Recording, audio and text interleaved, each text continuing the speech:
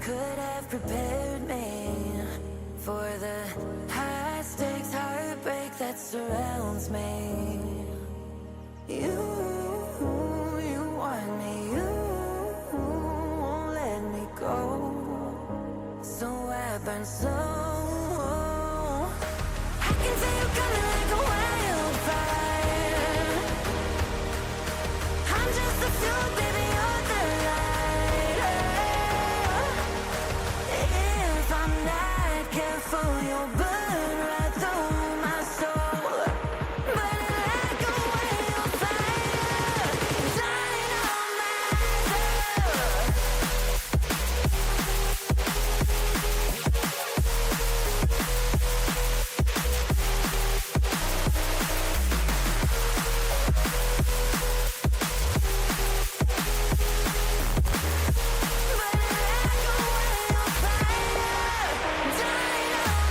myself.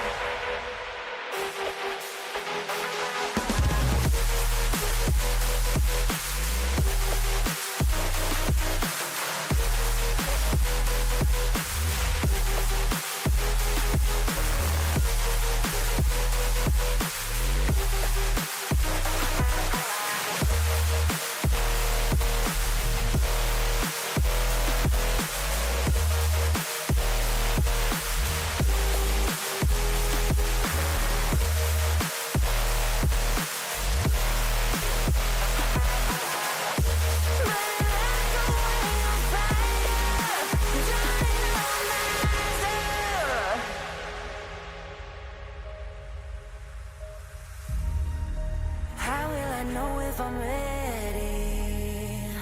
The demons unleashed from your mind hold me steady.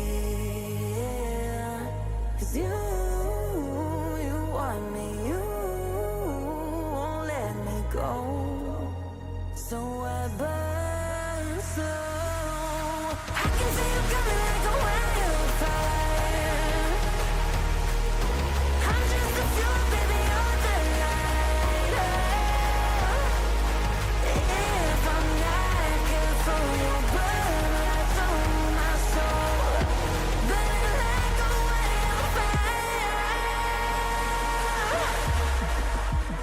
Careful, you'll burn right through my soul. Burning like a wildfire, dying on myself.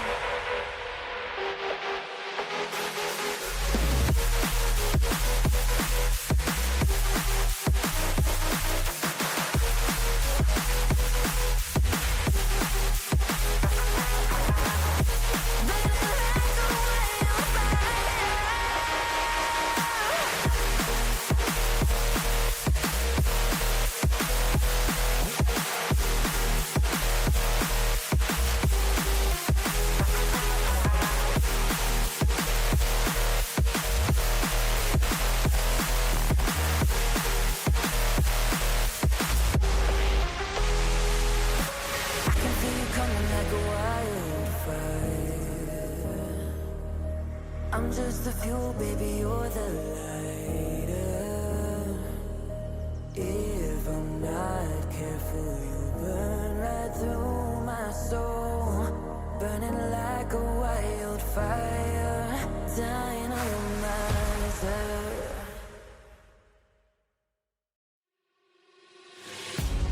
Can I be your star tonight?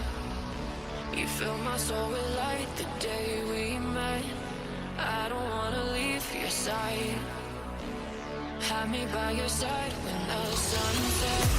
Let's leave for an eternity. We'll sail across the lights beyond the sky. I'll be with you eternally. I'm an addict for your love, it keeps me high.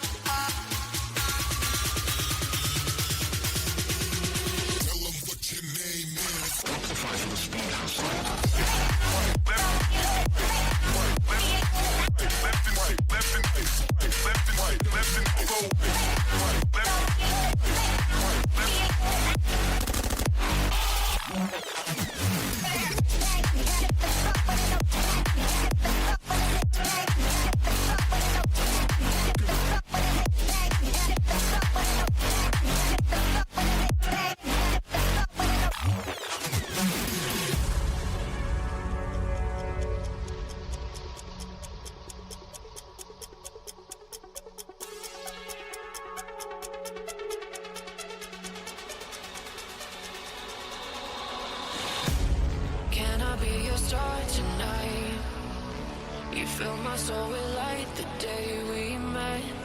I don't wanna leave your side. Have me by your side when the sun sets. Let's leave for an eternity. We'll sail across the lights beyond the sky. I'll be with you eternally. I'm an addict for your love, it keeps me high.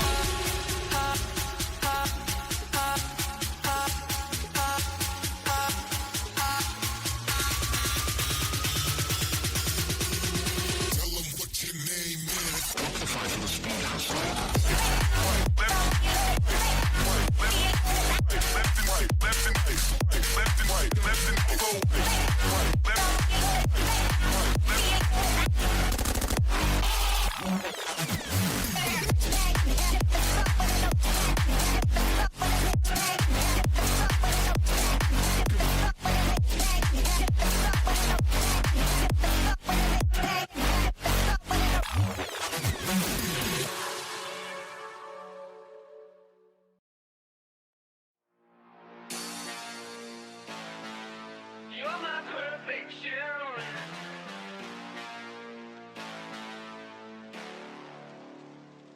See, I need you like the radio. You keep the beat alive. Gotta have you like the stereo.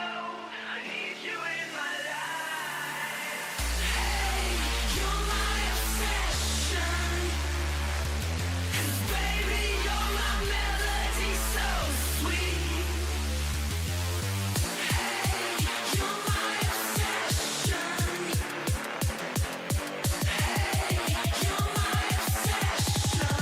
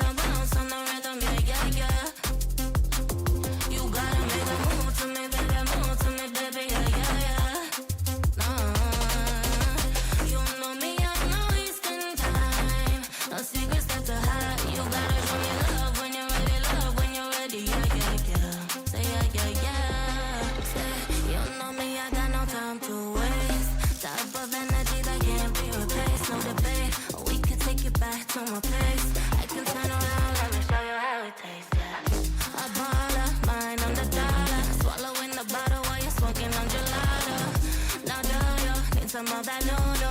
Just tell me that you're coming through. Why can't we ever bounce? Why can't we ever bounce on the rhythm, yeah, yeah, yeah. You gotta make a move to me, baby, yeah, yeah, yeah. You know me, I'm not wasting time. No secrets left to hide. You gotta show me love when you're ready, yeah, yeah, yeah. Why can't we ever bounce on the rhythm, yeah, yeah, yeah.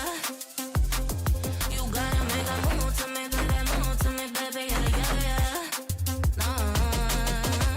You know me, I'm not wasting time. No secrets left to hide. You gotta show me love when you're ready, yeah, yeah, yeah. Why can't we ever bounce on the rhythm?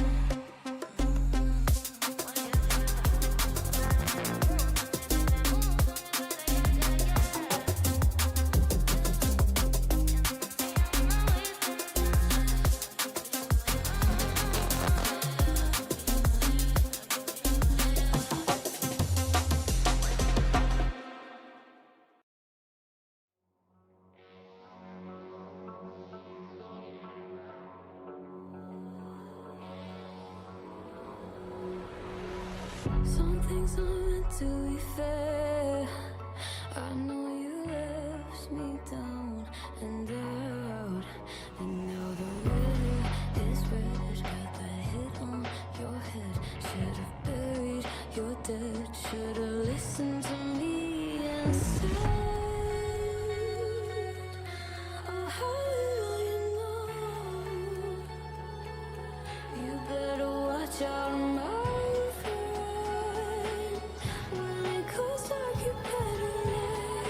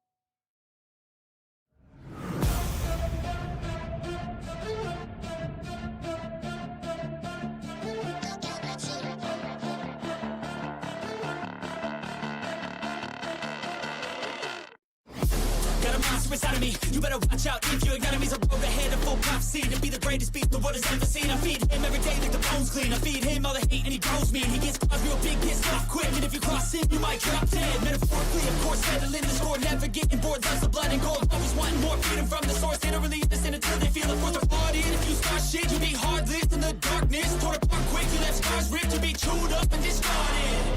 And this world ain't right, won't accept it. Negative energy, I expect it. Once it's in your mind, it's infectious. So fight for your life and reject it. You better give me space. And welcome back everyone to the VCT CN co-stream here at Project Horizon. I'm Charlotte, joined by Volt, and we are ready to jump into the second day of playoffs here for the VCT CN region. And Volt, we are kicking off the day with Billy Gaming taking on Trace Sports. Yeah, a very intriguing one considering, of course, the results of yesterday. Of course, welcome Charlotte, and welcome to everybody who's tuning in. But yeah, just getting right into the thick of it, Nova were just very off their usual game. Unlike Tyloo, who kind of proved their mettle and their own results in the playoffs. And that's where things are going to be interesting for the side of Billy, right? Because for me, I feel like that they're the team that really are responsible for re-establishing themselves. Good results in groups, but not great. And a win against a team like Trace, especially if it's a convincing 2-0 here, will probably make their case a whole lot easier for the rest of their campaign. Yeah, for sure. Obviously, Trace coming in through the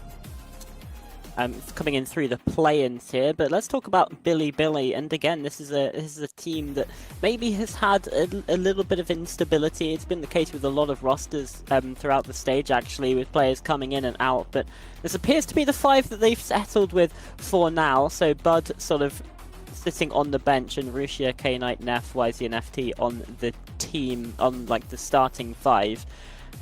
So, I mean, like you say, Volt, it has just been a sort of, I don't want to say wishy-washy stage 2, but it's just been a very, very sort of unstable time. But with that being said, they did finish as the top seed of their group, so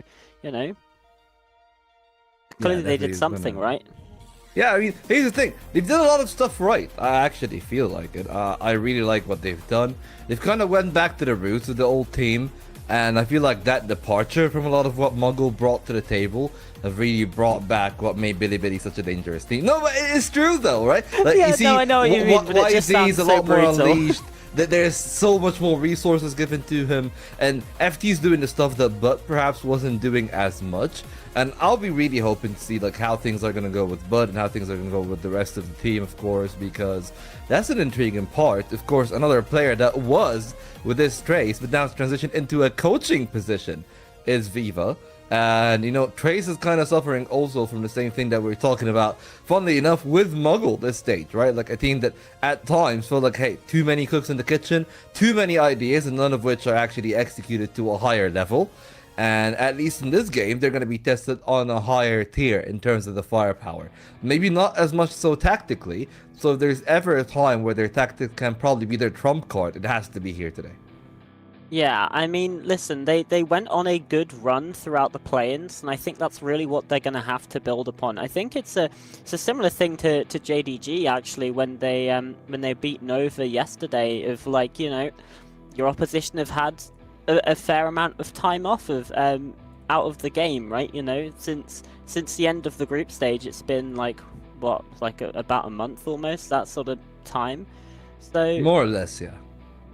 There's an opportunity there for a team to go cold, and with Trace also coming off of the back of a win, right, in that seed decider against JDG 2-0, they should definitely be thinking that they have a real chance to actually find the upset win here, because they have that momentum.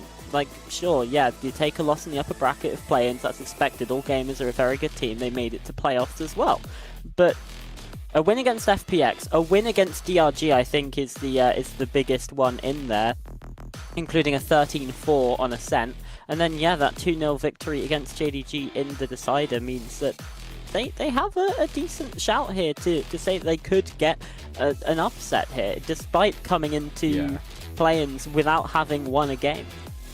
Yeah, and that's probably like a very intriguing one, right? Because you think about some of the teams they have played against actually in the group stage. Like they had Tyloo, EDG, Nova when they were really good. And you know, like I think that's where things can actually be a bit interesting, right? Like a team like FPX also were able to hand them a loss, so we kind of know that unfortunately the floor of this Trace team can sometimes be a tad low, and that's the thing that they really have got to avoid. And I feel like, you know, I'm looking at Trace and I'm thinking like, how is a core of a team that has people like Kai, like Luo King, like Feng Feng is actually as low as it is at times? It kind of really baffles me to a point.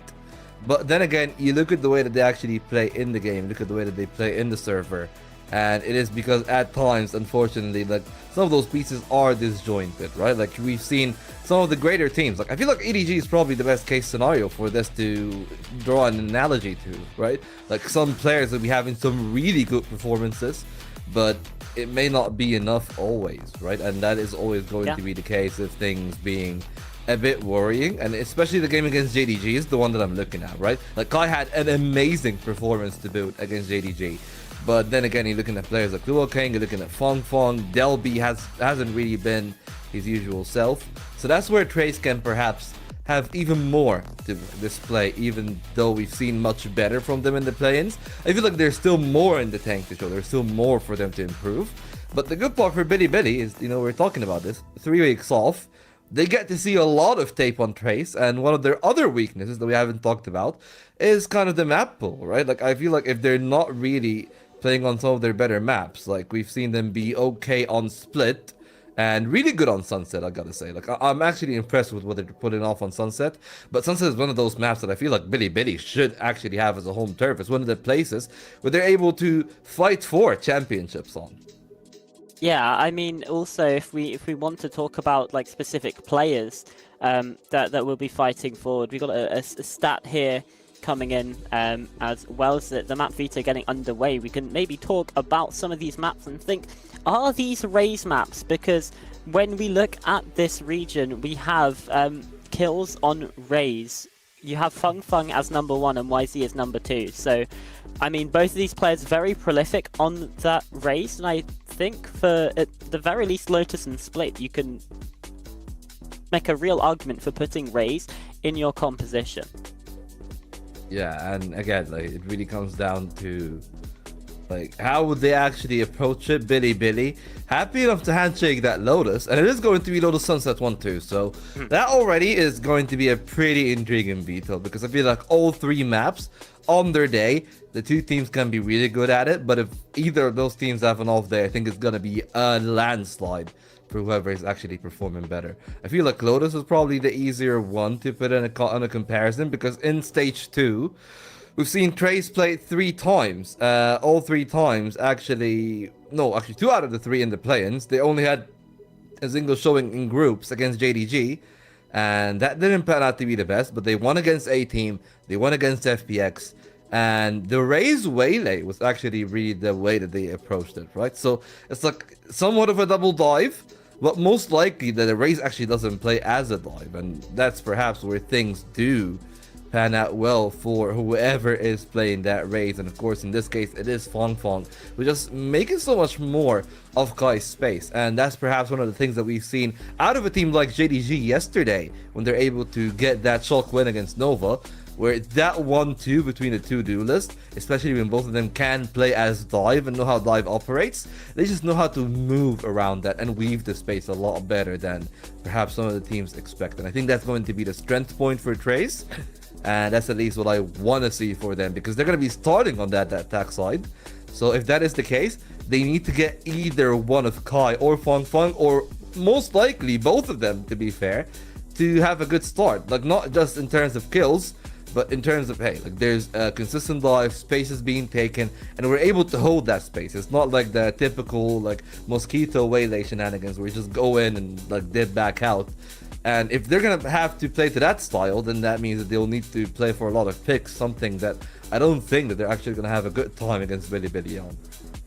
Yeah, I mean, especially, and then I'm looking towards the sort of back half of the veto as well with Split. That's one of the maps that I think we associate with the Billy gaming of old, right? You know, the Champs 23 performances against NRG, YZ on that raise with a judge. Like, Split is a very iconic map, I think, for Billy, and it's a map that they should feel comfortable on, with still a lot of key parts from that run and performances elsewhere as well.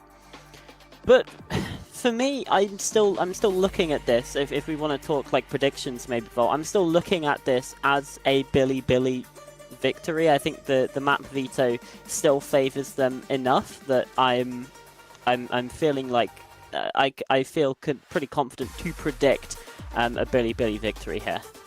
Yeah, and funnily enough, I think that the only difference between the two teams' comps on that Lotus is just a Sentinel. And then again, it's only Cypher for Vice, so it's pretty much nearly the exact same way that they play the game.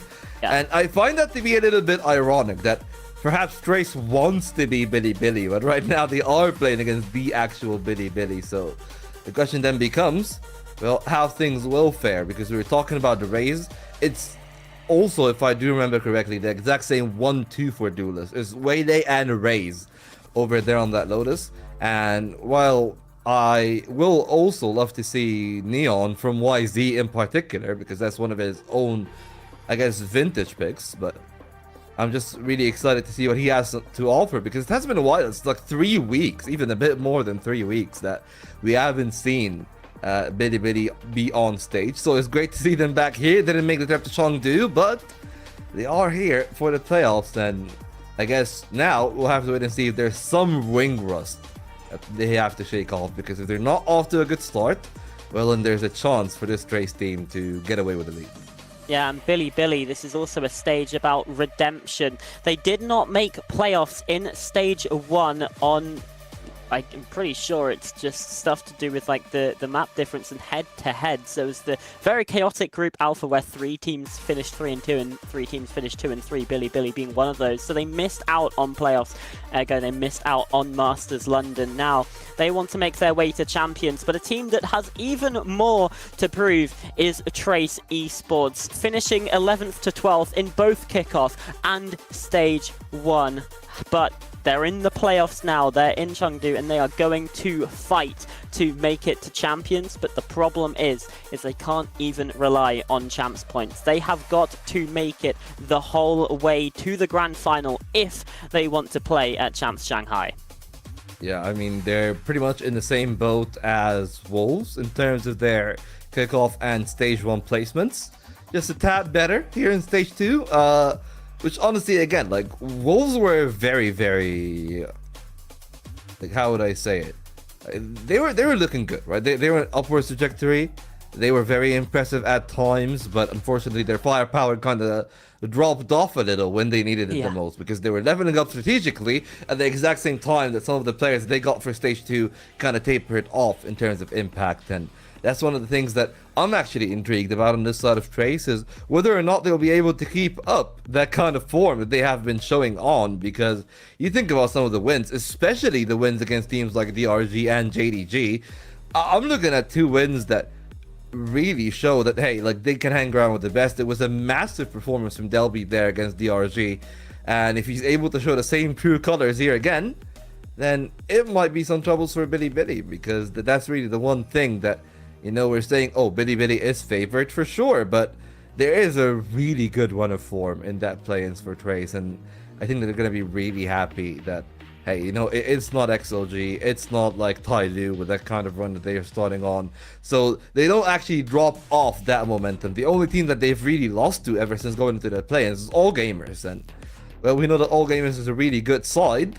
Now we'll have to wait and see, though, if that's another side that is also formidable, a team that has always finished in the top 4, and that is a true test now that is waiting ahead of them. Yeah, I mean, for All Gamers as well, there's a chance that Trace could face them in the next round on the same side of the bracket, of course, as the game coming up later on, XLG versus All Gamers. But let's take a look at the agent select here, Volt, and yeah, absolutely, it is that Raze Waylay coming in for both sides.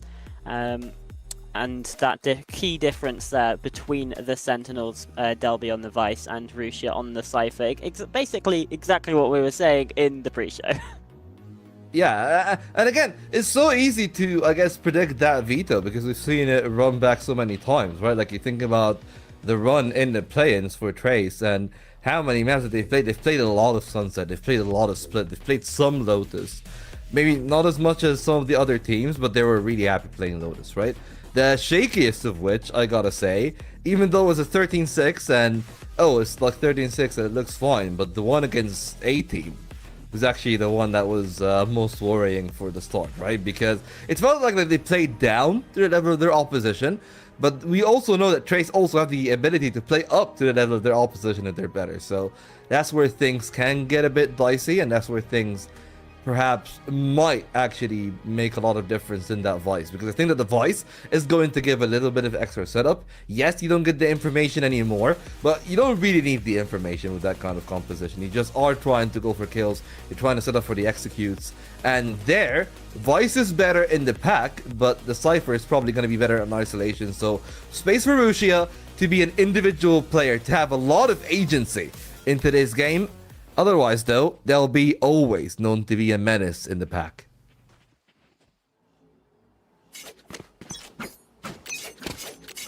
And it's looking like Trace are wanting to go for some sort of mound control early on. Just Kai fighting towards Rubble, but Billy. 3 players on this B main line and looking to go for some kind of trap play. Paranoia being prepped, but with the door being opened up towards A, they have to turn tail and focus their attention on the push coming through.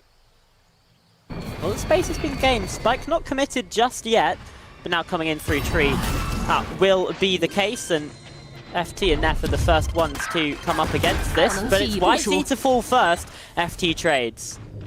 Yeah, solid work there for the 1-for-1.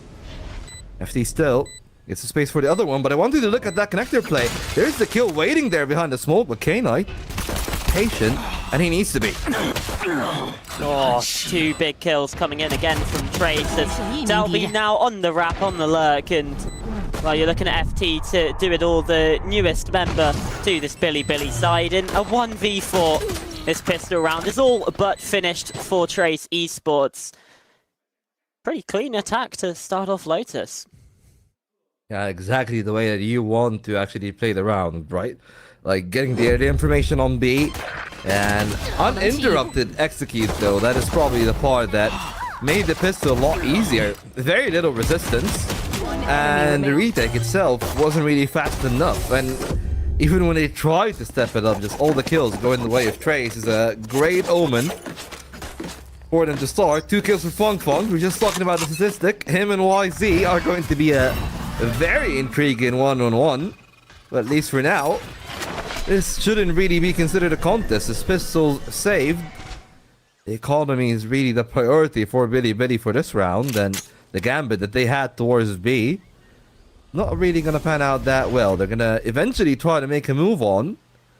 Gonna be too little too late. Trace have already made so much space on the map, and they could just wait for a couple of players to try to push through a link, and from there, should be easy meat. And it seems like FK, with the pings that they're making, and they are aware of that being a possibility. Yeah. The post we saw there as well is that, well, Lua King is #1 with classic kills. Obviously not going to be using classic in this round. It's his Spectre that deals the damage. At the very least, there is a reply, and with every kill that Billy finds, has more damage coming in. So Saturate Nade being sent through towards this push from Tree. Again, it's about damage control. It's about containment now, really, for this Billy side. But Trace are doing a good job at making sure that things don't go awry. They are still going to have to get out of the way, though. Yeah. No, like the spike's still going to detonate regardless, and Kai's been taken down.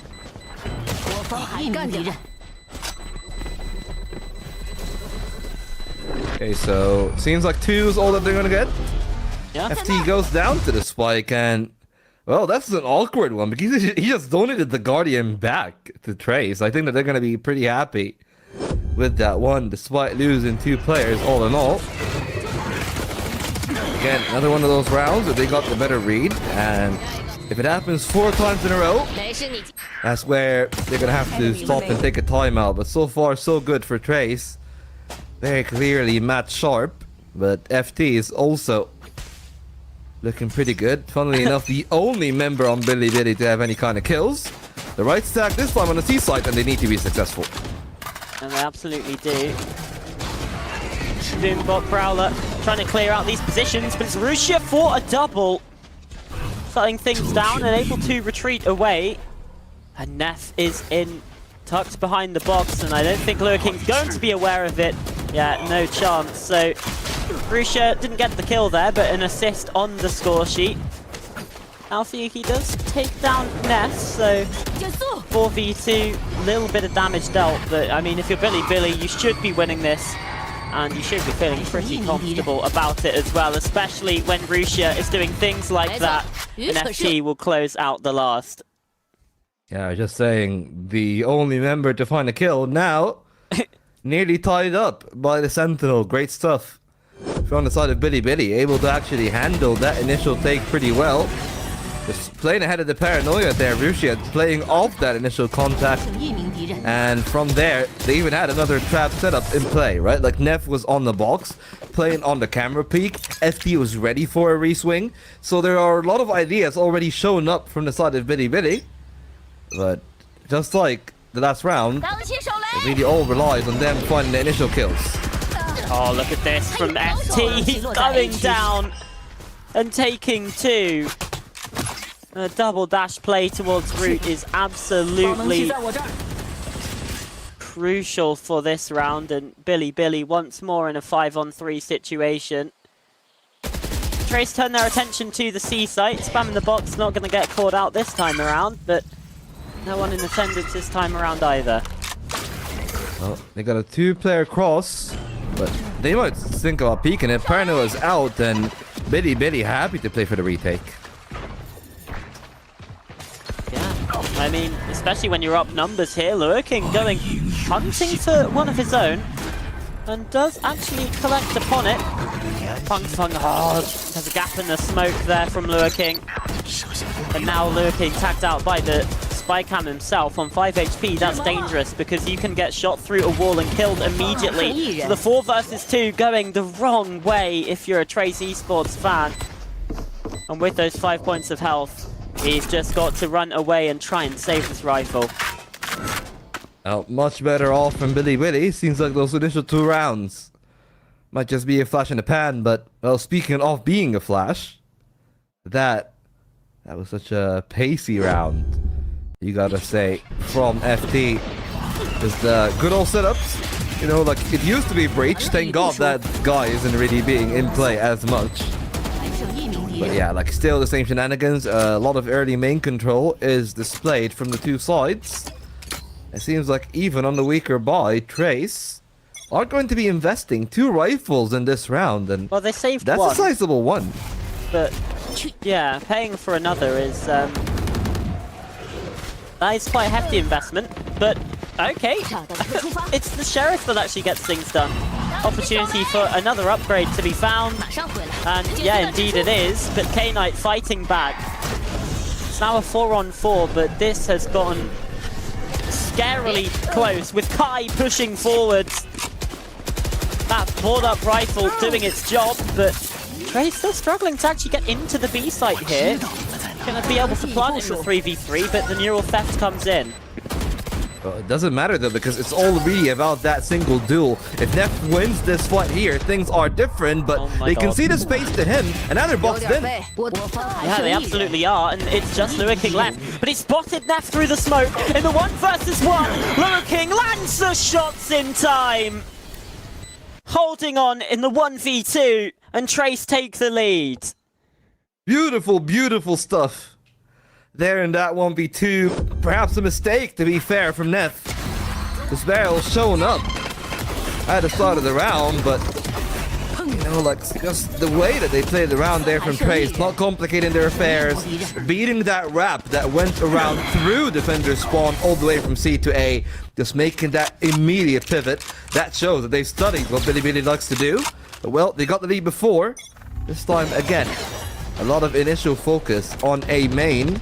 And Bilibili happy to bring in the operator, not to contest the angle itself, but to deny any further scaling. Yeah, oh my god, he's just been absolutely destroyed there by Kai. A lot of damage being dealt to these Trace Esports players, but they should still be feeling confident for now after just winning a thrifty round where you only have 2 rifles, and now Kai trapping this convergent pass.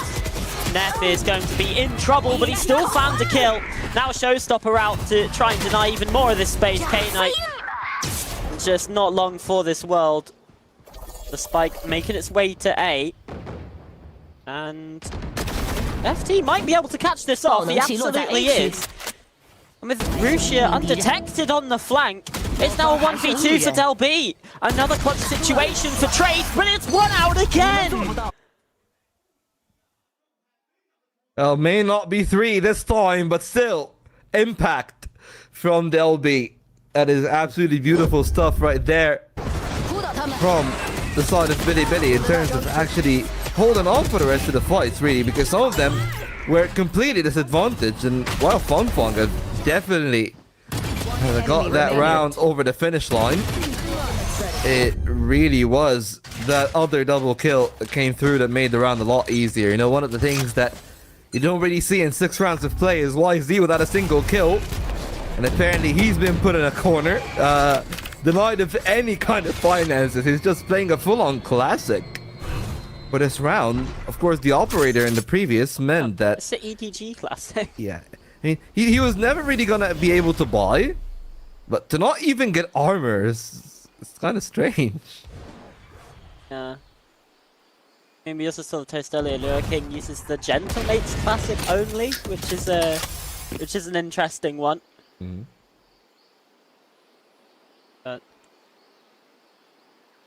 well, YZ still has paint shells and is looking to throw them off contact. Meanwhile, Trace are exploring towards the C site here. A defensive setup, actually, from Rusia. Like, you can tell the trip isn't made to deny the plant. It's made to deny the flood that they were able to apply the last round, or they were able to expand. But now, problems in paradise because they're running into a Bucky, and this time, no chance for Neff, but it is the go sign then for the rest of Bilibili to try to hold on to Rubble, because clearly Trace are going there. But if T doesn't have a refract anymore. That is, YZ is gonna get caught out here, potentially. No, not cleared. He's able to find the kill, and FT actually the one finding the frag. It's 3 for him, but now 2 versus 2 as a response right back, and Rusia with another. It'd be another 1v2 for Trace, 3 consecutive rounds, but Bilibili know they just need to stay alive this time, and they will convert. The low buy rounds far too dangerous so far throughout this game, but it's Bilibili this time to capitalize. OFD might as well be the hero of them all. Such a pristine level of competence there, a lot of discipline shown really from the entirety of Bilibili. Maybe if he had anything other than a classic, this round would have been even easier, but hey, for Trace, they've still got a chance into this one. A Guardian and Marshall. Steel Guardian, that if they did find that initial duel, well, things could have gone a lot easier, but they overstayed their welcome, and now Neff got a chance to even make more of it, but seems like Trace really have a lot of expertise in terms of those pistols. YZ is only 1 orb away from the paint shells, and Rusia, despite being pressured, is somehow able to snatch away a second kill, maybe even a third. No! Clay again with the pistol! Oh my gosh, it's carnage here on the C site itself, but Bilibili weather the tide. 3 casualties in that one though, it's by no means a pretty round. But it's a necessary one, right? Like, it's a round where They haven't been able to streak a few rounds together. Yes, there's some investment from the other side, but we've seen quality now from both Rushi and K-Knight in terms of the immediate call to just, hey, we're gonna hold on to the site. We're not gonna play for the retake. That's something that we have basically have had some troubles with. Even when Trace were weaker in firepower. So they switched up around their calling a little, and apparently Trace are now feeling stuck in this game. Yeah, I mean, we'll see the timeline come up in a second, but pretty much it's just a checkerboard of 2-round strips for both of these teams. But I mean, obviously for Trace, they've actually lost 4 gun rounds, whereas, you know, Billy only losing 2. The pistol and follow-up is maybe a bit more expected that sometimes you'll lose that, so we'll be feeling in a slightly better situation, especially with the momentum coming through here of those 2 in a row. So we'll see what the game plan shift is coming in for Trace Esports, because it does feel like that Billy have had the bodies in the way, like where they want them. And crucially for me as well, it's without YZ showing up. 1 and 6 right now is at the bottom of the scoreboard. It's Rusia and FT with 10 kills each that are the real shining lights here. And YZ unable to land the kill again, just a Prowler getting in the way. And now Trace know that there's an operator towards the B site. Soul kill is all that we're actually getting then from YZ. Perhaps a very uncharacteristic performance from him. Still a low HP, but that doesn't matter. It's just all about getting into the site, and Rushi not being able to find a kill mean that this is going to be the first 5-on-5 post in quite a while that we've seen. Yeah, but very quickly made into a 4-on-5 feat with the opening kill, but I mean, it feels like every time Trace find one, Billy respond right back. This time it's Rusia to get on the score sheet, as he has so often been doing. The site just covered with these smoked dark cover cyber cages, and it's Trace Esports that come out on top in this regard. Now Neff in a 1v4 as the pattern continues here on the timeline. Time ticking ever lower. There's the retreat. It's Trace Esports with the lead once again. Well, if they actually get away with that operator, bit of a steal from Neff. That's going to be important for the setup of Billy. But speaking of which, that was just the wrong call off the back of the timeout. And this time again, it's okay to play light on C. That I do understand, but the fact that they were just that little utility from Rusia on that part of the map is what is a little bit alarming, right? The warning system is just too far too late. And of course YZ not finding any success initially on the B site is also another concern. Perhaps something that they will need to rectify right here, as they do take a timeout. And like, I'm just looking at this game and I'm thinking, okay, you know what, Billy are bringing some bright ideas to the game, but very obviously Trace are now playing better as a team, right? And there is a gulf in quality between FD and Rusia and everyone else on Billy. Even if there are a couple of impactful kills from K-Knight and Neff, they're only on like 6 and 4 kills respectively, and just a single kill still for YZ in today's performance. Meanwhile, look at the other packing. It's just a much more of a holistic view from Trace in comparison to Billy, who are relying on their individuals.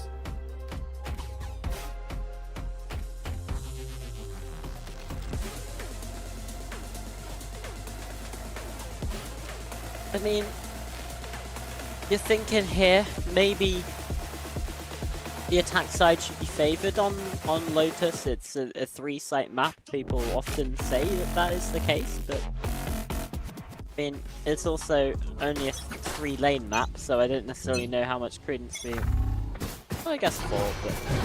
I mean, either way,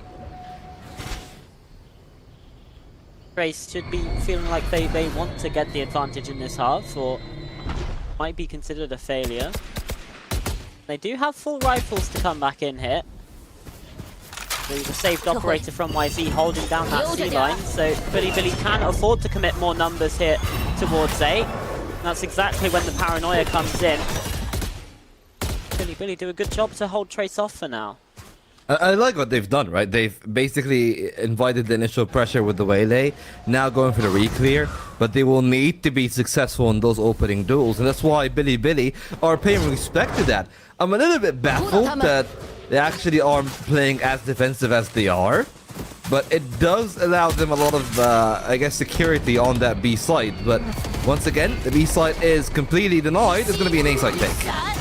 Yeah, oh, an FT caught by that convergent path, but he's just sitting pretty in the corner. He's not being cleared and found the kill. The spike plant next to him, not denied. Could have been so much worse, but Billy fighting back here regardless. Tracy Sports in the 2v4. Positions known. Kai, a brilliant kill to start things off, and the operator still ringing true. It's a second from Kai, making 3 in the round, and Rusha trying to push. Kai is doing it all here, and Delby's still on the backside. He's found the shots. An unwinnable situation for Trace, but they get the round anyway. Oh, Kai might be the better race today. A show stopped immediately there with the backstab to finish off the round, but just the way that this round started have gone so wrong for Trace. Between the gaping defense on the side itself, the spike plant being in jeopardy, and that initial kill found by Nev, everything was really going wrong for Trace. But Kai individually, I guess, decided to go up against everything that I've said. I've said that Trace are playing better as a team, but hey, that doesn't discredit their individuals. Like, we've seen massive rounds as well. Yeah. From Del B and Kai so far. That's case in point. Now, Billy back to the eco. And I'll say, yeah, like, the map is a little bit more attacker-sided, Charlotte, sure. But it's one of those maps where it's really all about how you actually play the system. Like, those 4 rounds from Billy, they're not that convincing. It's not really a good system. It's just good individuals. And that can be a real problem, and a problem that right now they are being completely punished for. Yeah, I mean, the Thrifty round is rough, but FG's found another on the wrap, so 3 players left alive and rifle picked up. I mean, surely he doesn't take this one. Keep the pattern going of those 2 rounds, 2 rounds, 2 rounds, 2 rounds, 2 rounds. It would certainly be quite something, but there's the high, medium, low around the other side. Oh, and he's investing the ult here. Feels like it's a winnable position, but okay, first kill found. Paranoia held him off for a second, but time now becoming the biggest factor. The spike ticking quicker and quicker. First tap on it, he spotted Luo King, but knows Kai is out in holes. Can't land the kill. A wasted ultimate perhaps, but the round goes to Trace. It was a real chance, right? Like, especially once you see that triple stack, that's when you know, hey, like, maybe I can find another duel. I feel like if he routed through water, he actually might have been able to find another 1v1. But, you know, still worked well enough from Kai, considering how little they had in that one. But that means if they're not going to save the conversion path, most likely they will not be playing for the retakes on this final round. That does seem to be the case. Aggressive from FT then, as he pulls the initial line that YZ was able to play last time around. With a 2-player crossfire on B, YZ's not cleared here in the corner. Oh, the showstopper out. The kill's been found, but Nef again with the response right back. And now the way back through towards the C site. FT completely surrounded. The net closing and overwhelmed. But Nef doing his best to hold things down on C itself. Does have to give that space up. And Spike should be able to come in. So far so good, but they could try to flood. Luo King doesn't have a paranoia. And they're gonna take that contact. It's 4 from Nef. He might be able to find all 5. Del B has been a nuisance all day long. And while he shuts down Nef, it's not going to be enough. That is a half. That is still breaking hair. 7-5 at the end. And Billy not letting this one go without a fight.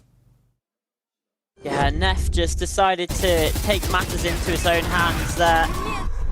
And where we saw some problems in round 10 from Billy of not really swinging together, this time it's Trace who get punished for poor spacing. Not expecting Neff to be on as deep a line as he was. And that means that Billy can, at the very least, salvage some of that half, a 5-7 score. And, well, that just means that this pistol round coming up just proves to be even more vital as the sides switch. And again, with a raised Waylay, I'm thinking that the comps definitely lean towards the attacking side as well.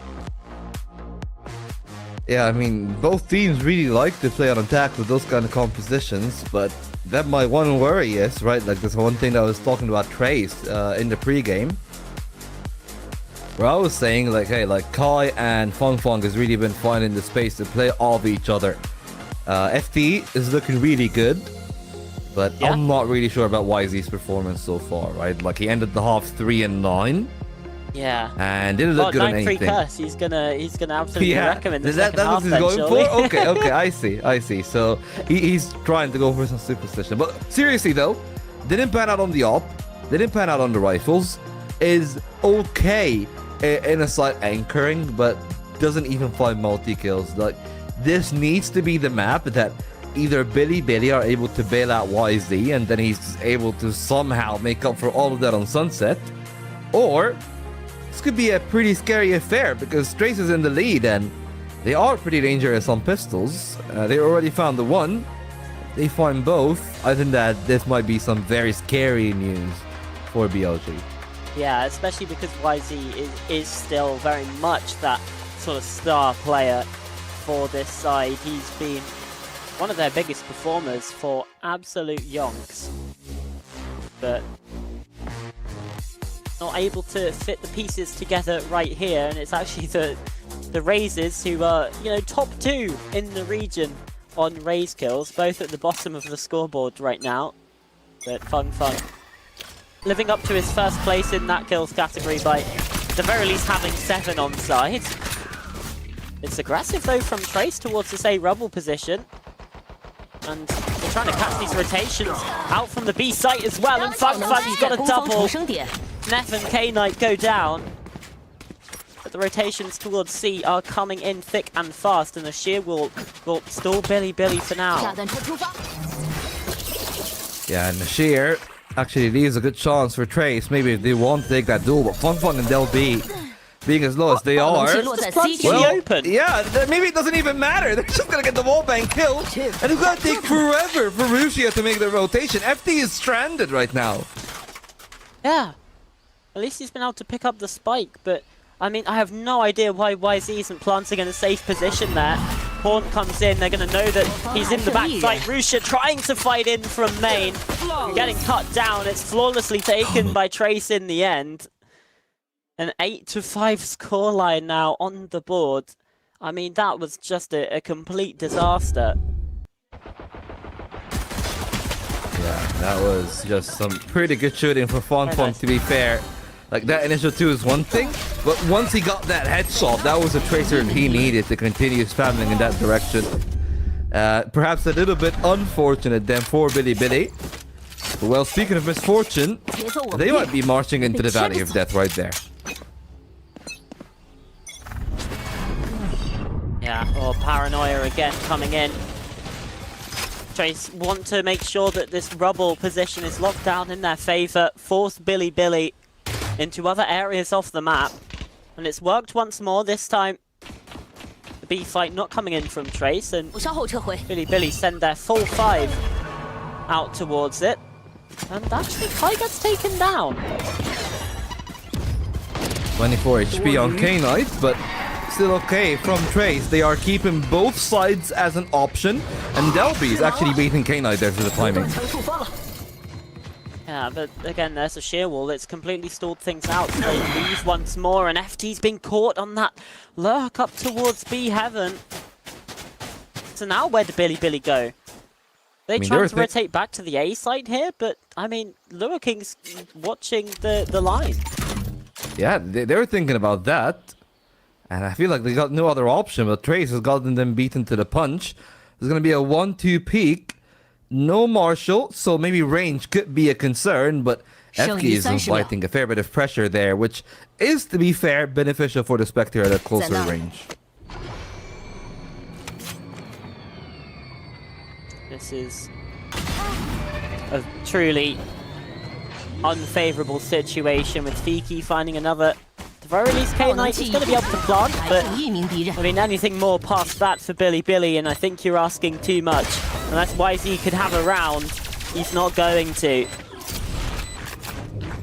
And I think here, Volt, we're seeing the power that the Vice has over the Cypher, just comparing it on the defense side. Yeah, that seems like it is it's great stuff from the side of Trace, right? Like routing that aggression, even with the initial kill not going so well, they were able to read the rotation into C. We're a step ahead here onto the A side, and even when they were a step ahead, they didn't really overplay their hand. Even if they had the firepower advantage, they're like, okay, we can take an easier duel, we can let them get the spike plant, which does, unfortunately for Trace though, mean that their buy is going to be a little bit weaker in comparison to Billy because they got multiple Spectres. But in regards to their lead, they're in a pretty healthy position. Even if they lose this bonus, still got a 3-round buffer to play against, but well, it's not going to pan out too well to start. FK's the only one to get any kill to boot. They're rotating back onto C, wanting to gain control of Mount. What that means that they're basically leaving a dead open A site, but they might be in for a good fortune because K-Knight is thinking about that C play. Yeah, interestingly enough, in the first couple rounds we saw Trace really nail down that A rubble pressure and control, and this time around they haven't opted for it, and it is a site that Billy do love to go for, but with the Vice setup here, that's gonna be the alarm bells. There's Razor Vines get popped, but Trey's still expecting a fake here. They are just going towards the A site. This time, Billy, don't overthink. 剩余30秒。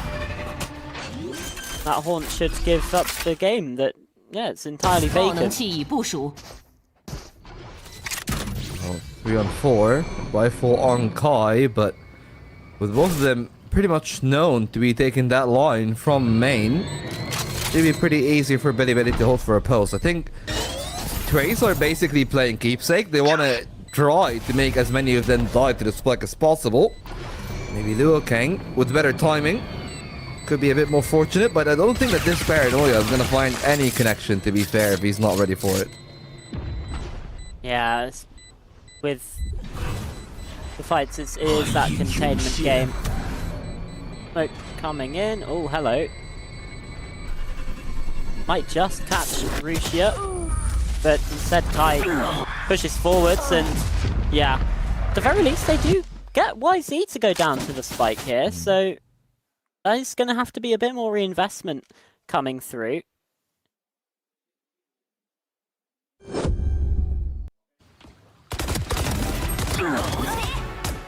Yeah, that is some beautiful stuff then. Okay, I've seen beautiful a lot, but that wasn't really the most impactful round. Still good enough for Billy. 6 on the board.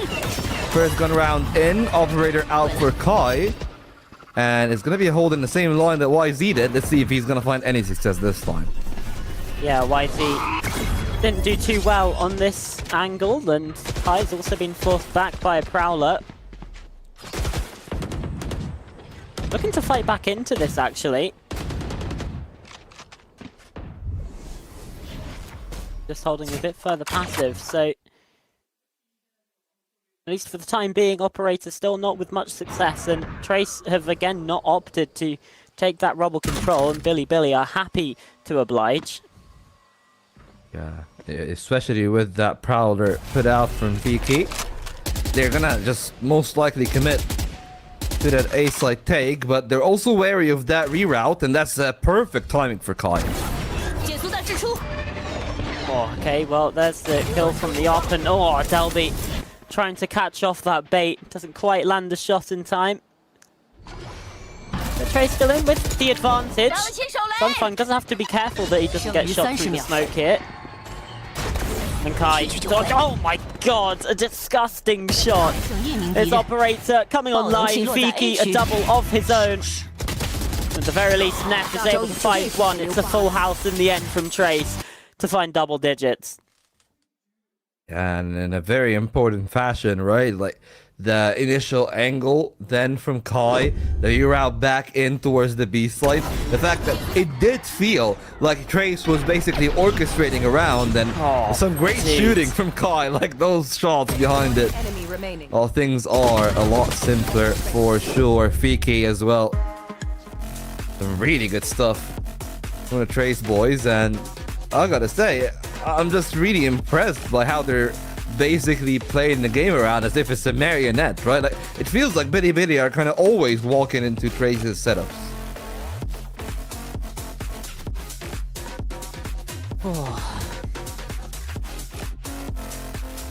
Is there a world where this is a Trace 2-0 fault?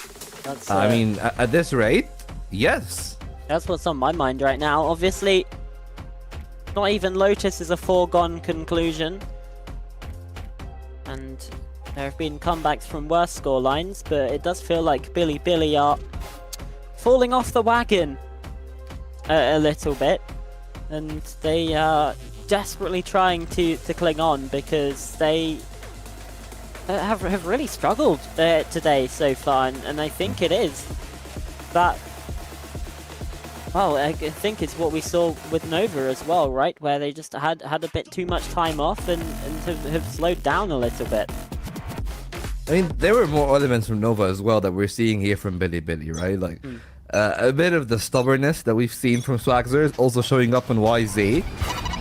Where, you know, especially when you're not playing as good, I feel like YZ should just concede that fact and play as the actual dive and just let Kai do exactly what they're doing right now, right? Like Kai is not really playing the contact duelist in this setup, and I think that FT would probably benefit a lot more if YZ just said, hey, I'll just play the dedicated dive, I'll take all those initial contacts, and he does when they're playing the 3-2 splits, but I actually want him to be with the 3, not with Rushia on the extremity, because I feel like that's probably better off for Kai, and he's gonna find more success there. Yeah, but Billy now with 5. What's to say space? The step so loud behind Delby, but his teammates are no worries there. Here comes a showstopper, and it's found its mark. Funfun going down, but Lua King surviving backside and finding a second on 2 HP. There's no way he should be living through that, but it's now a 4 versus 2. K-Knight will be able to plant here, but Trace are tightening the net here. Fighting through the seas, doing a good job as well, but no kills found, and expecting there to be someone through the door. There's 2 players here, Fiki with 1, and now it's just K-Knight to stand, who cannot do enough. Trace Esports just keep that train going, still winning rounds, and now 2 more to go until they take the map.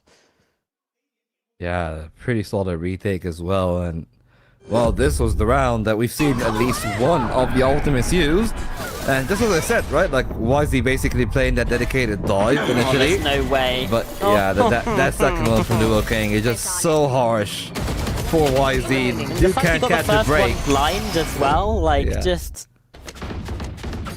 Oh. At least it's all the tracers on FT, so that makes a little bit sense, right? But yeah, but I think it's indicative that nothing is going Billy's way right now.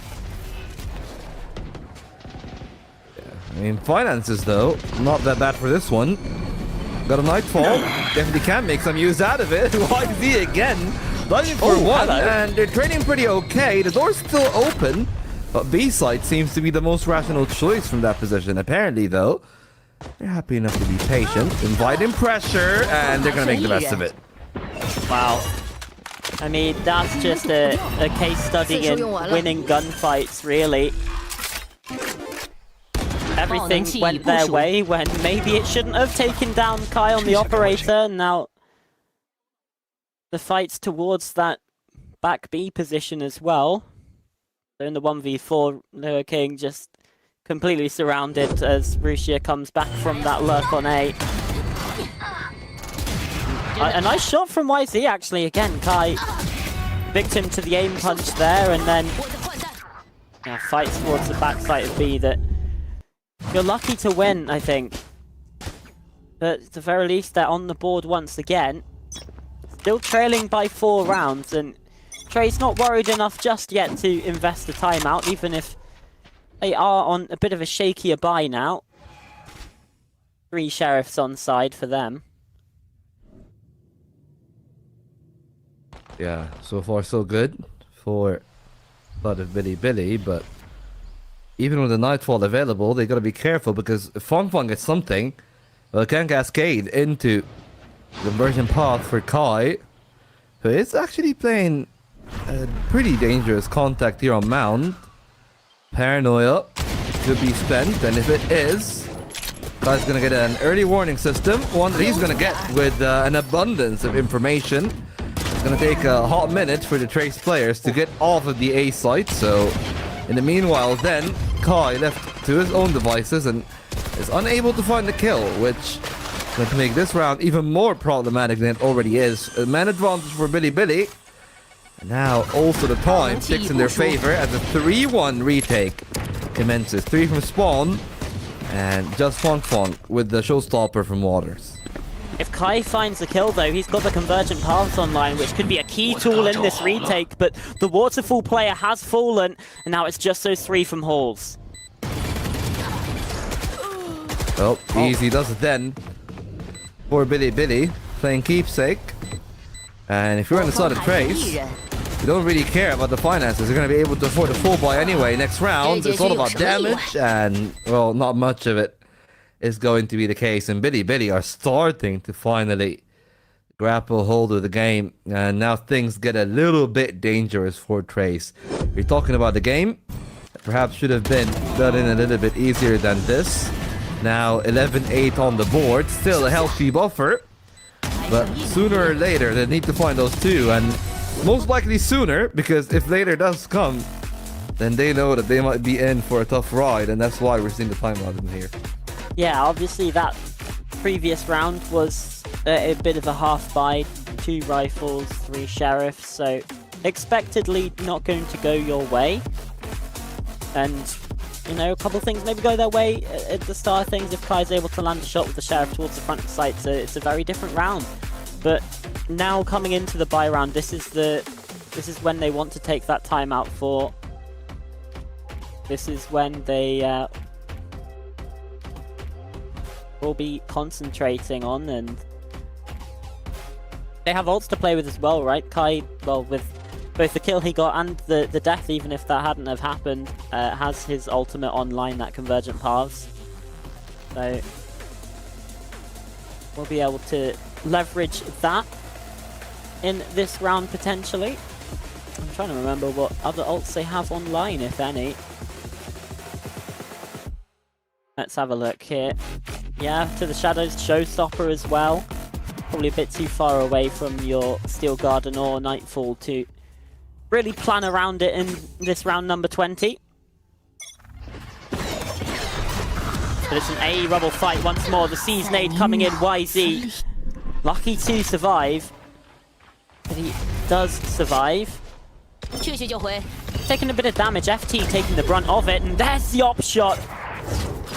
Instantly traded, so Convergent Paths out of the picture, and now a B pivot on the cards for Billy. Yeah, they're leaving the B site completely open. YZ spotted then, and he's gonna be stopped off that show. Good kill there for Fong. 3 on 4 still. And Billy trying to earn some space. They know the C-Link is not an option, and K-Knight is in for a wild foray. That might be their kill. That will give the round over to Trace, as now they're trying to corral in utility. Rusia in the open, couldn't really break the 1-2. And that is all that's left, up in the window, and he's also gonna make the same exact fake. Match point for Trace. Yeah, again, just clinical on the retake, using just one of those ultimates as well, so still plenty online. Go on, give him the fist bump. Okay, we have no idea if the fist bump came in actually, but yeah, it's a Wouldn't be the showstopper. longest hang of all time, would it? No, that's true. I've We seen saw that longer from, hangs in EMEA. well, yeah, we saw that from Levin Masters London as well. Yeah. That was a full like 20 seconds, but still.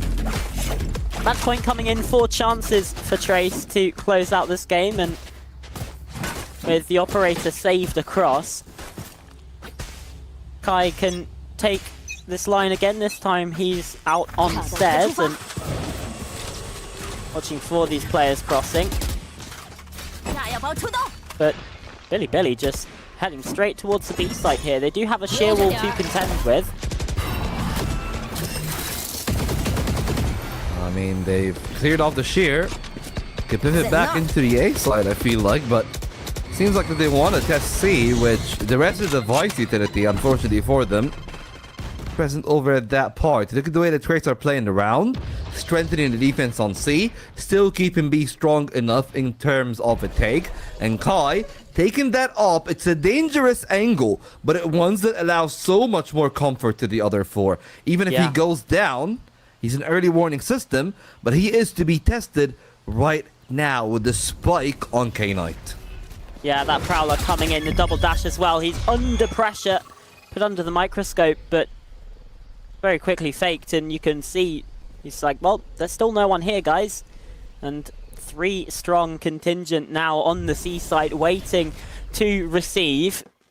剩余30秒。 Billy only have about 30 seconds with which to work here. They've got to get going now, and but this is exactly the moment that all the utility comes in. A showstopper coming out, but Fun with a big double into the gun itself. And a conversion pass left to try and slow things down. It's Delby still without it, a kill. And into red time, the spike plant has to come in. K-Knight is in trouble with a saturate sent towards him. He's able to plant, but now he's alone in a 1-on-3 to save the map. And another convergent pass. This one doesn't catch, but now the players are surrounding him. First kill there. They're looking to jump on round. And that's exactly when Kai finishes the job. 13-8. First map goes to Trace Esports. They've taken in all senses of the world, in a literal sense there from the shorty, and in the metaphorical sense, as now Trace have found their win. Apparently Billy's map pick is not going to be enough. And I've said it, I really like Trace's Sunset, so this is a dangerous proposition. Some really good shooting from the side of Trace, but again, I'm even more impressed really by the way that they've played that round. They've been managing FT and managing the rest of the lineup much better than what I've usually seen. And you know, all credit where it's due. The game started off a little bit competitive in that first half, and I gotta say, I believe that first half is probably one of the craziest individual performances that I have seen, in particular from Kai and Luo King, who I believe Luo King almost had 100% cast. So the guy was literally an active participant in every round. Yeah, but that right there, I feel like this round is the one that saved the game for Trace, because if they tied things up 6-6, especially the pistol went the other way, well, things could have gone very wrong. But that was the buffer that they needed, plus the pistol, of course. Yeah, for sure. And individual moments, but also, like you say, just that team play coming in. And I feel like Kai and Luo King being the 2 players we're talking about reminds me of when they were at Champ Seoul and finding that performances, beating Vitality and Lev to top their group at that event. But I mean, we'll hear how they did it and if it's similar in the team comps. 他在2步路上，我被淹了，2步那个。左边上头。近点，鲁真的连上了已经。就帮他吧。可以吧。没动。这3步就在 B 的近点。小心开口撤鲁正然。没事 ，B 外还有闪要闪 B。这样你开口帮我去把 B 死了。来，你过来，左边有上头，你开口不用打上头，没看到人啊，我就在 B 架的，小心 A 链。我来下。别漏给一点，路上往前去。你就往前贴呗，他没有那么快。对。我被淹了，我可以给你们这么淹。没了，开口。我给淹了。没了，还是没了一点。小心 B。没有。，C 大没有偏抢，先偏抢。 ，C 大没人，C 大没人。A Y 要打 A 的，估计可以开上面一会儿。可以。开了，我有闪。我加点，要转 B 好像。来一 B 两。别，要转 B 好像。保命，我跟下。我在 B 外，直下。保命，还有。保命就行。击落在 B 小 B 外这个，B 外两波，我在后面，稳定 ，nice。高点，来。 Well, successful all throughout then from the side of Trace, but perhaps most impressive has been Kai. Whether it was attack or defense, he's shown that he was really versatile, right? Like rifling, being that full-on dedicated dive that opened up some space for Fong on the initial half, but also not scared of bringing out the operator on either witch. And even on the defense, where maybe he wasn't really like the explosive kind of sniper that takes over games in the same way that you see someone like Kong, for example, do. It's just the fact that op gave them so much information, and even when Kai dies, most likely he's always found his one, he's always found his purpose in those rounds, and as you can tell right there, not just being also in the clutch, but just very smart positioning and then the mechanical ability to back it up.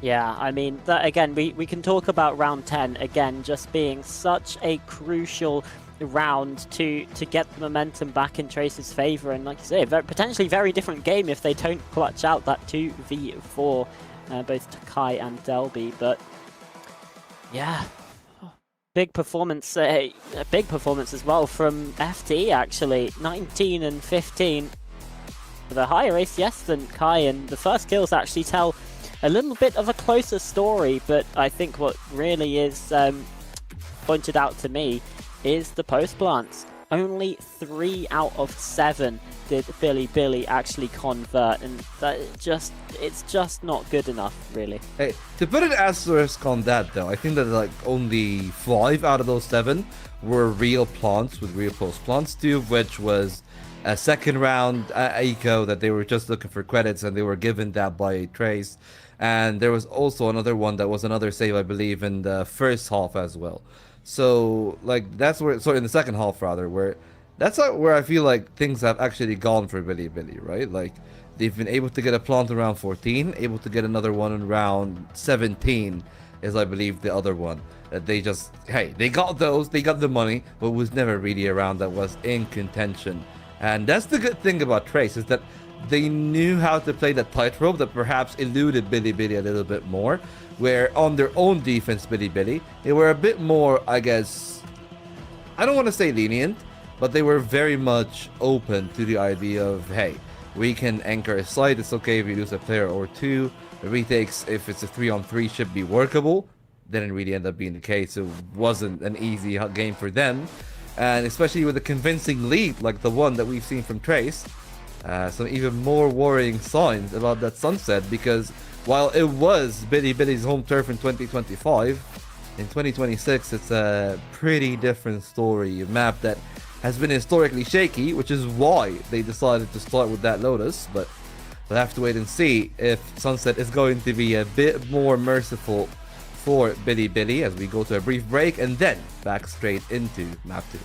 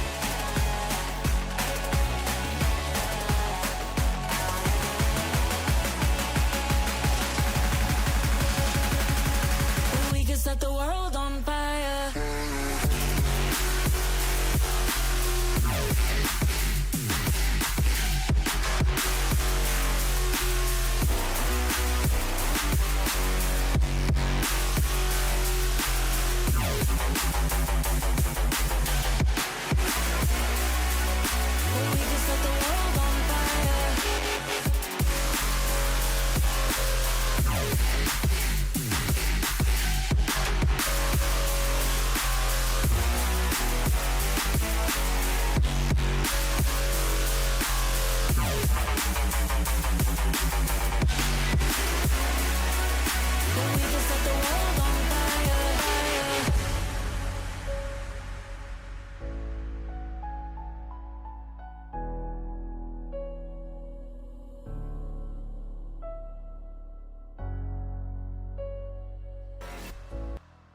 Well, it was not the easiest of map ones for the side of Bilibili. In fact, if you've just tuned in, you realize that the favorite is actually down a map. Unfortunately, Charlotte is facing some technical difficulties, so I'll be carrying over until she's back. But for us, though, we can look at Trace, look at that team comp. We were just talking about that Sage multiple times on that Sunset. We've seen it from plenty of the teams, right?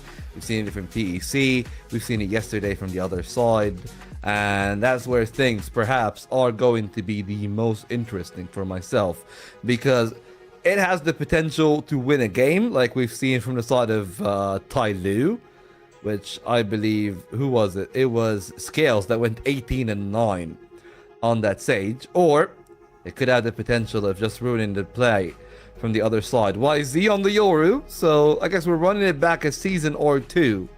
And I'm a big proponent of the Yoru. I actually like that composition a little bit, but it does mean that, well, YZ, who's had a, I guess to be fair, no other way to put it, a horrendous map 1, will need to have a twist of fate right here, because anything less than his usual is just going to be unsatisfactory, and we should be ready for the Sunset any second now, when the players are just warming themselves up. Lord, that again, really, I guess, have a lot of implications on it. This is TEC's map pick, so the choice to start on defense was made by Bilibili. And they're starting on defense with those two duelists. So I'm just so excited to see what they're going to bring out of the Yoru, because the sniping ability is absolutely there. And with the gate crash buffs, you can still be everywhere at once. That part is not gone anymore, and we'll have to wait and see if the Yoru is going to actually have a say in today's game or not. Well, all of that and more when the game kicks off. Trace, better on the pistol so far, 2 out of 2. And, well, a start here seems to be the right call. 3 players making a play at middle, and K-Knight is left to his lonesome. So if they go to elbow, there's a real chance to find and kill K-Knight, but he's identified the play. No rotation made from the mid players because the side itself is open. K-Knight has had to expand his one smoke on the side itself, but now they kind of can't tell what is going on. A sage wall on one side, and they all are routed through short. Some damage onto Kai, allowing YZ to scale in. Much better off this time. 3 shots and all 4 coming in from those sheriffs. Clean work so far from Bilibili. LB is only going to be good for 1. That's their first of the series, and a much needed pistol to find. Yeah, it absolutely is. For Bilibili, just a massive confidence builder, really, after what we can honestly say was a bit of a calamitous performance on their own pick of Lotus. But a way back into things now. They are going to have to push us all the way to split. But, I mean, especially for YZ to land kills in this first round. You're feeling confident about that. Yeah, but you weren't here when we were talking about the Yoru, so I just want to have your take on that, right? Like, I was saying, hey, it's really good for the sniping. It allows YZ a lot of presence. So, how do you feel about it? About the Yoru? Yeah. I don't feel that terrible about the Yoru, to be completely honest.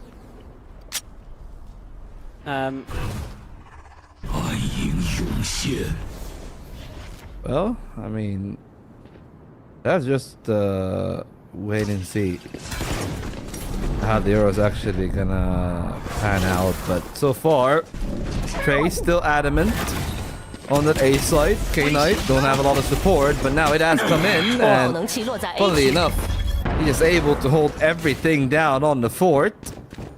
It seems like Bilibili passed that test pretty easily. Just a single casualty.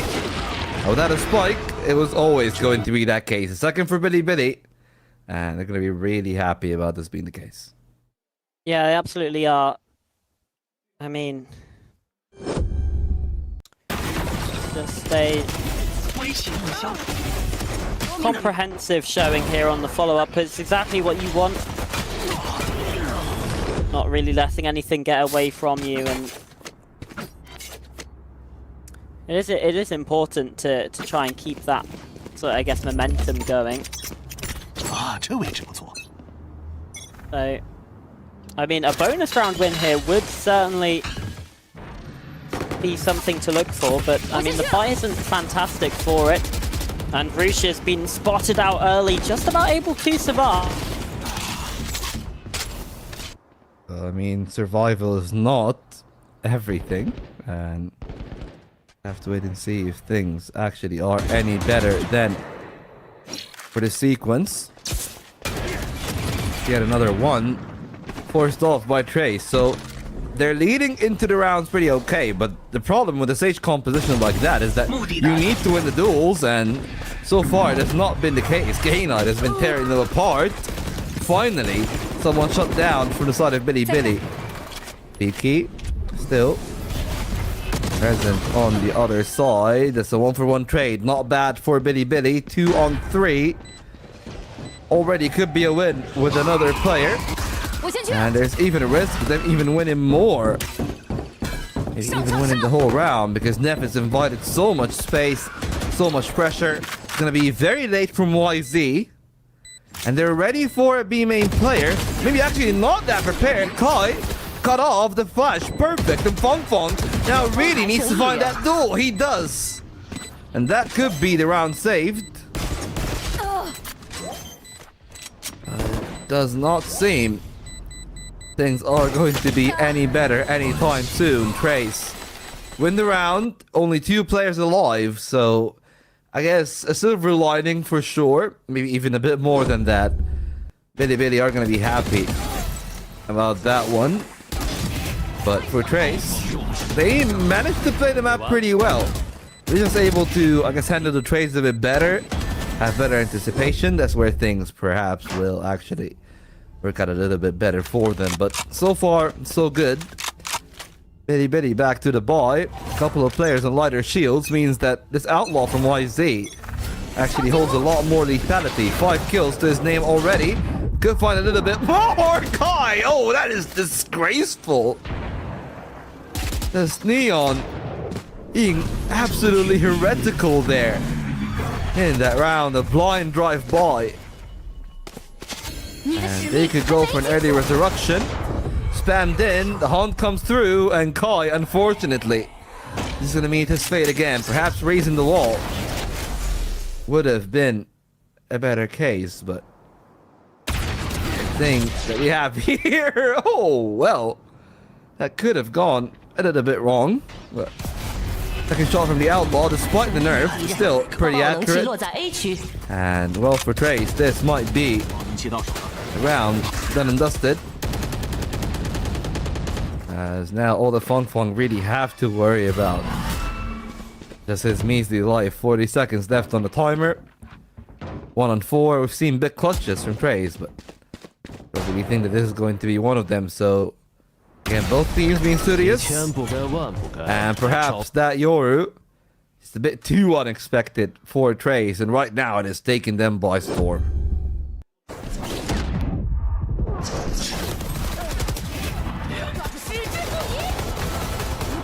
In the lack of the wall was the part that really caught me off guard, but there's such a good call from YZ to decide not to actually invest in an operator, going for the outlaw, not going for the rifle either. The perfect round for it in terms of the raid. And well, the one side's economy now is completely in the gutter. I don't even know if that timeout is going to matter that much for them financially. Yeah.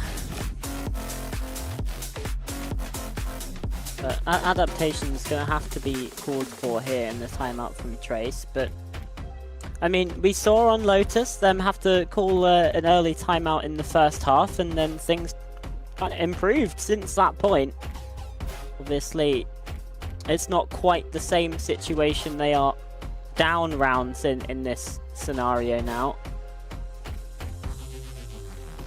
But still a way back in.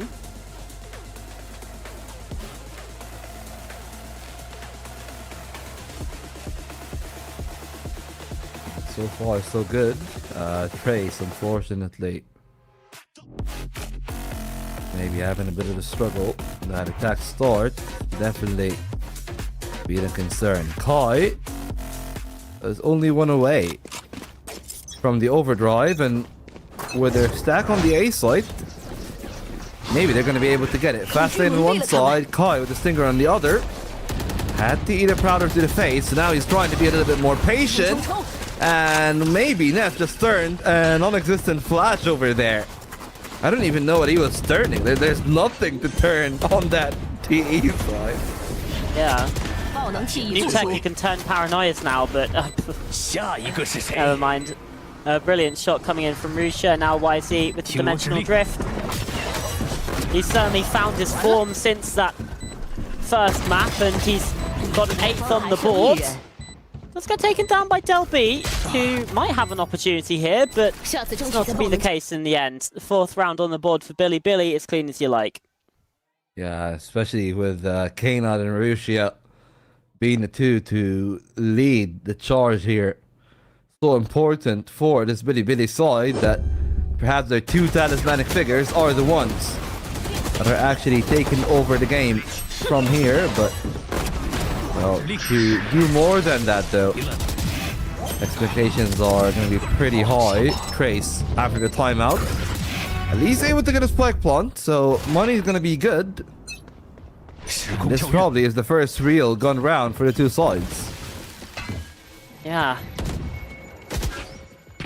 Coming in round 6. But that's the way things roll sometimes. Trace trying to get control of this B main space with 2 players inserted towards mid. But yeah, very quickly decide that they don't want any of what Billy Billy are selling towards that B. Now look towards the eastern portion. And look at this response from Billy Billy. They're taking so much space themselves through mid.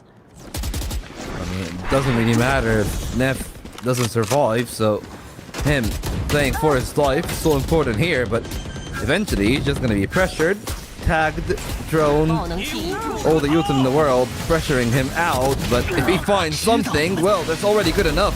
He stalled for so long that that mid-play comes into fruition immediately, even before the spike, get a chance to play, and there'll be trick shot it on, and Kai only good for the one. That's Billy Billy back fully in the driving force. 5 rounds now to their name.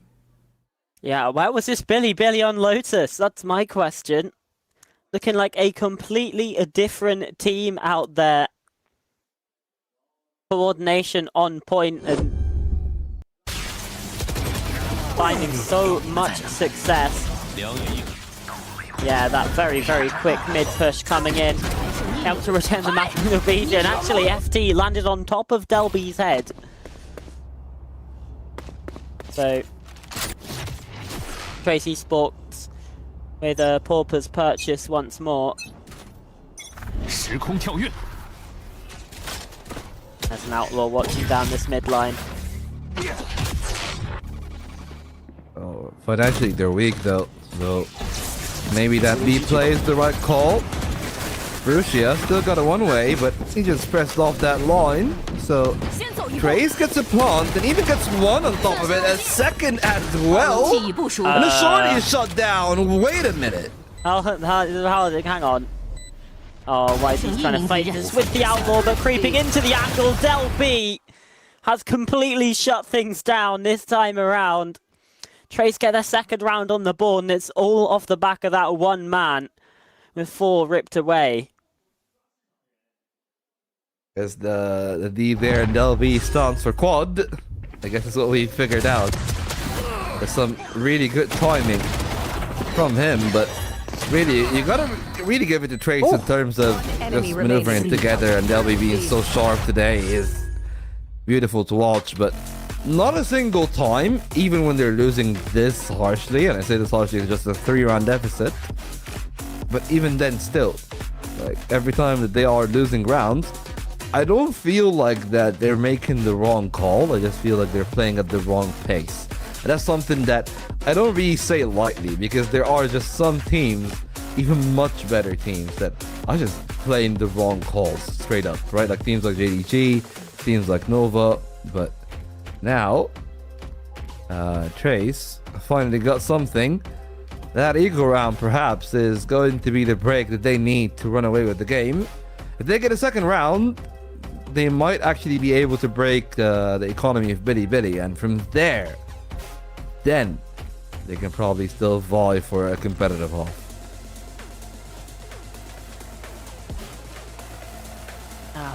Way back into things for sure for Trace, but it is interesting that the timeout does get called after losing one round and still up 5-2. It feels, yeah, it does feel like there's like jumping the gun a little bit. But it does make sense though, like the way that they've lost the round, right? Like completely asleep at the helm on middle. I feel like that's a massive mistake. I mean, that's true. I'm certainly trying to fight middle a little bit more, but Nightfall sent in, and well, there's a Sage Wall in the way. So if that was the idea out of the timeout, then I'm not sure about it. I'll be honest. Maybe it was just to, like I said, the player simmer a little bit. Bit of calm and serenity definitely never hurts, but oh, calm is gonna be anything but the next engagement. Oh, YZ and K-Knight creeping closer. I don't think Viki's gonna be aware of this, but oh, very nearly actually gets the adjustment. Not to be the case. And now Trace just heads straight in towards Market. They don't have a barrier orb to work with this time, so they're going to have to find another way to cross, and they're fighting into two players. So King taking the first step, they'll be a second onto Ness. So a 3 versus 3 found, but only 30 seconds remaining in this round. Kai is going to be able to plant here, but YC with the Dimensional Drift will get all this information, and K-Knight's on the flank. Oh, kills being found. Oh, wow.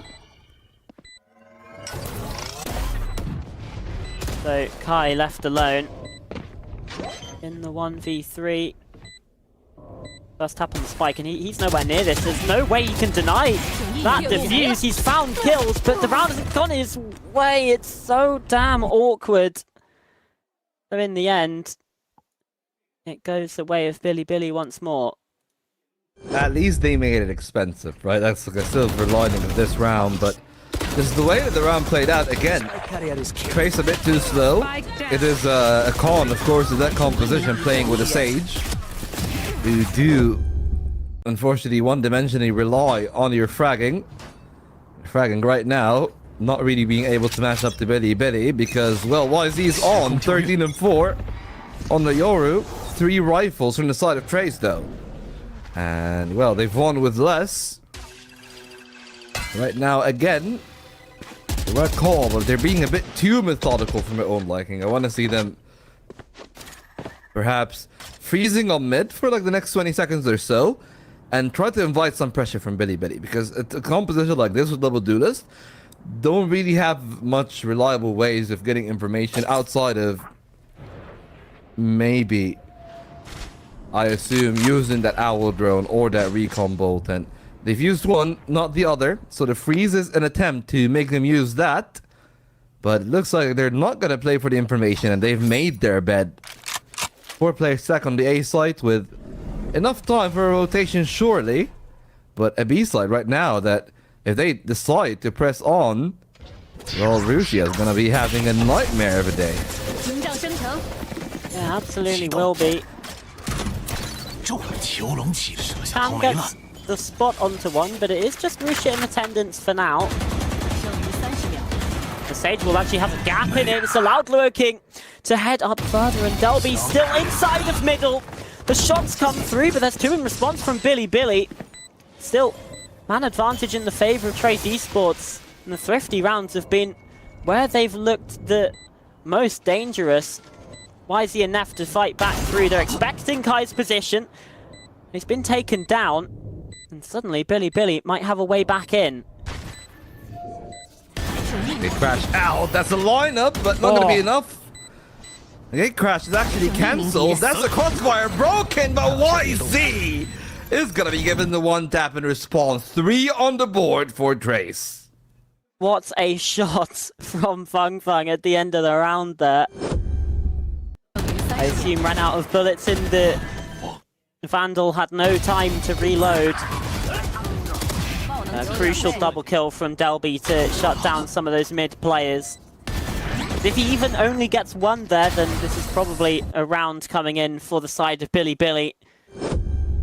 The frustration's coming in though. They'll feel like that they could have won that one. Maybe should have won that one. And certainly taking that one personally. FT double dash down mid and is immediately taken out Fiki. So Resurrection no longer an option here in round 10. YZ at least is left on 16, so somebody's taking some damage for that, but Trace now being slower.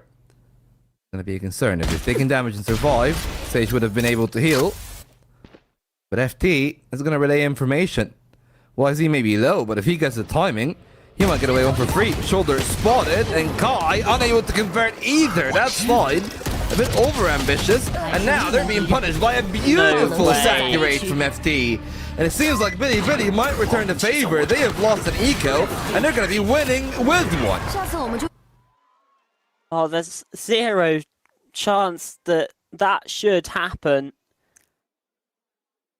But just so sloppy, really, from the side of Trace Esports. Like the recon spots out FT, but still able to find that kill. Even winning a second in that fight. Trace just kind of walked straight into the Lion's Den, surrounded on so many different angles there towards top mid. And squandering whatever advantage that they had thanks to their eco round win. Yeah, and again, not really against the idea that Trace is playing. Just the pacing of the play made it a bit too predictable. And that's where changes needed to be made. Got the early information on B.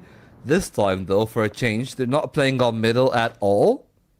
And that means that Billy are probably going to expect a slower pacing from the side of Trace.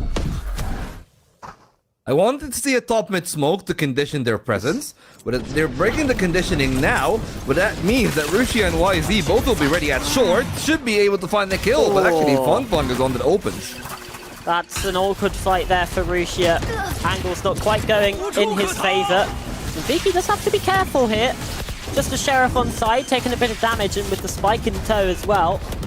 Finally that one is coming in, but there's a kill coming through from Billy, brings it back even.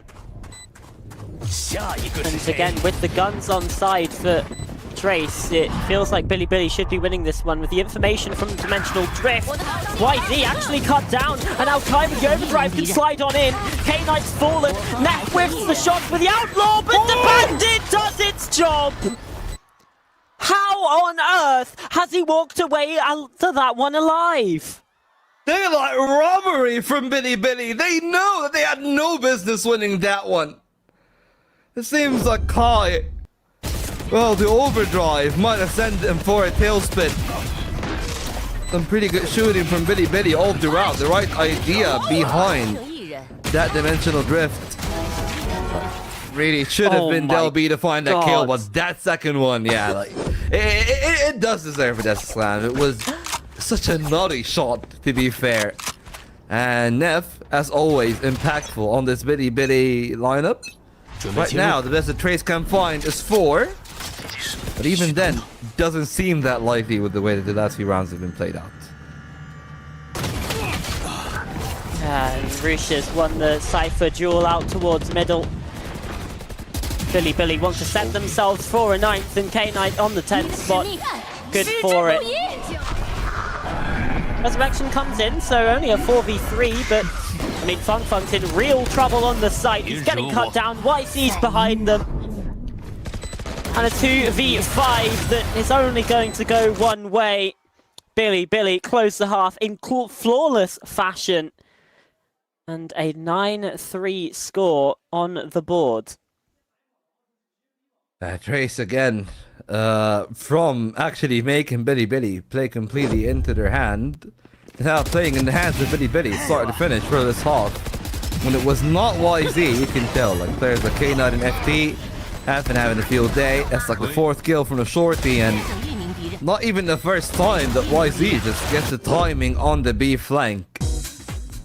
Perhaps Trace are going to have a better time on the other side on defense, but 2 rounds does feel that they are a bit unsatisfactory. So an improvement is necessary, and just getting the pistol I feel like is everything here. We're talking about that. They got 2 out of 2 on the map 1. They at least need 1 here. Yeah, I mean, for sure. I mean, 11-3 comebacks aren't unheard of, but there's a reason that we remember them so clearly in our minds. It's that they're fairly rare, even still. But the 9-3 curse is a thing, so, you know. Well, or maybe it isn't. I don't know how superstitious you are, Volt, but I mean, Trace better have a plan. Not that much for this defensive at half. least not in VCT. Like, yeah, maybe on a Ouija board, you'd have me. You'd have me there. But... Like ranked, I think is a different story than VCT. But yeah, like I mean, Trace had better have a plan for this defensive half, because if they are just relying on superstition, then that's where I get worried.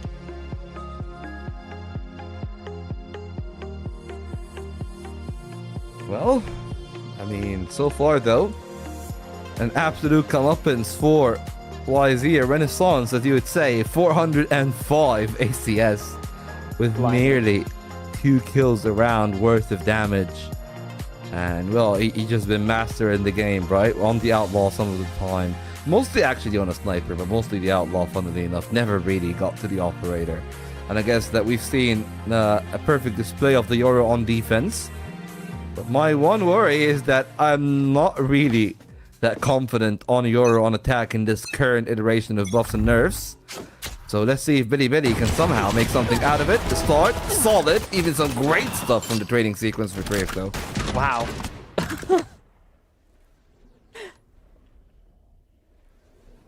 Not a full-on cliche, but I blinked and I missed it there.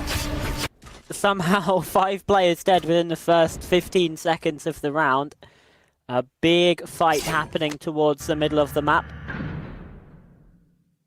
And oh well, Neff did go exploring towards the A site. He's backed away from it thanks to that Sage Wall.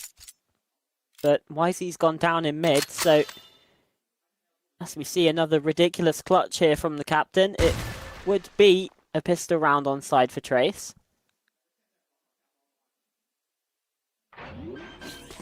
Oh, well, now Neff can hear the footsteps.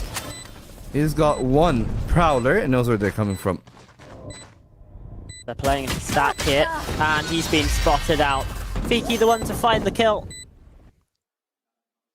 And Trace Esports, yeah, get that pistol round on lock. Yeah, some really good stuff, to be fair, from the side of Billy in terms of actually recovering that round at the initial sequence, because it could have gone a lot worse. But Trace, well, they did what they needed to do. That duel against YZ was everything, and they were fully prepared for that. Now, got 4 on the board. YZ on 20, but the rest of Trace really happy about that round. I'm not that happy about how many Spectres they do buy. I gotta say, not a fan of the Spectre myself. I understand having 1 in terms of the, oh, like we're securing the round, but seems like Trace not even gonna allow a single player outside of A main. Utility invested though, and Billy very easily able to play through middle. That is nearly fully conceded. Funk has actually moved over towards the A site, so a market split could be very imminent. The double sentinel setup though means that they got a lot of stopping power for sure. Yeah, and it was mainly that like rechargeable utility actually sent towards A, so Trace can rely on it, but well, I was about to say the recon will come back online. Not anymore. Fung's in the grave, and well, Kai Spectre's only able to find 1 kill. A lot of damage dealt. That should be an upgrade able to be found for the side of Billy, and they are in that 4v3.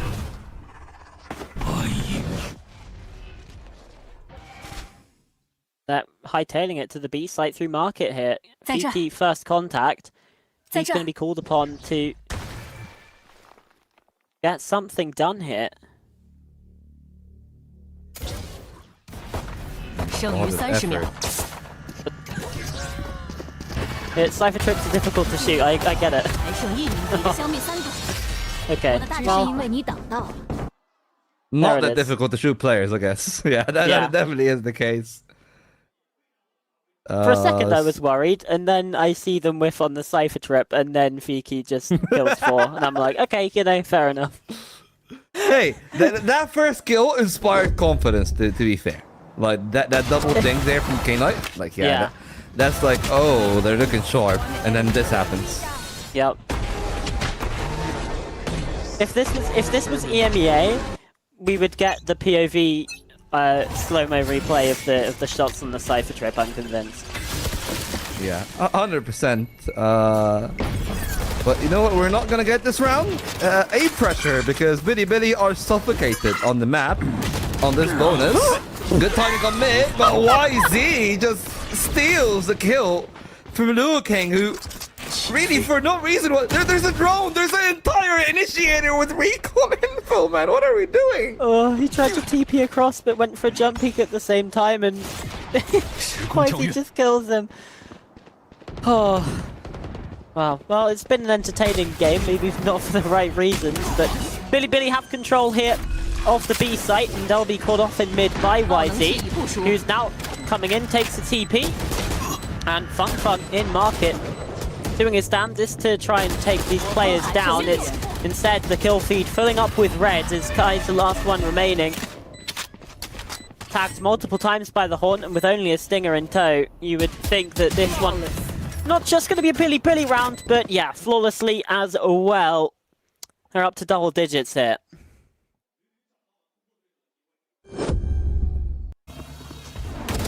Pretty good play from that side. Got to say again, on a bonus round, where probably the most important thing that you have is your life. I guess that was just totally unnecessary, especially if you're the sole controller Omen. In a very risky fashion as well. Yeah, not ideal. Yeah, very much so. But hey, like, the good part though, for Billy, double digits are confirmed, but if you're looking for a silver lining for Trace, they got Peaky on the operator. I'm not sure about the line that he's playing with though. Like, that's the one thing that I'm looking at and I'm thinking, okay, Tiles is not the first place I'll put an operator on to start a round. Especially when you know that they're feigning initial presence on B main. You would think that they would most likely pivot him over a little bit more towards like that top mid Boba connection. But that is not the case. And they're expecting Billy, I assume, to route back towards the A side. That at least is what I'm feeling like. But very easily for Billy, they can commit on the site, even with the Sage, because the door is open. Yeah, that it is. Paranoia doesn't catch, but FT sharp with it, but I mean, so's Del B. Fung as well with a kill. Lucia at the very least trading that one out. 3v3 into post we go.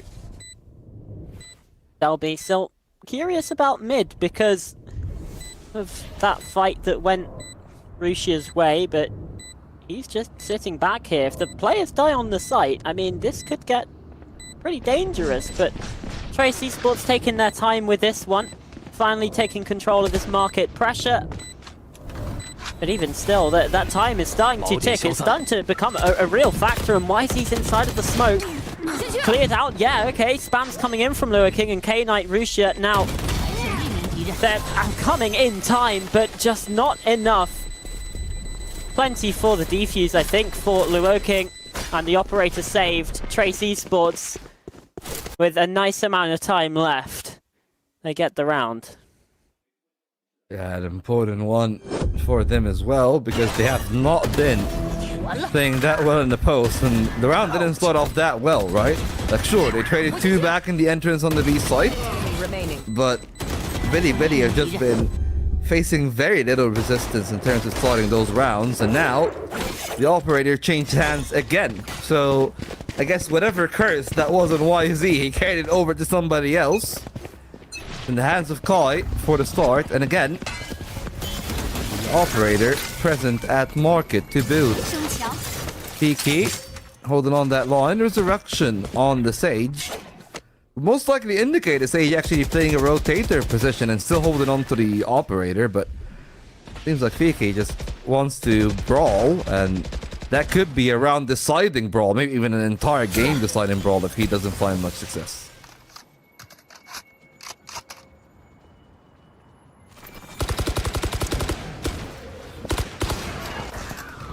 So much utility sent through here. Paranoia forcing them back. Fung trying to capitalize, but it's Rusha inside the market to find 1 kill, and now Delby's been revealed by the neural theft.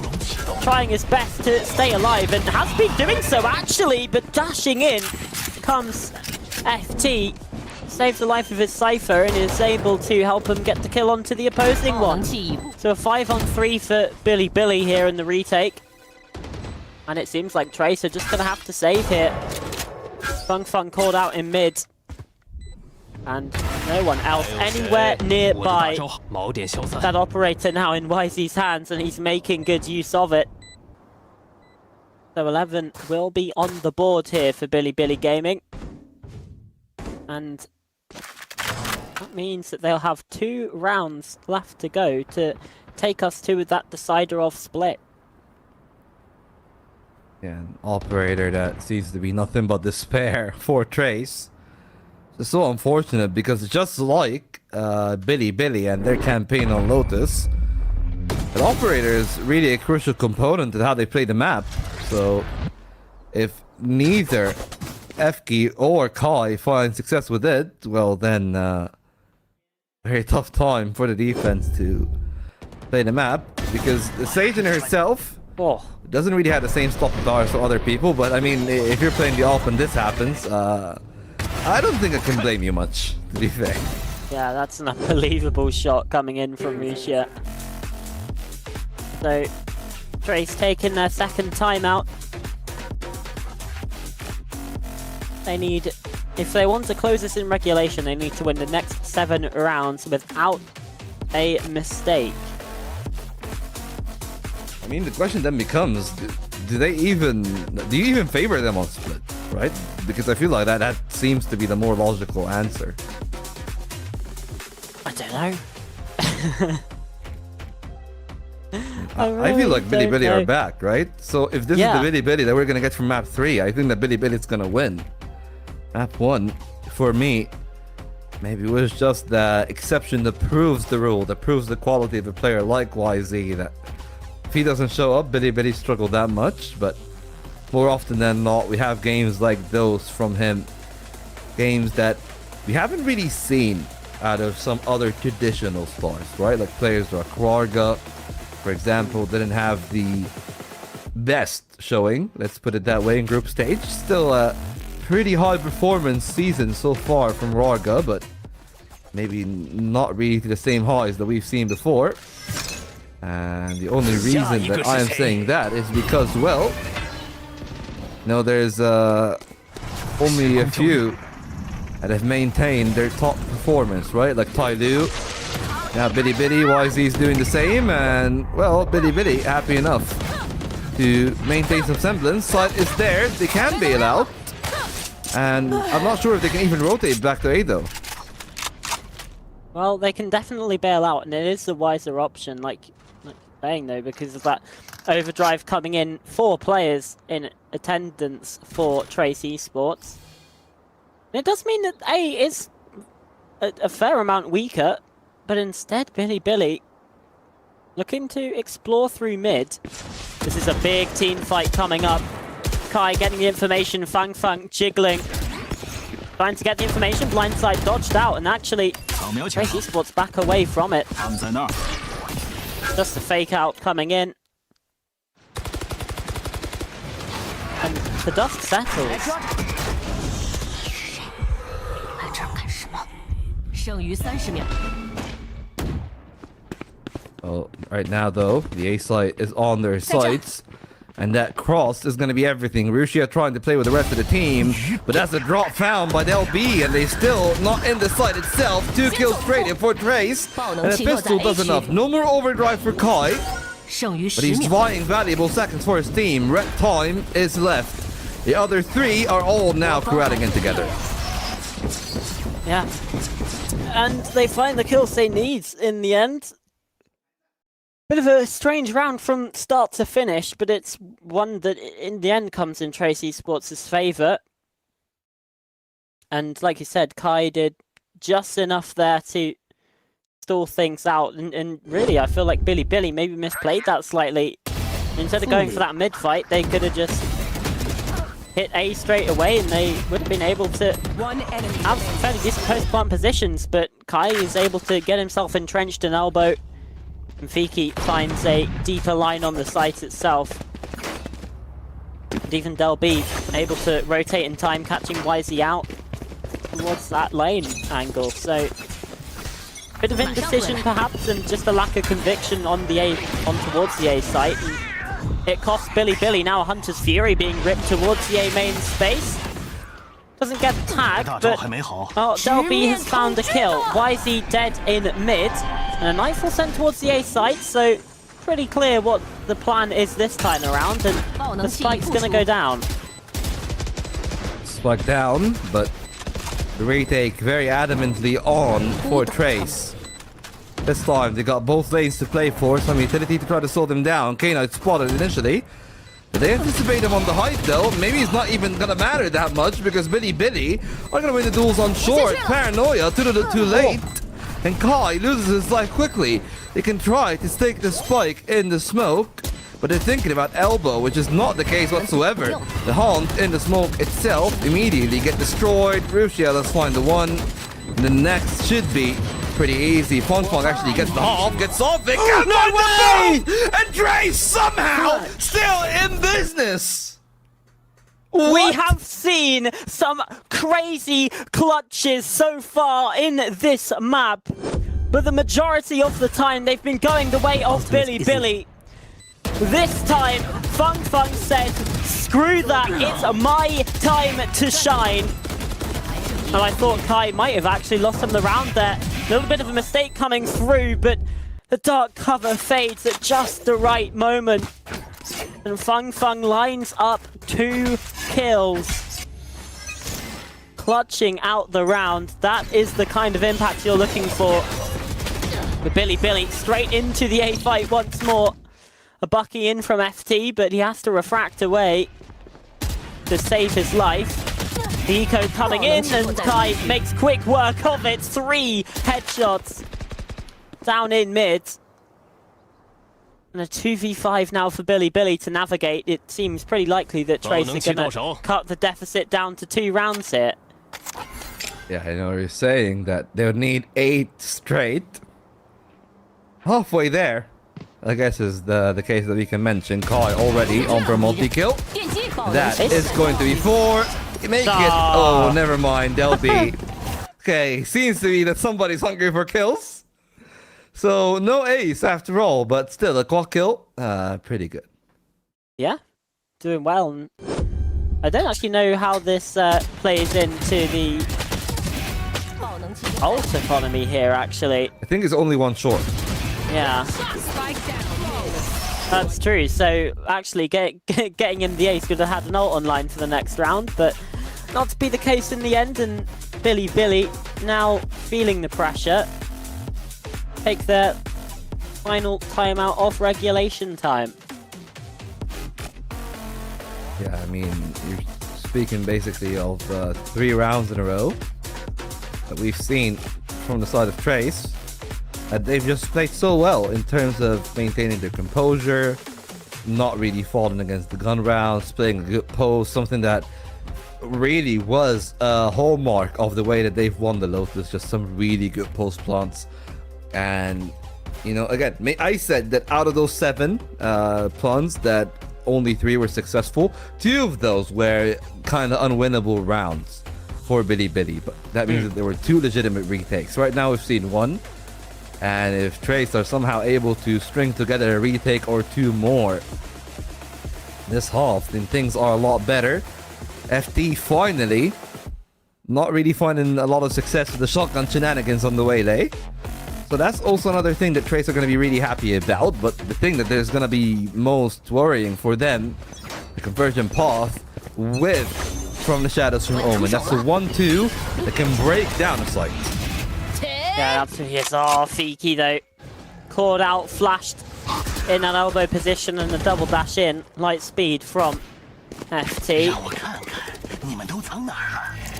Now a neural theft to give the information. Players spotted. Luo King gonna be put under the microscope here. 2 players looking to hunt him down. But he's dealt well with the first. And now he's got teammates here as backup. They got the space, right? But there's nobody routing through mid or B main. So it's a 2-sided attack. No ultimates, unfortunately. Kai needs to find the one before getting the overdrive. Yeah, and the conversion path sent through just completely shuts that retake down. Dalby actually walks into the flight path of the seas. Doesn't really do him too much trouble though. He still knows about these players' positions. Finds the one. Transfer not there. FT deals with it in time. So match point now for Bilibili and 3 chances to close the map. I swear, Cypher with the hats off is like the most impossible headshot of all time. But here's the thing though. A little bit of disrespect to what Bilibili can bring to the table. It's how this round crumbles, right? Like FK likes playing that elbow line, and I get it that you will play that elbow line. Right? You want to take that duel, especially with the competition if you're playing on the side of Trace. But him not having any support is always just a bigger problem in the back of that, right? They're not gonna repeat it twice. This time, FK finding himself with the operator again. He's holding a deeper line. From elbow. Could definitely play a bit more defensive, and I feel like I'm a bigger fan of that, and that is to be the case. But Bilibili, clearly their scaling is going one way and one way only. They've used almost all of their ultimates in the last round. This is the closest with 1 orb away from the Nightfall. That's 1 player in elbow. Nobody through short. And that means that FK can just be single-minded about the approach here. But I don't think he's going to find much value of the operator. If he sits down there, pings are coming through. If they are committing, he's going to be smoked off, and he's going to have to make a judgment call on whether to stick this side with Luo King or to play for the post. Yeah, pushing it ahead of this, actually Saturate or catches him, but the shot not quite there. He's able to survive. With the resurrection in back pocket, it's imperative that he does so. Looking on the side, lines up a double, and now the operator comes on in. It's a complete calamity for the side of Bilibili on their way into the site. I mean, that they just completely failed to clear anything. I mean, that's the lack of a short presence really haunting them, because by the time that Rishi has tried to swing short, it was too late. They didn't clear the site itself. They used the conversion paths in a way that short denies FK and should have actually cleared the site, but because they were paying a lot of attention to the operator's presence, it didn't really account for a second player in the stack. And now that operator, still same angle, different approach. 2 rounds is all that Trace needs. It seems right now to trace the line in the correct way. 3 players from Bilibili on that line, and if they're able to win this round, the fake blow. They're gonna go to broke, and it could be overtime. Yeah, what a shot! Completely out of the sky there, and now Delby can invest in neural theft. Information given over. Kai has stunned himself, but doesn't really matter because it's a 1v5 right now for YZ. And this Guardian can hit. Kai, I'm not sure about that one. Did not need to go in for the fight, but Feng will claim the kill and prevent any further losses. It is that 12-11 score. Yeah, still, they were always going to win that round, whether or not Kai just FK anticipating the Waylay dashing in the air. Climbing from that, I gotta say, I'm always a very big fan of what I like to call the Ed and Eddie triple stack, right? Like low, mid, and high. That's basically how I feel about it. That's a good one. I've not heard that before. That's wonderful. Well, Billy kind of able to scrounge something together here, Volt. Here's the thing, though. You know, saying things that we haven't heard before. Well, here's something that's a broken record. B-side hit. Yeah. It's gonna be sussed out pretty early on because yes, the dimensional drift is there, but they've kind of cleared mid with that recon, so they know with the Aldron clearing the initial information that there's very little space for them to play at. Getting out means that they have a much better chance of actually playing the round. Yeah, absolutely. And the Hunter's Theory coming in as well from Feng. He's not able to find a kill. There's a little bit of damage to his teammate Delby on the way on through, but the spike bomb comes on in. Feng taking out YZ. It's all falling apart here for Billy, as it feels like overtime very much on the cards. Unless Russia can hit a 1v5, and of course he's not going to be able to. It's a flawless round from Trace to take us into OT. Back and forth it is. We said that they needed 8 rounds clean. They conceded the 1, and now they have to fight for at least 2 more. Billy nearly ran the entire gauntlet, but it was not enough in the end. And you know what, a lot of credit has got to be given over to Kai and Trace, because Kai has had a very slow start to the game, but he's picking up steam. YZ tapering off, and just Trace, I guess, finally play more and more as a unit, and Billy are suffering from that side, but Trace back to the attack now. Big numbers on the A site, and they got 2 on the A site.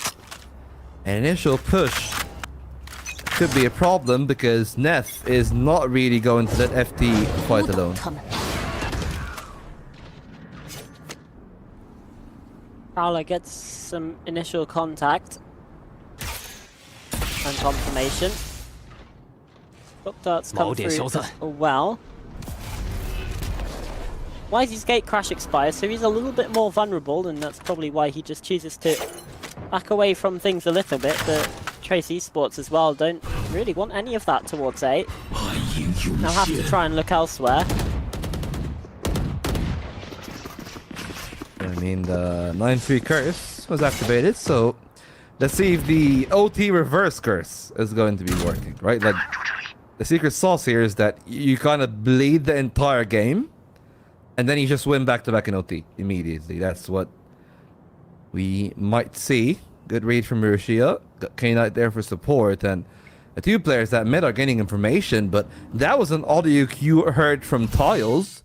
So Delby is aware of such shenanigans, and he's just making sure that he's going to be playing that round very late, denying late market takes. But if they're adamant on their initial take, then it's a freebie for Russia. Still haven't cleared him.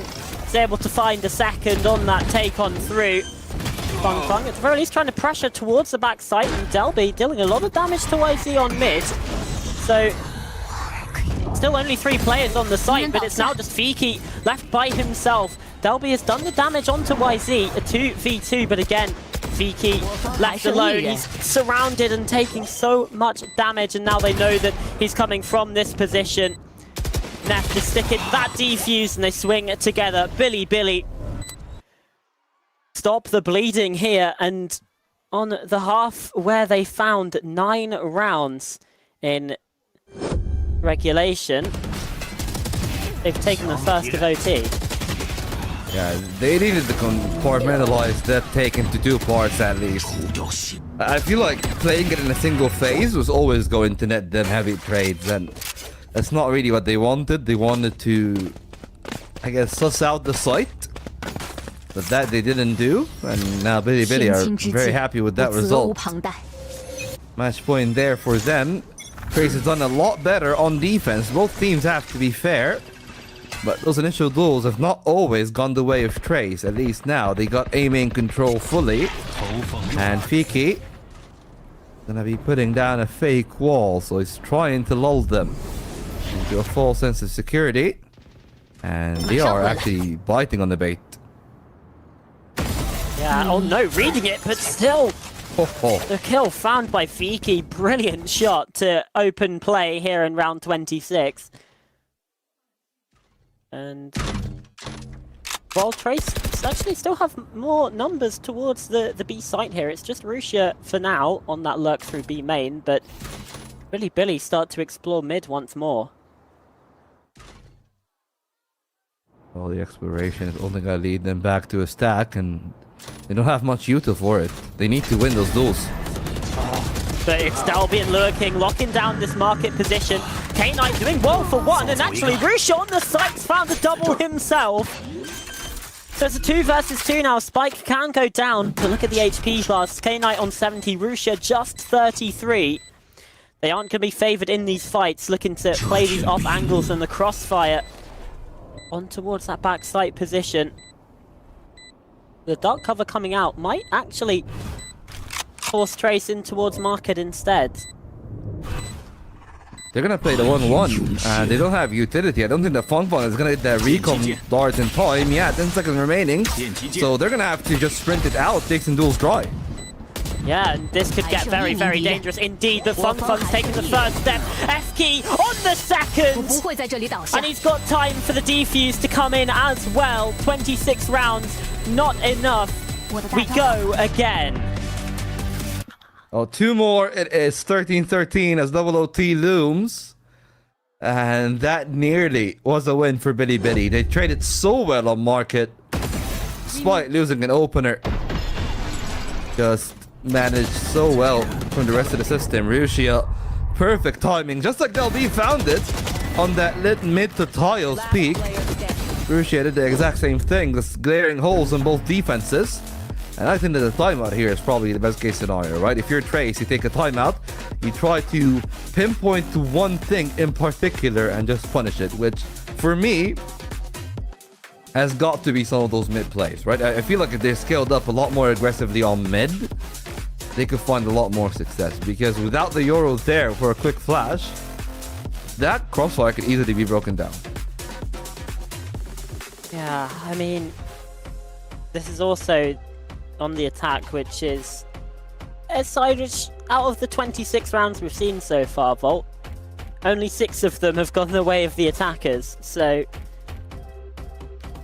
I mean, this overtime really is going to be, I feel like, who wins an attack round first. Because it has been so, so difficult. And Trace obviously wanting to make sure that it is them that does so with that timeout. But, I mean, it's a similar showing, at least at the start, with 4 players looking towards the safe space, but there's also 4 on Bilibili. I have the read on this. Yeah, the read is there, but Kai, if he finds one before the util reigns in, that's great, because he can sprint back out. Yeah, he absolutely can, and he stayed alive. The double dash coming through from FT, unable to capitalize. So it's a complete foot race to this B site. K-Knight just looking to stay alive and join Russia on the site itself, trying to stay alive himself. And, well, the cage coming in. Recon will give up the information, but the spike plant comes in. This has been chaotic, it's been fast-paced, and it's Trace in a 5-on-4 in the post. Well, they're going to be looking for that backside hold, at least hold one line of sight, ignoring the right side, holding onto the stairs. That shock dart is perfect, but Neff trades one back, and both of them have dipped down. Now a swing, they need to find Neff, and that they do on attack. Finally, success comes through for Trace. A bit squeaky bum time there, just the one player staying alive. But it doesn't matter in the end. It's not like you have any economy to worry about here in OT.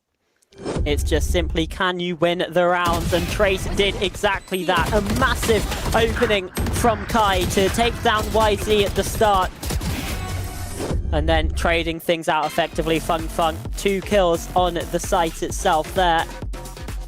Did enough. Now Billy calling a timeout of their own, because this attacking round now is pivotal to stay alive in the upper bracket. If they lose this one, they are sent down to the lowers and have a long run ahead of them if they want to make it to Champions Shanghai. Well, I mean, champs is definitely a dream.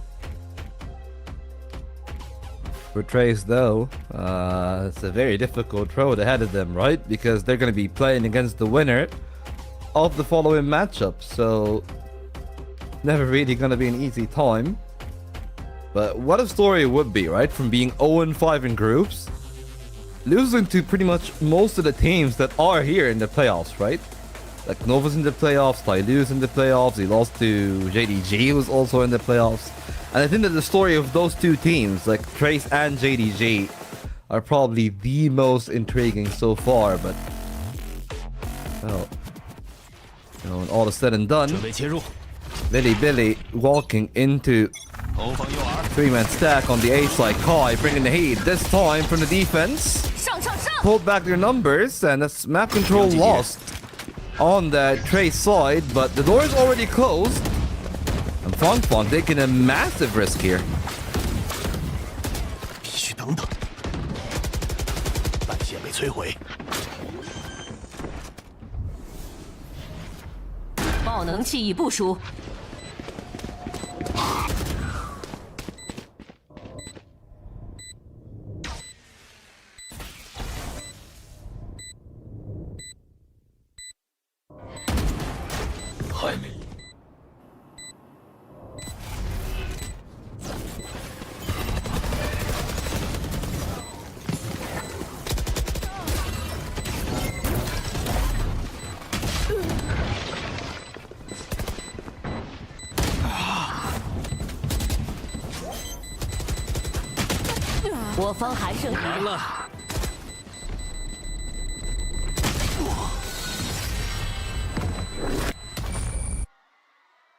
Of Billy Gaming. Well, that means that we're gonna ride for another OT. Triple OT it is. And some perfect stuff that we have seen from the side of BLG, just reading the game pretty well. A very good pose that they've played. And perhaps for Trace then, hope remains a little bit more. They've been able to be proactive, and it worked out for them for the last few, but not to end the round. So on attack again, initial focus on middle. They're feigning presence over there. The B side is problematic because there's an operator holding that line, and if they're not careful, they're going to die to it. Well, they are, and now they push it all the way back to spawn. Guys in there like swimwear again, trying to take the fight, but it's control of market for now. This is remarkably similar to what we saw in the previous round, but K-Knight looking to take down Kai, the paranoia coming in, and now the push from mid. It's all going Billy's way. The kill feed fills up with Teal, and Fiki's also dead. 2-on-5, Lua King spotted, taken down, and Dalby so far away from the play. Surely they start to expect this at some point, but Neff is just sticking in your FT with the Overwatch. Billy now with map point themselves.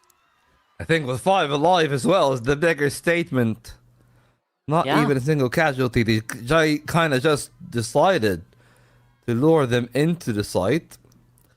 There to play a much better game. So the early mid presence fortunately worked against Trace, because that actually meant that most of the players were a lot closer to the B site than what they would have liked, despite discovering YZ's operator very early on. And the operator is still there for Billy, even on attack, just in the hands of Rushi at this time. is going to be cutting off presence through middle. YZ pushed off. That's initial presence on the A site. Fake out is keeping some of their attention still on A, but well, that 1-2 between Delby and Kai needs to be a lot more successful than that. 2 trips, nobody at market. If he had a rifle there, that would have been a different story. But Rushia on the operator, most likely never going to route late through middle. Oh no, Kai, how on earth does he live that? There's a horn at his face, gate crash at his feet, but somehow YZ still falls. And FT's on 30 HP, but the spike's been planted in a 4-on-4.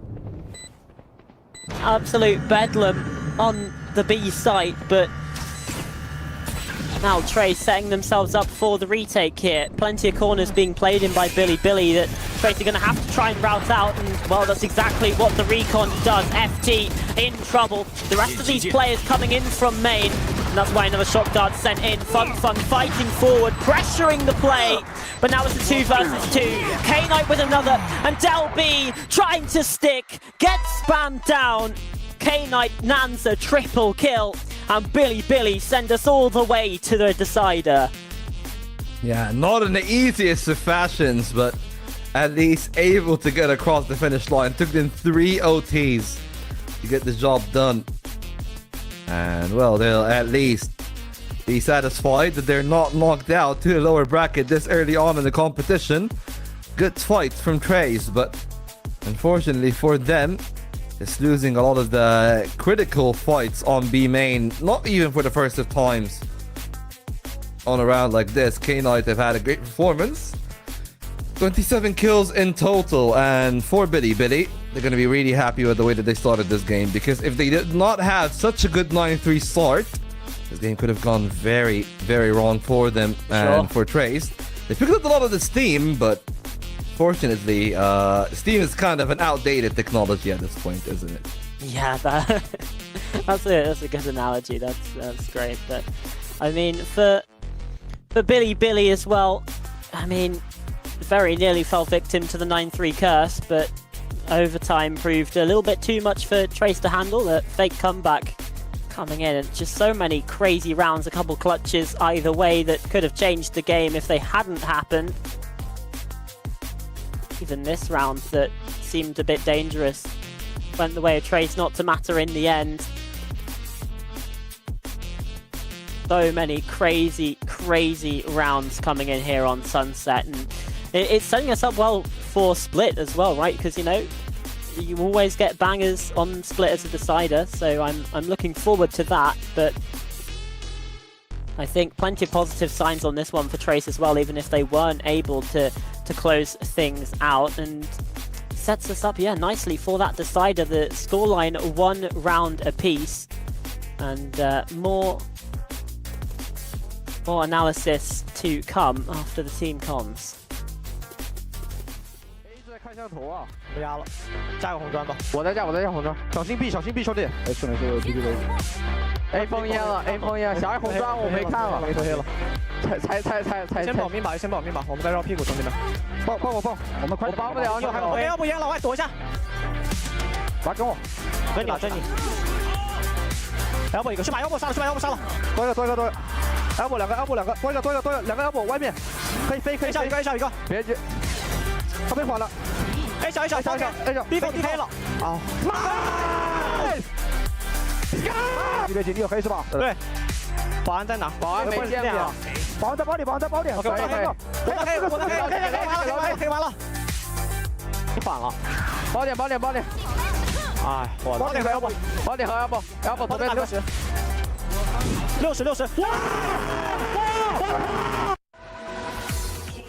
You can tell what that one clutch meant to them. Despite Neth being the one in the highlight in that final comm, K-Knight was the one that was really the silent heavy for the game, right?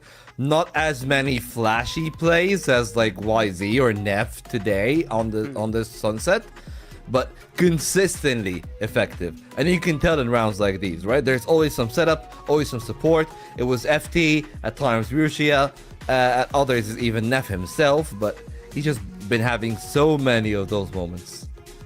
And he did get a couple like crucial 3Ks as well to sort of turn rounds in Billy's favour. And yeah, just all in all, a standout player. He has been from the start, really, someone that we've been talking about ever since his time at the very beginning of franchising 2023. He's been a standout player on this roster, and he's still doing it, which is really, really impressive stuff. Saving the game at the end with those spams as well. So the MVP, rightfully deserved, I think, 278 CS there. But, I mean, the rest of the team also kind of hitting behind him as well, which you just can't really say the same for Trace, I think. You know, just a little bit of a drop-off in performance towards the lower end of the scoreboard for Trace, and that is maybe one of the key differences. But funnily enough, I feel like the perfect contrast here is that if you just added C, yeah, oh my god, if you added C to TE, you would see an exactly identical Sunset, a team that wanted to play the Sage. The Sage didn't work out for them. They just pivoted to a more I guess, traditional composition, and that worked out a lot better for them. I feel like the Sage isn't a bad idea, but clearly the fragging was just going to be such a problem for them if they don't show up, and they didn't really show up. And the system isn't really given a lot of resources for the Sage player, which is something that if you're ever picking a Sage in a system like that, you really need to let the Sage player free. You need to put him in positions where, hey, he's off away from the pack, playing in the extremity, setting things up pretty well. But even more so on the defense, actually, is the part that perhaps, at least for me, kind of threw me off a little bit, that Billy were going to be having a great time for that, because unfortunately speaking, FK was just struggling the whole time, right? Yeah. Like, picked up the operator in his hands, didn't really pan out so well on the defense, tried to play around, what's his name, excuse me, Del B on the Cypher, and even that, the 2 Sentinel setup wasn't enough to stave off some of those B takes. So that's when you know that everything has gone awry. Yeah, for sure. Had it again, a couple good rounds, but just not really enough to string together. And I guess that's really the story for Trace Esports as well. They had some good moments, but they just couldn't quite put it all together. Losing in overtime here on map 2, 16-14, and that sets us up for a decider. Map 3 of Split is on the way after this. I just can't let you go. Lord knows that I've tried to. You said I was the only one. No one likes being lied to. You made this mess and left me with the pieces. Now I wanna burn all the bridges between us. I can't focus, I can't forget. I've been thinking too much lately. I just need to clear my head. I just need to clear my head.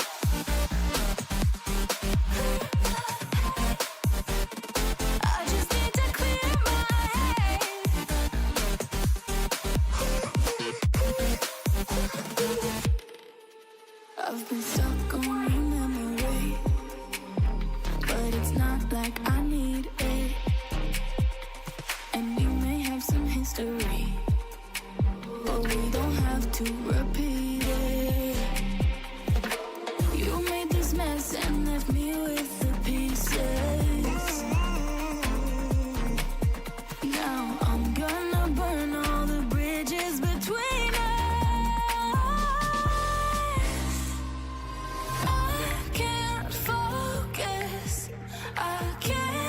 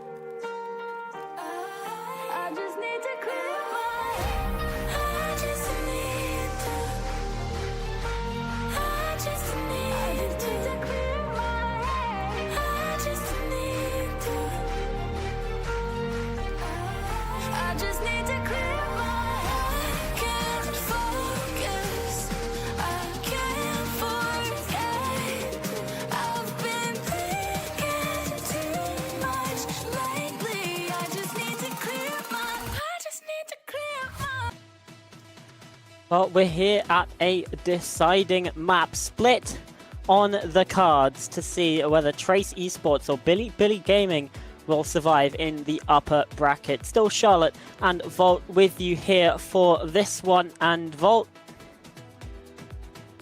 I get the feeling that we might be seeing some crazy stuff here on Split, because we've been seeing crazy stuff the entire rest of the time. I feel like every time you see Split, it's one of the two things.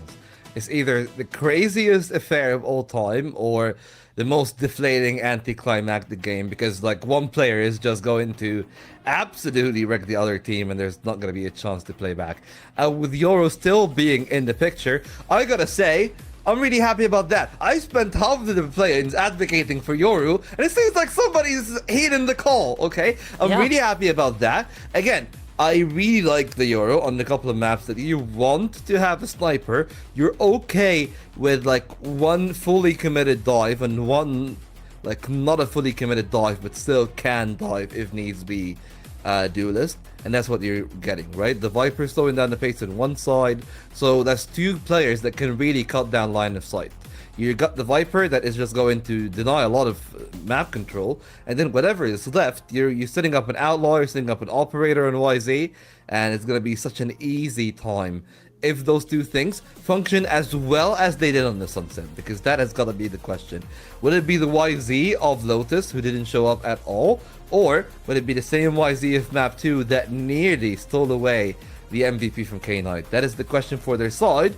But for Trace, I guess a bit of a more regular team composition, what you would expect out of a split. But for me, though, that doesn't mean that it's actually good. It doesn't mean that it's game winning. It just means that it's a blank canvas. And that blank canvas, we'll have to wait and see if things are going to improve on it. Because it's not Kai on the Neon this time. It's actually Fung Fung that is playing that. Yeah. So that switch up is perhaps a little bit surprising to me. Fung Fung has played Raze, Sova, and now Neon throughout the series so far. But I'll be honest, I'm not a big fan of Neon in the current meta. I think there's better options, but well, at the very least, in the pistol round, all you need to do is click heads, and that's exactly what YZ's done.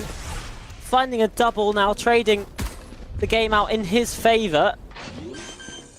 And in Billy's favor as well. Del B that's the plant on in. But it is that 2v3 distraction trying to be played by FT, but has to be called upon to take the kills. It does so. And Billy will take the pistol round. Yeah, some good stuff from Billy, but I could almost swear that people don't play against Yoru for 2 weeks and forget how strong the blind side is. That just feels like case in point for that one.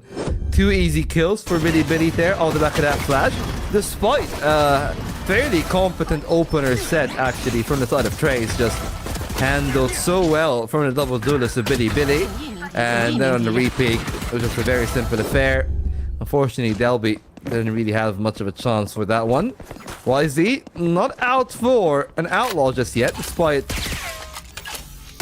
not really sure if he can afford it. I don't think he can, but even if he could, I think it's a very intentional purchase here of that Marshall. And well, it could find a lot of value, but the poison orb and the dark cover means that he's basically using it as a shotgun.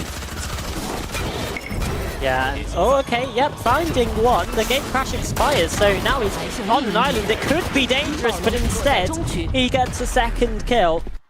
Perhaps unreasonably so, but well, that's kind of what you expect from a follow-up round, is that the kills all go one way, and it's Billy's. Yeah, they're going to be happy about it. Minimal casualties.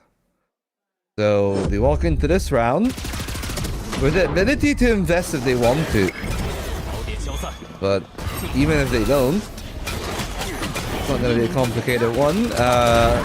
The Marshall, if it's still there, but I don't think it is. I think that they've kept the Spectres and the Bulldogs, so they're going to be really happy about that one. Not that much spilling in the server, or perhaps a bit more spillage for Billy on the game itself. So see if any improvement is shown. So 1-2 that could happen from the vent, but The Viper wall itself is up, so they're trying to slow down Trace, and I dare say it's working because it's a minute 15 left on the timer. If they commit into the B site, well, that's understandable, but then they're going to be walking into the stronger site, and B main is also confirmed and claimed by Bilibili, so they know it has to be a vent prop. Yeah, and YZ, oh, clean headshot onto Fung Fung. Stays alive with 11 HP.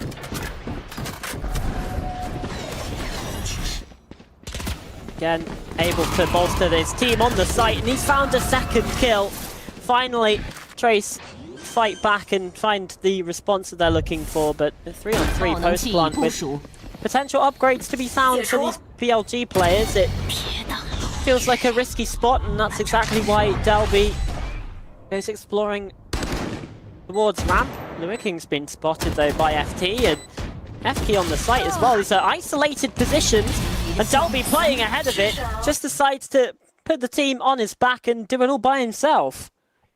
Another quad kill for him today. That's the second. And he's just going to be really happy about that one because that could have gone wrong. Could have even been more costly. But the fact that he got those kills before things are too problematic is great. YZ definitely done his part. But just the timing there on K-Knight was everything for their side. And I say that, but they still lost 3 players. I mean, they could have lost 4. Could have lost the whole round. They're going to be walking into that one. YZ very confident in his stride because 4 out of 5 are basically running into an operator with 2400 credits. Yeah, but they've been actually rebuffed at the moment. Trace Esports not committing into the site itself, the utility just a bit too much. Now it's this ramp's position that's being taken. YZ looking to play the line. The headshot coming in, Luoking falls.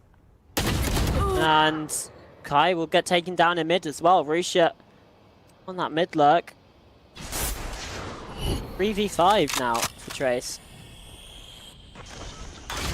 Well, now Alid grabs back because Billy are able to most likely guarantee that third. Fung Fung and Del B still trying to get the spike back in their grasp. That should be pretty easy for Fung Fung, but the route back towards A is the problem because still 2 players there towards that line. But if they want to go back towards the attacker spawn, Rusia might get a drop on Del B. It's a very long range duel without a lot of time left.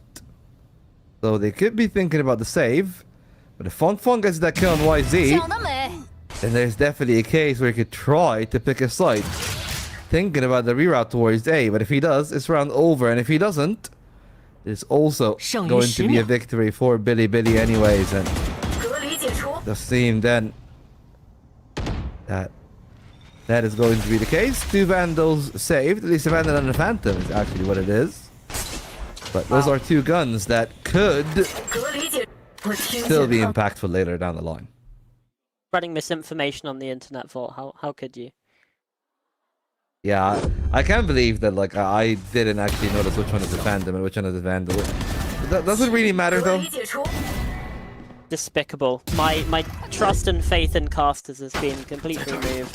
I mean, here's the thing. My trust and faith in anyone that plays a Vandal on Split goes down by a fair bit. I'm just gonna say. Unless you're the entry fragger. That's okay, but like anybody else, buns with a Phantom like I am. Yeah. Either way. Oh my god. Okay, well, you know, that's a case study on why the Phantom is important. You can spam through the smokes exactly like that. YZ with the operator in tow as well. Brings things back in favor, and Luoking on that ramp gets taken down. Those are saved weapons in the hands once again. And they might just be saved for another round more. I guess, gotta say, in the gauntlets, in the case of FK there, not really a fan of the way that Trace are playing those rounds. They're a bit too honest for my liking. And I think that this probably is the time to take a timeout, so we're gonna spend an entire minute of absolute nothingness. So we can have that discussion though. So Vandal is always valid if you are the entry, because you need that one-shot headshot potential. But other than that, like, if you're not Kai or Feng Feng, depending on which one of those guys is going to be taking the primary dive responsibilities, no real need to actually play that, right? Like, again, you look at the amount of smokes between the Vipers, the 2 Omens, the fast lane, and everything. Like, spamming is going to be so valuable on a split, so it's always Phantom favorite. And I guess for Billy right now, it is Billy favored on the defensive side. 4 rounds to the 1. Not that often that you actually see an attack this stifled. Yeah, it feels like they should be able to get some sort of presence on maybe the A site bursting in, but the time they tried to do that, there were 4 players ready and waiting for Billy. The read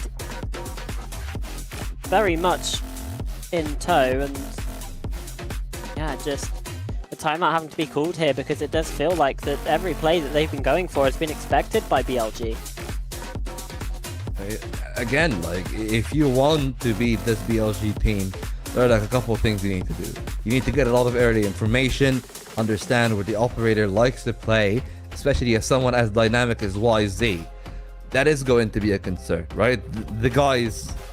he feels like ADHD incarnate, right? Every round in the site, loves to play like 5 or 6 different angles. You add on that the Euro mobility, and it gets even worse if you are a player of Trace. So I feel like that's the thing that they're struggling with.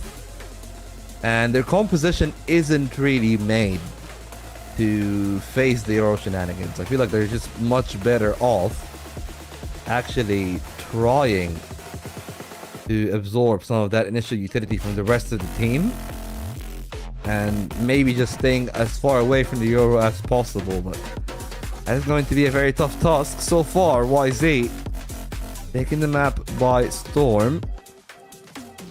Most likely still to have more impact, because he goes out ramp there. He's gonna get the pick of the litter, and he actually takes the duel on. Horn reveals his position, so has to gate crash away.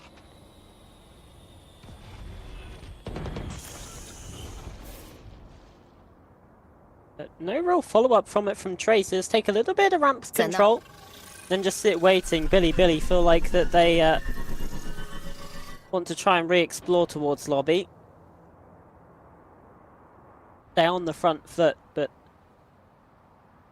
here is quite the aggression. Neff already pushed through B and wrapping round the spawn.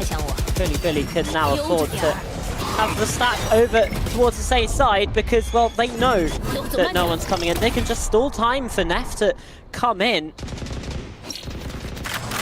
It doesn't even feel like this wrap is being expected as the But here's the thing. Ball comes up. It's not just Neff. They can pin it back to the vent, and then LB is going to be the crux of this round. Yeah, he's sitting in mail, and he's now going to be called upon. So that wrap from Neff not really coming to much fruition, but YZ also in attendance towards tower to try and get things done. It's Rusha with 1, but still 2 kills coming in for the side of Billy. With K-Knight finding that most recent one. It's a 3 versus 3 and into red time we go. Spike plant will be planted, so no real danger of that. The Nightfall invested immediately. FT caught out, spotted towards heaven. Looking up on rafters, I don't think he's been cleared here. And FT will go down.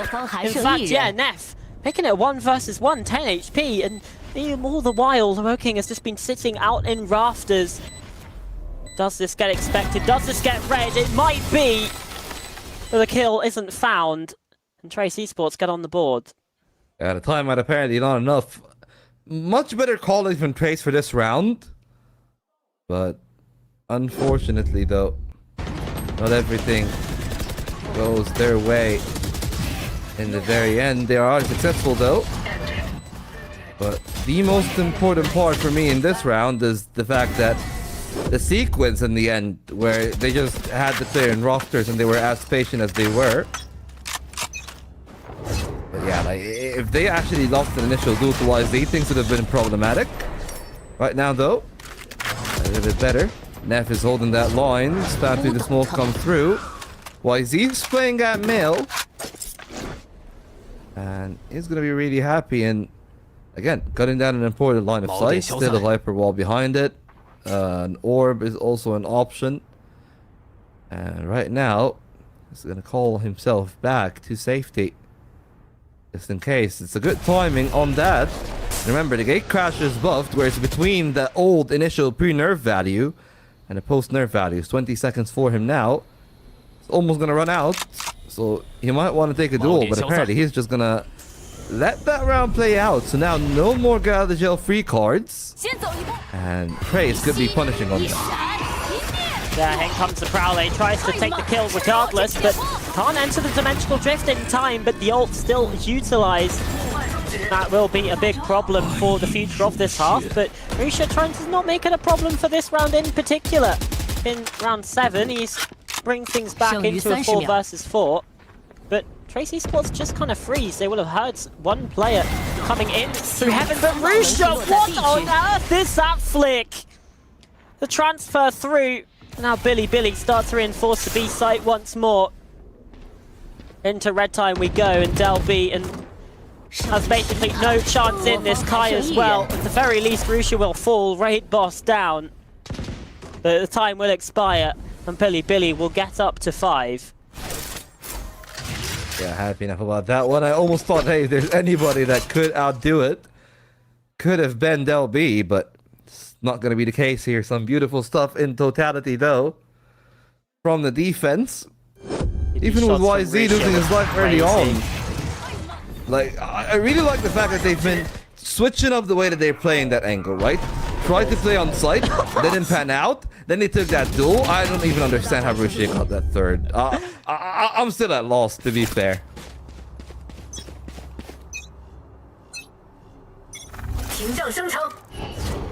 That's crazy stuff. Crazy stuff, yeah.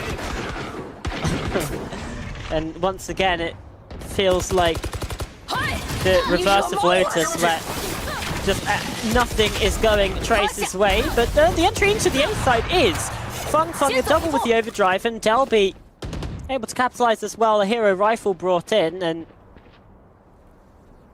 saved over from the previous, and doing its job here, helping them get control of A. And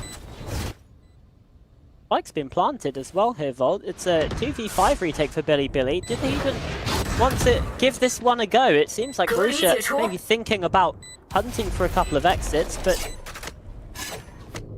just looking to save the operator here in the end. We like the causality of YZ overperforming for the couple of few rounds. I'll be catching up to Billy. The saved op is spotted, and if I'm Trace, I don't care about money. I'm going for a hunt. I know how important this operator is. I'm trying to break it. Well, at least they're not gonna get it. But neither will Billy. Now K-Knight is a sole survivor. And well, he gets to walk away with his life. That is a thrifty. Like, you think about that round, I believe that there was a single rifle invested, everybody else on pistols. Yeah. And Fun just walked in. Not even the cleanest of initial bouts, right? It's just the stun brought them such a leniency on that duel on Neff, and then their second duel was a lot easier, thanks to Russia. Thrifty. Trying to play in that operator at the end of things, but not the case. But really, attack side up on this map can be a little bit difficult to wield, and feels like Trace had the most value when they did just send it in. So, at the very least, sending it in towards the A site could be made a little bit more difficult this time around by Billy. The Viper's Pit coming through. Russia locking down that lobby space. So Delby, in the meanwhile, with the assistance of Kai, might be thinking about clearing that pit. The crucial space is even tripled up on from the side of Billy. He's two of which inside the pit itself, with a fake out planted. And a chance now on the saturate, usually used in. Russia very easily finding the one. That's why Z down. The pit is not, but it will go down shortly. Because Russia I've kind of left that one away, and they'll need all the hell that they can get. FT off to heaven, smoked off, and they could route back towards B if they want to. Again, it's the same play that they've tried before. They could net them some success at the same time, and it does seem to be the case. 2 for 2 it is. The reroute from Neff is going to be everything, though. K-Knight, a big kill inside a garage there to take down Delby. But Ominol onto the site itself, lurking, doing his damnedest to try and get this into their favor, and he should be able to plant the spike here as well. FT doing his best to try and stop that, but oh, off the spike! Lurking might have been able to plant, but the kills have come in for Billy. A scrappy end to round 10. It's the defenders who come out on top. Yeah, there's some beautiful stuff in totality from Billy. Almost a little bit worried there when Neff actually pulled off the rotate and was thinking about going back towards the A site, but thankfully K-Knight finding that duel on DLB simplified the round a lot. Only one real angle to worry about, and FT is always going to be finding value on that shorty if he goes uncontested. 6 rounds on the board for Billy. Trace, again, honest with their intentions, this time, operator in their hands. So they're trying to bring that same play, but it means that what is already a slow playstyle is going to have to be even slower. They're going to have to wait for that smoke to fade. And most likely it would be fishing for either a pick behind it or just utilizing that space. Not going to be the case. Fast play it is, and K-Knight is in the world of hurt. Yeah, in so much trouble, but YZ's fighting back in from rafters. Opens the scoring and looking for a second. It's FT instead to take out Fiki. A 3-on-3 situation, and well, with the convergent paths coming in, Kai is in so much bother. King still hindered up. It is looking rough with the spike now dropped down, unobtainable for Delby. Gonna try his best in the 1v3, but realistically this is a 7th on the board. And there it is. Good night. It might be for our sweet Prince of Trace. Right now, 7 rounds to the good are Billy, and if they repeat the line 3, I don't think it's going to be overtime. I don't think it's going to be as labored as it was initially. I think it's going to be smooth sailing to the end. And the mid-rounding from Trace, unfortunately, seems to be yet another letdown. Like, they start around with a good intent, but once that initial plan falls off, I feel like they don't really have the ability to start the flowchart over, which is the one main problem they've been having all day long. Here comes the operator from YT, but Delby, Sheriff shot's enough to take him down. At the very least, a bit of damage control, but Neff trying to capitalize on it and taking the kill. It's Fung sliding in for a double of his own. It's a brace towards tower, and now for the side of Billy, they're facing up against the man disadvantage here on the retake. I mean, a 4th would mean so much for Trace. But they've played that setup before. Auto cues on Kai. Who's actually only on a Sheriff. For Trace though, Fung is also a bit low on HP, so if Kai goes down, this is a round that could be in jeopardy. Initial timing then from the waylay, trying to dash in, but Liu Kang again from the rafters, finding all the success that they need, and he's gonna walk into the smoke, unfortunately for Neff. Totally oblivious to somebody lurking in that. Now 4 on the board for Trace. Again, 7-5 for me would be a very acceptable result considering how this all started. It does feel like the start of Sunset, where it's the thrifty rounds where Trace were actually the most dangerous. Yeah. But this time they've broken out of that 9-3 scoreline that we saw there, instead of 4th on the board. And now Billy on a little bit of a weaker buy. K-Knight bringing a stinger into this one, and no one able to land themselves full shields on BLG for the final round of the half. But this operator is in play, and yeah, Fung's just been taken down. As easy as that, really. just a poison cloud in the way, and there's no trade. Yeah, just the gap between the dark cover and the orb is the space that we were talking about, right? Like the pockets that most of the time it's actually the rifler is making the most out of it. This time it's YZ. And FT could catch another good timing. Paranoia in the hand of Luo King. But he's not going to be tested. FK was pretty close by. As long as Neff is holding that line, such an easy round then for Billy. Because there's not that much fuel remaining, and FT should be getting that one for free. Now the two remaining players, easy meat for whatever is left out of Billy. That's one. And X should be traded by YZ. He should be just a sentry. The Prowler is enough to tank one. But 30 seconds on the timer, and FK's desperately trying, I guess, to route away from the operator. Unfortunately for him, 8 on the board is nearly confirmed. He goes back into the mail room and straight to the post office. Yeah, and for the side of Billy, they've got double the round score of their opponents after the opening 12. The half that passes by without too much incident. To be honest, a couple thrifty rounds in there that they shouldn't be winning, shouldn't be losing really, sorry. But, I mean, regardless, a decent showing all around. Yeah, pretty good look from their side. The question then becomes, well, do they actually hold on to whatever lead that they've had, right? 8-4, play on attack. We've said it, that on the attack, Billy might struggle, and they have. They only found 3 in regulation on the Sunset. I feel like they were just going to do a fair bit better because of the positions that you can go thanks to that gate crash here on Split. Especially if like you're heading B, you can go to that like single wooden box that is right in the middle of the pillar.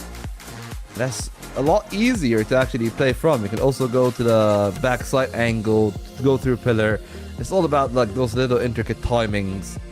And I think that Wise is just gonna be the biggest benefactor of that game because he's been able to find that angle. He's been getting the sense of playing in the pockets of smokes.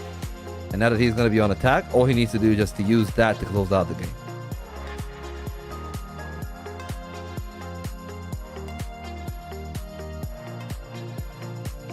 So, for, again, a must-win pistol round. Trace, like we were saying on Sunset, and even then, they couldn't quite get it across the line. A bit more of a lifeline given over with 4 rounds instead of 3, but I mean, you're feeling like this is a difficult one to get on side. Billy on the attack though this time, and looking to head towards the A site themselves. Paranoia coming through, but no real push off of it, and now starting to explore middle instead. And this is where Delby's called upon in mail, and gets a spot. Fung cut out in vent. An opening kill for Billy. Well, at least for now though. Trace coming in, 2 from FK. And that duel is everything. Delby is aware of why he spray down, but just waiting a little bit more. See if there's going to be more success from that side. An important kill from Delby. But Billy still able to put down the spike completely in the open. A chance then for K-Knight to snatch one. Now they know where he's coming from. He's not going to hold the dark cover. Trying to play off Neff's contact. And they're speeding their way into screens. They are Kai bursting forwards. It's a Paranoia that's really causing problems. It's the controllers who find the kills in the end of the round. So Trace Esports again give themselves that lifeline and a way out of the lower bracket. The 5th on the board. Hey, I might believe in miracles after what I've seen on Sunset because they were so close of actually closing that one 2-0, but It's really like, we were speaking about it. The entire team wasn't popping off. There were some members that were definitely a liability over there. It is still the case here. Like, Kai is still 3 and 10. Liu King is not having the best of performances.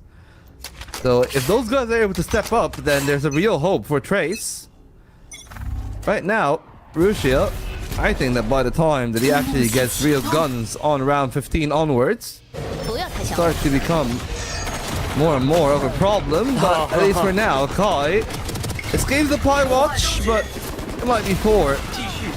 And 4 is all that he's going to get for this.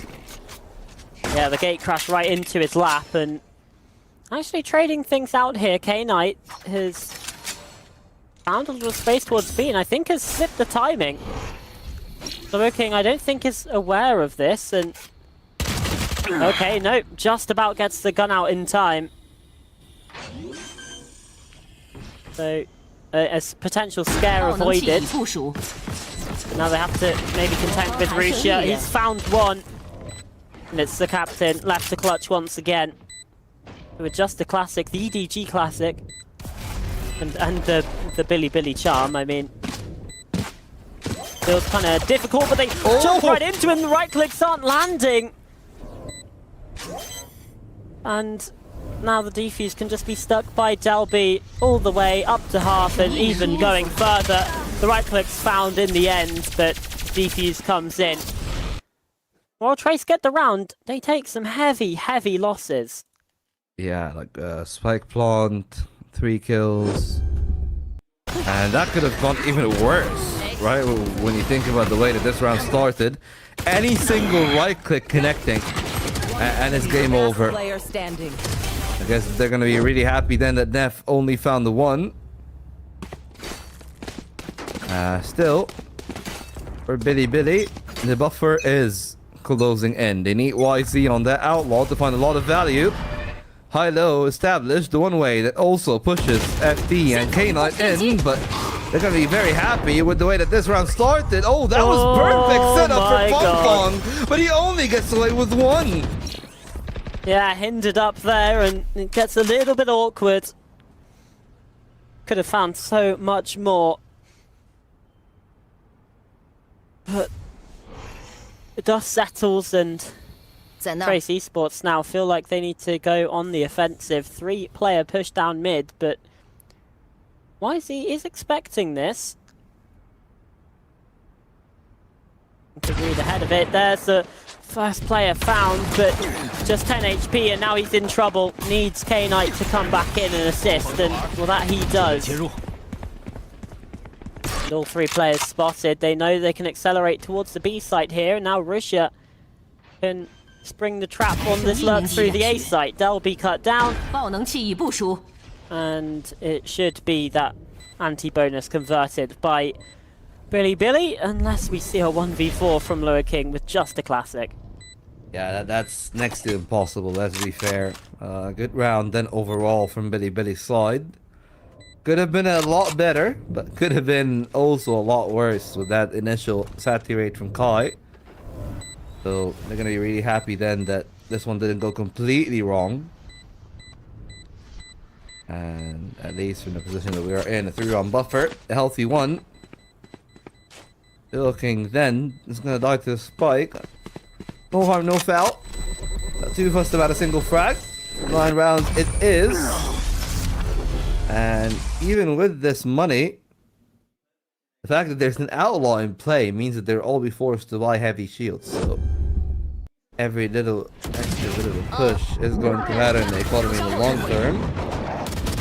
But it will matter a lot more if Billy is able to win that round. So this round feels like it carries significant implications. 5 rifles then on the offense, but ultimates are a bit closer on their side, whether you're talking about the Nightfall from the shadows or even the conversion pots.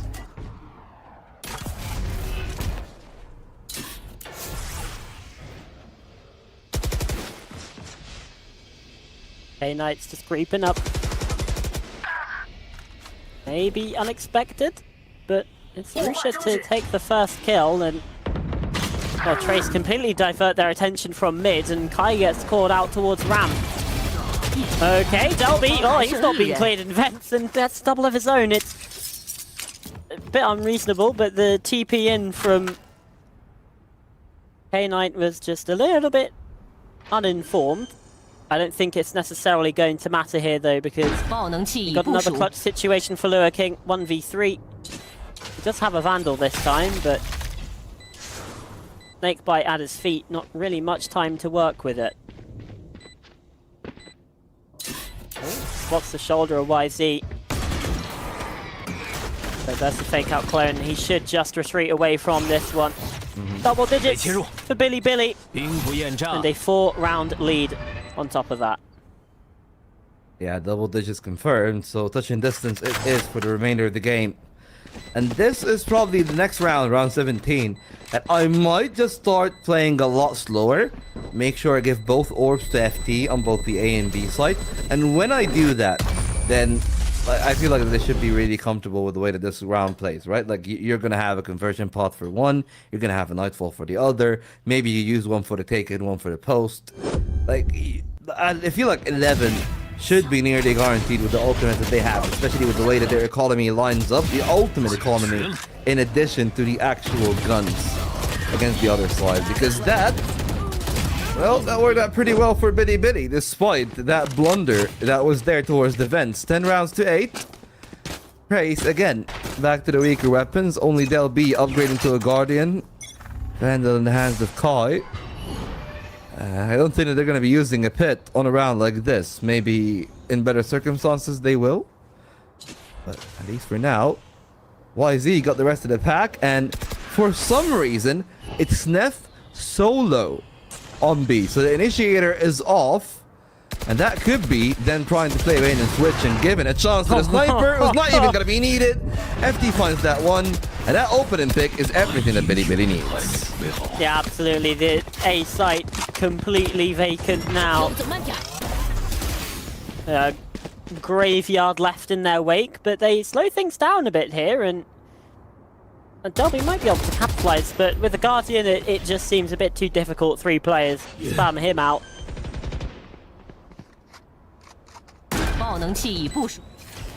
Just send Lure King into the blender. But, I mean, yeah, definitely Kai will save the Vandal here. I don't know if Lure King is going to attempt to save this Guardian or just go down to the Spike, but either way, it's a tricky situation. And Nef's Lurk has been caught out, so no worry about that from an economics perspective. Well, there's a perspective of time that I guess that Lure King did not put in the forefront, so he's gonna lose his life easily. K-Knight still surviving after all, so 1 Vandal is what remains of Trace. They got money for a buy across the people that did not get a purchase in the last round, so that Vandal is another gun that they're going to be able to get, so not going to be too fussed off about this. But yeah, just the fact that that little detail of Nef being in the other part of the map, and that actually alerting them that, hey, it's probably a fake because the Fade is actually on the opposite side, and if the Fade is on the opposite side, nobody really expects Billy to be setting up 4 players towards the A side. Yeah, this feels like Trace should have grabbed Sunset by the horns, because they've been very much struggling here.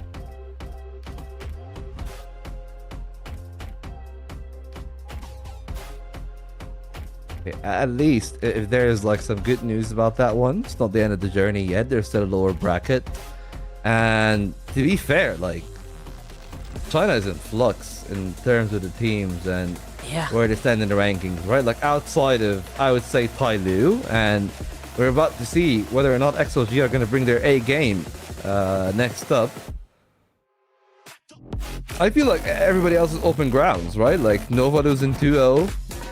Not the easiest of games against TEC, with TEC beating EEG earlier on in the play-ins. But well, maybe Billy's actually gonna have Trace here. They're gonna have them beat YZ. Again, open up a fair bit of space. Needs to look at Mill. Quick scope on point, and that might be the beginning of the end. Absolutely might be. Trace Esports' last bastion of hope quickly being crumbled. They'll be trying to get active towards ramp, and he too will meet a similar fate. Convergent pass towards the site. FT does get paranoid by his own teammate. Near sighted up, but I don't think it's going to matter too much. And the save already being called here by the side of Trace, but actually no, never mind. They go back in for this. I mean, money is a real concern, but I feel like they feel desperate right now. Maybe if Guy gets something, at least they force one ultimate out. That's why they're so slow in their approach, but slow enough to the point that it's easy for YZ to pick them off. A re-peek towards Evan would have been the death of Luo King, so at least he's able to cross by safely, but means that Kai is somewhat stuck in this screen's corner, and they know where he is. He's able to dash out. Oh, that's the operator gone, and they're not going to have a chance to pick it up. Neither will Kai get a chance to actually keep his life. All 5 gone? No. Luo King being the sole survivor of this Trace massacre for one final chance in the upper quarters. Yeah, again, it feels like that call to refight is just the wrong decision. They should just simply save in 3v5, but because I don't think it's worth taking all of those losses. I mean, Billy had money for days, and now Trace having to scrounge things together. A Spectre on side for Delby, playing in his own Viper's Pit towards top mid. And 3 players looking to contact Kai's operator here on B.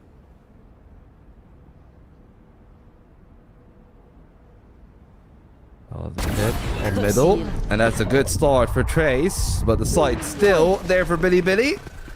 They find a trade as well, and Rusia finding a kill here would be everything. I don't think that he's seen LB, the pit up long enough for one to cross. Now they know where Rusia is. He's trying to bide for his time. The spike is down, and he's biding so much time that the stairs players haven't even started moving. Yeah, at the very least now they've spotted him towards sewer, so that means that they can get a move on. Nightfall in, but it doesn't necessarily clear back the site, and FT still finding kills himself. It's Neff on the sites to try and find the kills, but now they know Rusia's so far away.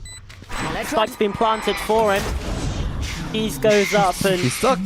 He doesn't hear them get on the spike. This might be the round ill done and dusted. Delby provides the overwatch and the cover. 5 more needed though for Trace to get to OT. That was such a close call. Of Lil King was just a tiny bit complacent. That would have been the round, gone the other way. If YZ found the opening duel, again, same case as well. They got the man advantage, and they give credit where it's due. Trace played pretty well with it. Accurate shooting from their side and the right anticipation of where Rusia is going to be playing from. Now the finances of Billy might be in trouble in rounds like 22.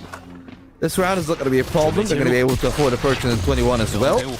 But if they lose 2, then 12 to 10 is very realistic. So for their point, they want to finish this right then and there.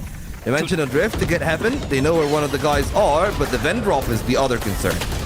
Yeah, Fiki shut down there. Big saturate hinders up that player, but again, there's a reply coming in. Delby lining up too.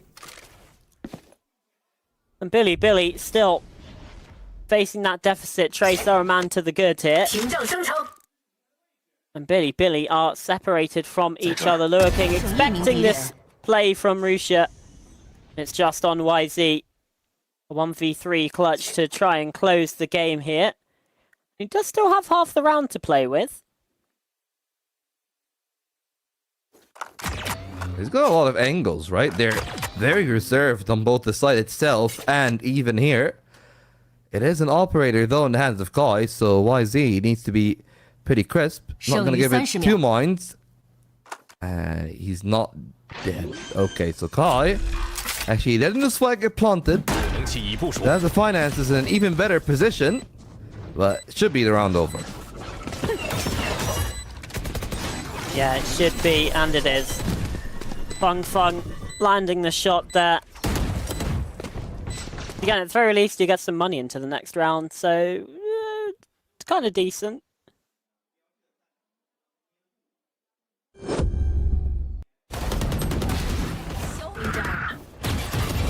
Pretty solid.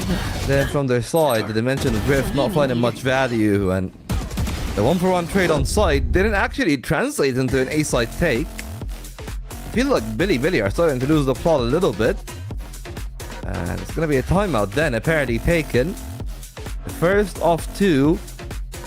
And they would want to finish this game before all 4 rounds are played. They don't want to get to OT, I'm mostly sure.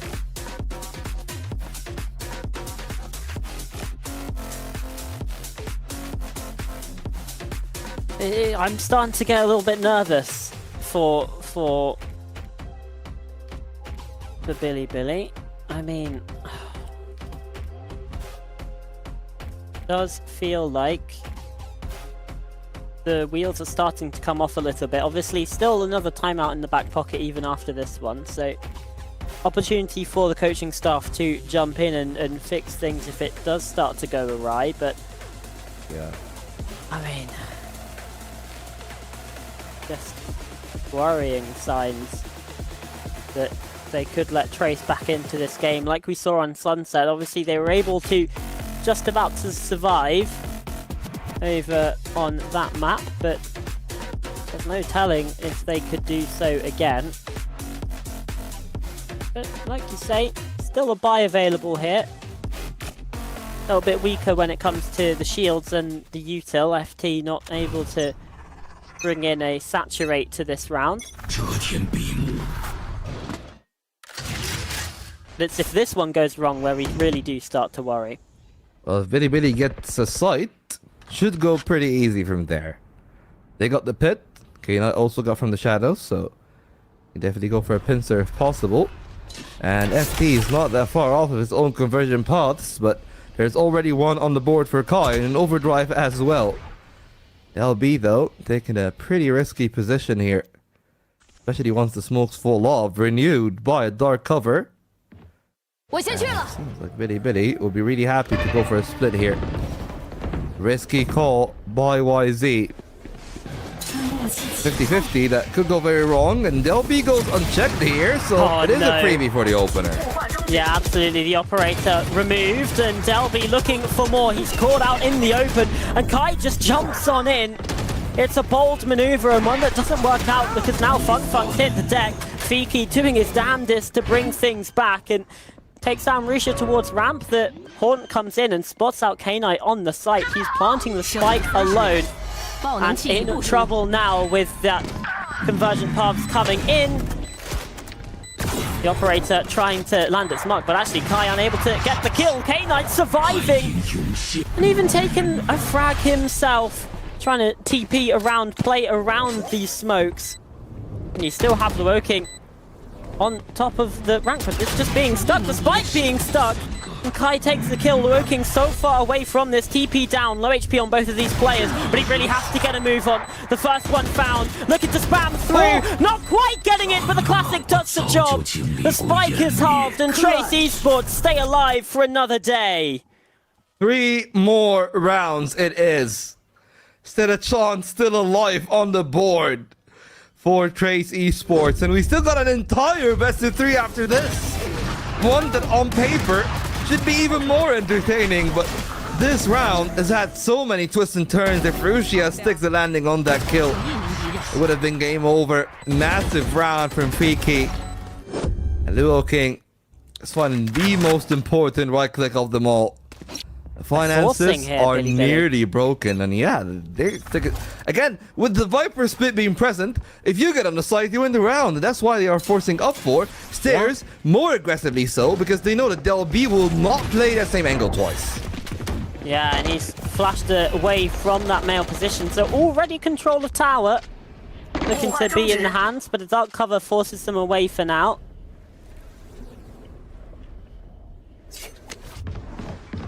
Trying to disrespect this though, and Delby down on plat, not being cleared. Lurking on rafters taken down as well. That could have been everything for Trace, but it's not quite the case for it. K-Knight taking out Fung Fung. It all seems to be lining up here for Billy to take the round. Kai looking to jump in, take down the Viper's pit. Viki, he's dropped down, he's found a kill, found a second, making those first 2 steps towards the retake, and now these players removed, spotted out. But in the end, it's Billy to claim the victory. 2 games to 1. They stay alive in the upper bracket, and it's Trace who gets sent downstairs. Yeah, look at how much it meant for Billy. Such a shaky start, and of course for a team with very high ambitions, they're definitely going to be breathing a sigh of relief right there. They're one of the teams alongside Tai Lu that I believe a top 4 placement guarantees them making it to champs anyways, but they just really want to prove their mettle again. With the field being as open as it is, XLG not looking the sharpest in the group stage, there's a real chance for a team like them or Tai Lu to make it all the way to probably the first championship for Tai Lu and XLG to run it back from stage 1 of 2025.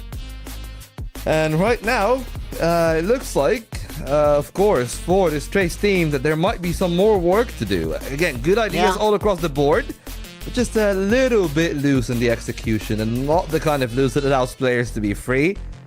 Kind of looseness that means there's pockets to be exploited by experienced players from the Billy side. Yeah, for sure. It's I love seeing the mascots as well celebrating with the team, congratulating Billy on a very hard fought victory here, but one that they can get on side of. I mean, yeah, just breathing a sigh of relief as well, perhaps, because that did get very close, particularly Sunset. And, you know, Trace, if they can start some of these maps a little bit better, then things would be going a lot better for them. But we want to hear from Billy, so we'll send it down to the interview with YZ and Moon on translation. 我们也是请到了王浩哲选手接受我们的采访。Hello， 你好。好，其实也是时隔半个多月没有比赛了嘛。那面对到可能在入围赛 against a team that has played a lot of games recently, what do you think were the challenges for you guys? He says in terms of advantages, we didn't have that many because they've been continuously winning since play-ins. So BLG like warmed up pretty slowly today compared to TE.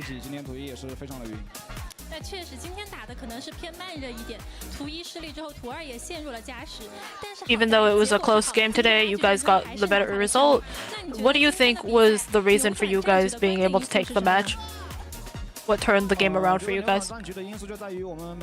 He says everyone was calm, even though they lost the first map, they didn't feel too down, they trusted themselves and the stuff they've practiced, and that's what got them to the win. On the Sunset, you guys switched your double duelist to Weleyoru. Was that like a thing that happened recently, or was it something you guys have prepared for a long time? He says it's not really something they've prepared, but they've tried a lot of different comps, and this is a comp that suits them. You said before that you would get it to playoffs without a single loss. Do you have another line for us now that you're going to a bigger stage? He says he doesn't really have a line or a goal. But he says he plays Yoru a lot now, so he says it's basically throughout the heavens and the earth, I'm the only one. 感谢王浩哲参加我们今天的赛后采访。 That's the end of the interview. They're gonna take a picture and it'll be time for the prize draw. 来共同记录。来看镜头，3、2、1。好的，谢谢。那今天在现场我们也设有福能掉落环节，请王浩哲为我们抽取出幸运观众吧。你可以说开始，然后3、2、1停。开始啊！停。 好的，再次恭喜以上获奖的幸运观众，也非常感谢大家来现场。 Well, this definitely then 那现在让我们把 was a moment of pure confidence that we have seen. Again, you know, like such a good game from YZ, dazzling performance for sure. And you know, you gotta love some more farming, right? Like, it's really fun to see that the Euro is definitely back in the fray. And he's made the best of it. And, you know, they're saying that they've played a lot of compositions. And I can believe that, right? Because you look at what they were trying to play on the Lotus. That is more what the people actually usually scrim, the traditional composition over there. But they just made so much out of the Yoru. And I think that they'll be really happy about that. Because that's a trump card that they can apply against other teams. But there's definitely still a lot more to work on. Because I think that other teams, better teams, teams that have got a much more rigorous system, will punish them a lot more than Trace. Against Trace, they were allowed to have some flaws. It's not going to be the case when you are going into the upper semis. Yeah, I mean, it's honestly a bit worrying for Billy that they keep letting Trace back into this, because, like you're saying, a better team like, you know, whoever they're going to face in the upper semi-final might take that all the way. You know, they might be able to actually capitalize off of that, and you know, this time it worked out for Billy, and yeah, we'll take a listen in.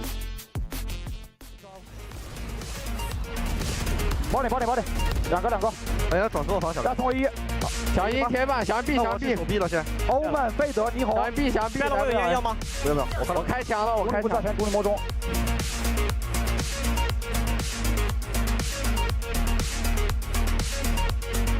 我墙下了。开的烟好吗，小盖？如果倒闭了。什么 ？CT 出来的，是我的补星。2楼，二楼，手方2楼，别急，转 B， 第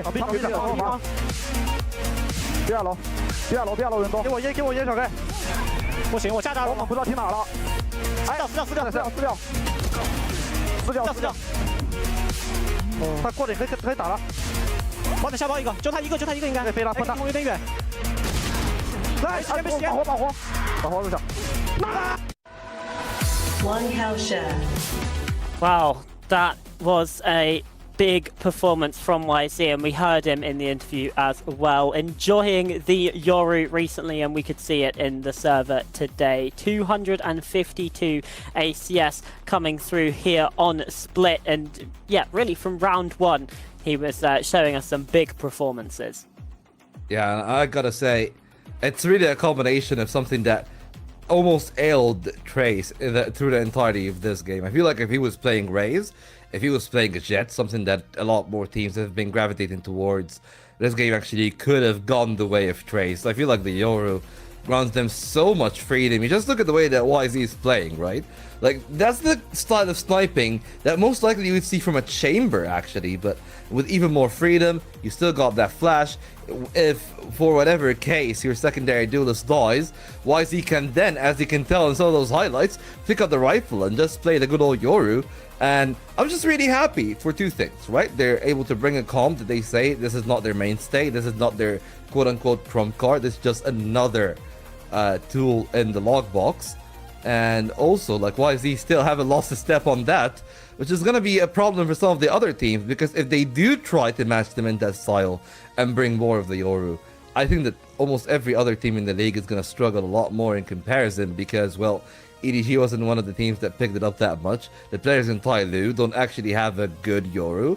The only other team that maybe could have a chance would be XLG, but we're going to see them and All Gamers up next anyways, so it's going to be a pretty intriguing one. And one of the most important statistics of that one is just the amount of easy first bloods that they're able to get. Not just of the snipers themselves being in action, but just how oppressive, even if it's a single blindside, how oppressive it is in the right place and the right time. Yeah, I mean,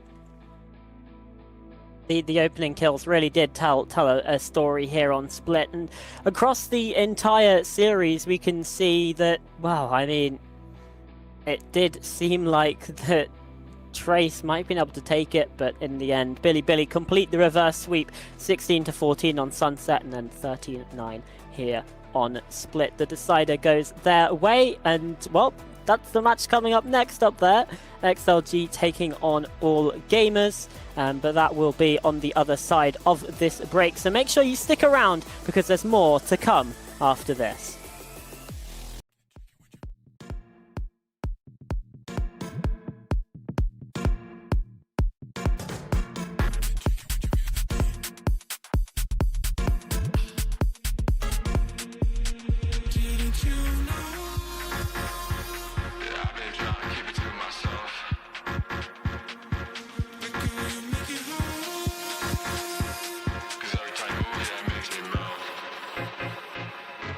If you catch my drift.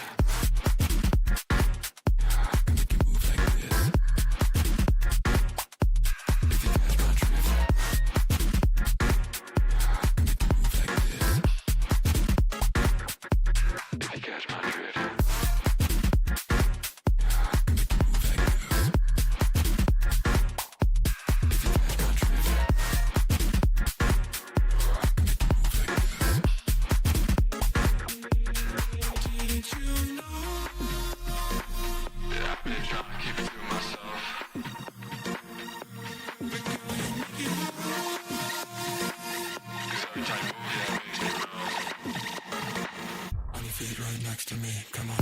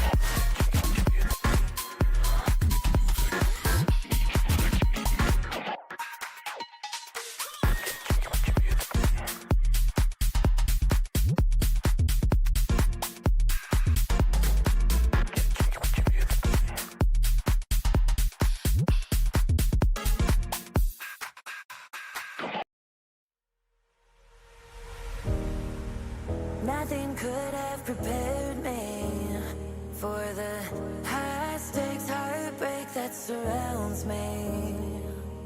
You want me, you won't let me go. So I burn so. I can feel you coming like a wildfire. I'm just a fuel, baby, you're the light. If I'm not careful, you'll burn right through my soul. Burning like a wildfire, light on my fire.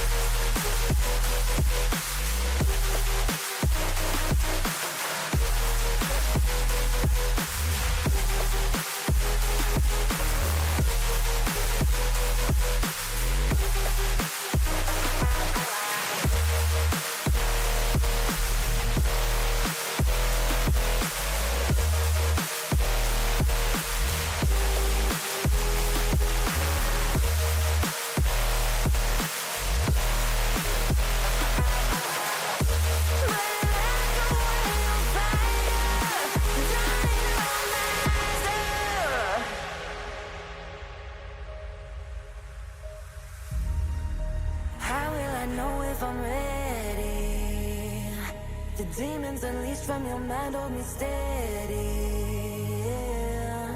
'Cause you want me, you won't let me go.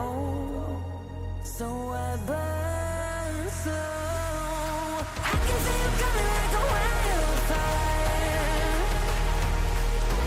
I'm just a fuel, baby, you're the lighter. If I'm not careful, you'll burn right through my soul. Burning like a wildfire. Careful, you'll burn right through my soul. Burning like a wildfire. Dynamite.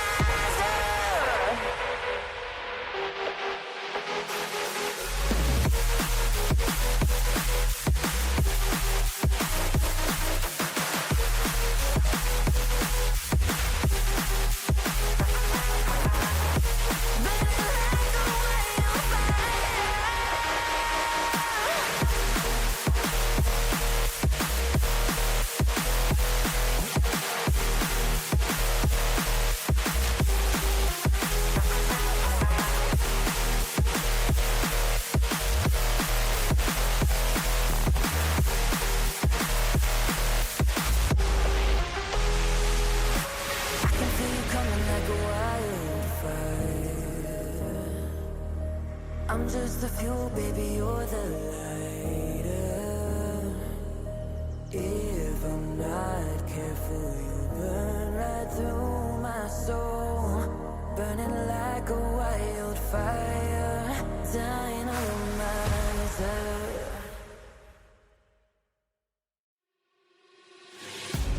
Can I be your star tonight? You fill my soul with light the day we met. I don't wanna leave your side. Have me by your side when the sun sets. Let's leave for an eternity. We'll sail across the lights beyond the sky. I'll be with you eternally. I'm an addict for your love, it keeps me high.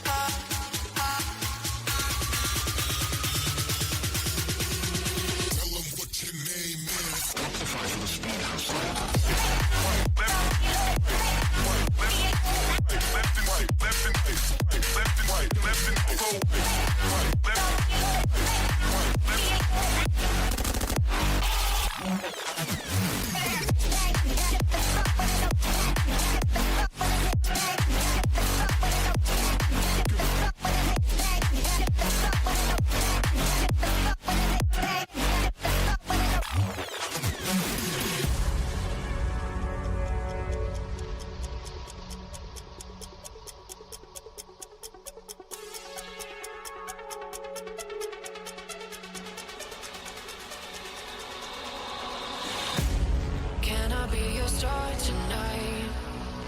You fill my soul with light the day we met. I don't wanna leave your side. Have me by your side when the sun sets. Let's leave for an eternity. We'll sail across the lights beyond the sky. I'll be with you eternally. I'm an addict for your love, it keeps me high.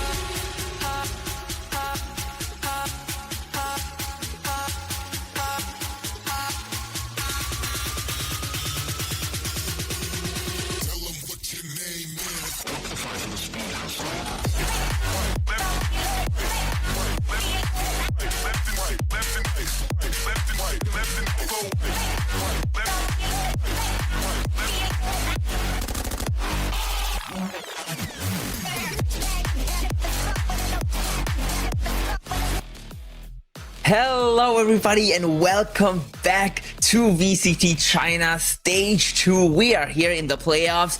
We just saw an incredible game and today now we've got XLG taking on All Gamers. I'm Kets, with me is Grammys. How are we feeling, Grammys? Ooh, I'm pretty excited for this one, considering the fact that it is going to be kind of a rematch. We've seen these two teams play in Stage 2 itself already, albeit it's been a couple of weeks since the group stage. I do think we will have a pretty interesting game on our hands here between these two teams, because I mean it is XLG, right? They did make quite a run in the last Masters event in Masters London itself. AG themselves, they have put on quite a bit of performances in international events before, but it's been a little bit more quiet for them this time around as well. Yeah, absolutely. I mean, AG had a terrible year last year, and then this year they've had such a resurgence in both kickoff and in Stage 1, so they really do want to keep that going. Of course, they stumbled a little bit, having to go through play-ins rather than going directly to playoffs, but they made light work of it. They're here, they're ready to take on a team that has been consistently one of the best teams in the region. I think most people would have XLG as a slight favorites here, but you know, especially given that they beat AG in the last 2 times they played against each other, especially in the group stage of this stage earlier this month. But AG have a lot to prove here. AG have an opportunity here to bounce back to the form that had them winning kickoff and going as the first seed to Master Santiago. Yeah, I mean, considering the fact that AG, they have had a little bit of more time to play, considering that they were playing the play-ins compared to XLG, who just directly qualified to the playoffs through placing high in the group stage. I think AG, they probably will kind of have a little bit of a less kind of warm-up time compared to XLG here. But I mean, XLG, like you mentioned, right, pretty much the top-tier team of this region itself. So I do think they will have the experience to be able to just get fired up pretty easily coming into this. And I mean, we can talk about the potential map veto a little bit as well, because I'm quite excited about what we have here, considering like what these two teams played last time. Yeah, I mean, I'm sure you're very excited for the summit pick that we're probably gonna get as well. We see a little bit of the roster that we're gonna get today. We see No Man coming back in. Sharks still the 6th man. We saw him play against Trace, I believe, but this time not really being pulled into the active rotation against AG. This team, I mean, before we talk about maps for a second, both of these teams, can we just talk about this team going away from the Sentinels? There is no dedicated Sentinel player on XLG anymore. This is a team that used to run 3 Sentinels on Lotus, and they haven't run Deadlock even one time this stage. And on the other side, we've got AG, who played every single player on this team plays Duelist except for Shrimp. Yeah, I mean, AG, I respect them quite a bit, especially Kira, right? Considering Kira's the IGL and he plays Duelist, I think it's super hard to be able to IGL well on a role like Duelist, but he makes it work, right? He's able to kind of lead his team, especially when he's back in Master Santiago itself, lead his team to quite a number of wins there as well, and it was a pretty good performance overall. I do think they kind of fell short in the Stage 2 of VTCN so far, so I mean, they are be pretty hungry to prove themselves here to try and get themselves a spot into qualifying for champs. Yeah, I mean, it really does betray their game plan here a bit. AG have always been a very aggressive, chaotic team, and every single player playing Duelist, I mean, adds to that perfectly. And you've got here the attacking and defensive win rates, where both teams seem to be significantly better on defense. They're not great on attack. I mean, considering that XLG are they like to run like what triple Senti in the past, I'm not too surprised at this that the fact that they have a higher win rate on the defense itself. But I mean, it is pretty interesting, right? Considering that a couple of the maps that these two teams like to play, like Lotus, Haven, things like that, are pretty attacker-sided. The fact that they do have a better win rate on the defense is quite interesting to me, because typically you would think on three-sided maps, teams would be better at being able to kind of go for those defaults around the map to kind of draw rotations here or there to make sure that the attack executes are really well done. But I feel like for both these teams, it is they do rely, I mean for AG especially, they do rely on that chaos to be able to force their way entry onto the site. For XLG, I feel like it's a bit more structured, but they do have times where they just rely on their raw firepower, especially when you have players like Ragar, players like Noman, and even Happy Way who's able to go for multi-kills, especially on like a lurk roll or the anger roll. Yeah, I mean, it really is crazy. I've never seen a team where 4 out of the 5 players, their second most played agent is a duelist. I mean, you've got your Smokes player who plays Omen and Phoenix, or Omen and Raze, or Cypher and Neon. I mean, it's very, very weird, but historically it's worked for them. This aggression took them all the way to Master Santiago again as the first seed. So that's the kind of success that they're looking to emulate again, to reach again here now in the playoffs starting off against XLG. Let's come back to the maps. You brought this up earlier. I think we're going to get Summit, but what do you think? I would love to see a Summit. I mean, I don't think a lot of these teams necessarily have the experience on Summit so far. I do think like Tier 1 is still trying to figure out what exactly is meta to be able to play on a map like Summit, right? You have things like the Viper camp and the non-Viper camp where teams will rely on like the double controller comp, and you have even things like different kind of Sentinels coming into play. You have things like a Cypher. I think these two teams, they will favor that chamber a little bit more, but there will be no Summit again for me, unfortunately. Instead, there is going to be your favorite map of Lotus. Yeah, I mean, that is surprising. I decided not to put the Lotus up behind me today because I really did not think we would get Lotus. XLG love playing Lotus, and AG historically, at least on this stage, have really enjoyed banning it.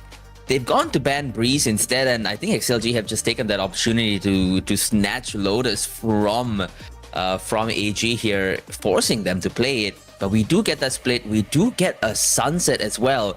That's surprising as well. Yeah, I do think that Sunset being open for XLG is really interesting, considering that it's been their perma-ban since I think the start of Stage 2 itself.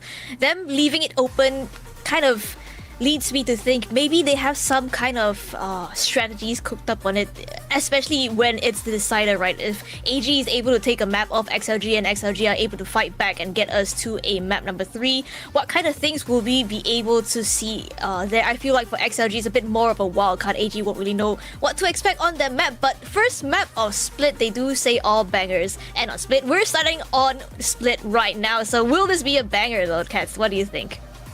I mean, if we don't get OT, I'd be surprised. Now, Split, when we do start on Split, it does tend to be a bit one-sided, usually. All bangers end on Split, but bangers don't necessarily start on Split.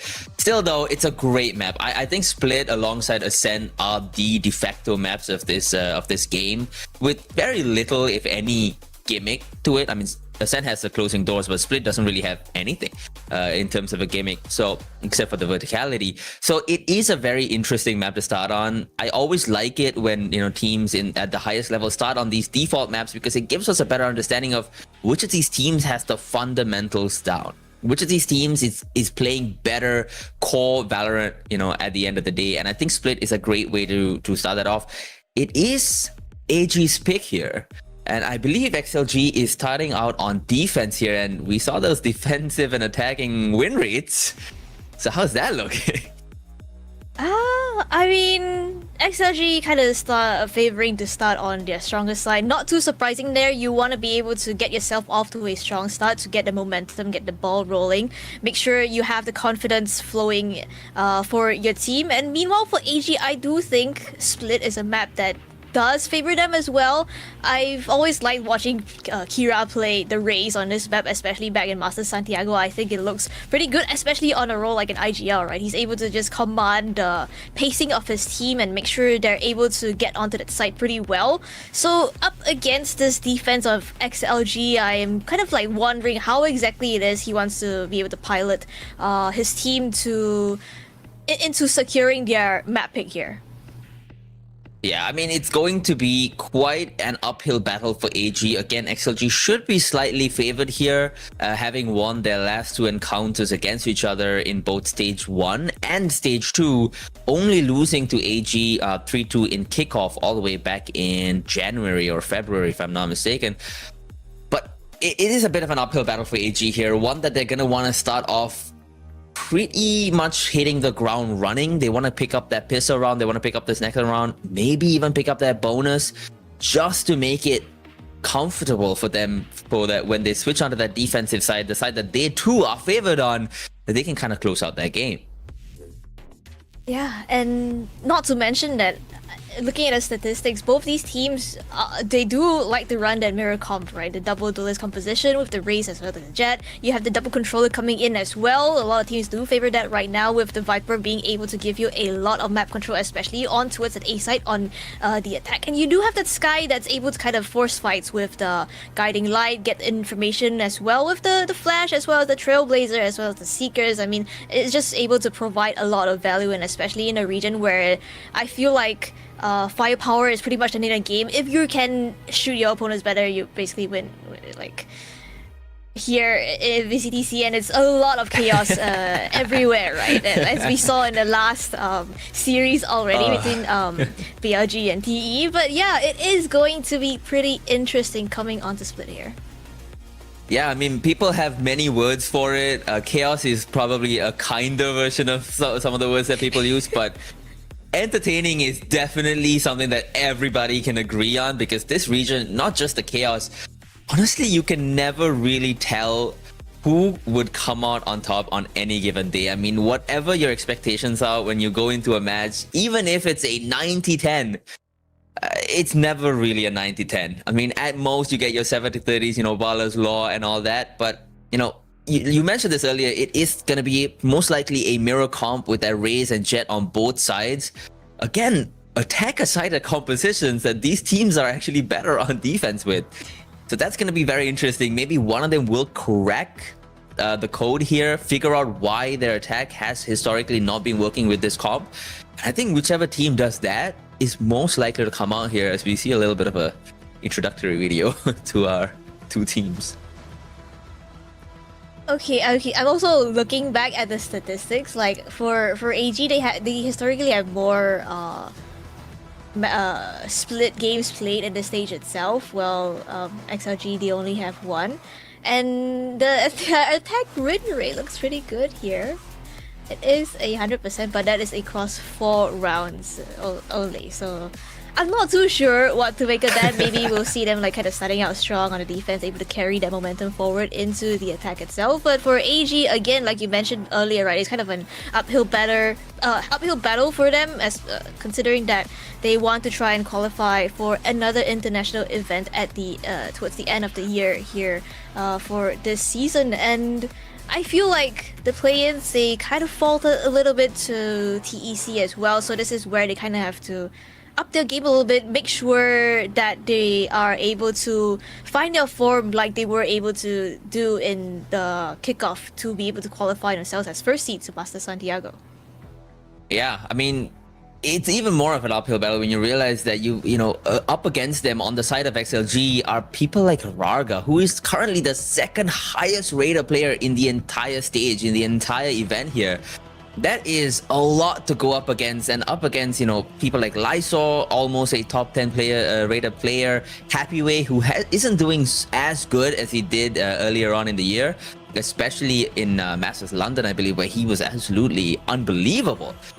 He has, you know, regressed a little bit in that sense, but, you know, once he regains that peak, that's another pillar that you're gonna have to get past as AG. But on this side, though, they're no slouches either. You've got Fangier, who is an incredible duelist, the counterpart to Raga even. I think that's a big battle there, Raga versus Fangier. Yeah. I mean, that's always a big battle. Yeah, I mean, the duelists going up against each other, right? You have Fangier up against Raga. Both of them kind of playing more of those sharpshooter kind of roles. I mean, in the last series that they played, they both were playing roles like the chamber or the duelist, where they're just heavily relying on their aim to be able to find those initial picks, make sure that they give their team that numbers advantage starting off into each and every round. And I think they definitely play a pretty similar role coming into this. I do think in terms of the duelists, like head-to-head, we do kind of want to look at Noman as well as Bai as well, because they do kind of also play those entry kind of roles where you have both of them kind of going on to things like the Waylay, the Jet, and all those agents where you're able to get onto the site quickly, make sure you're able to get that space for your team, and be able to stay alive on that site as well. So both these teams, I do think they tend to favor the double duelists a little bit more, and I would definitely love to see how exactly this double duelist head-to-head is going to go out here. I mean, if AG don't favor double duelists, I don't know what's going on in the world, because again, I keep bringing this up because it's the most bizarre thing to me. 4 of the players on AG play duelist. I mean, you could play quadruple duelist at this point.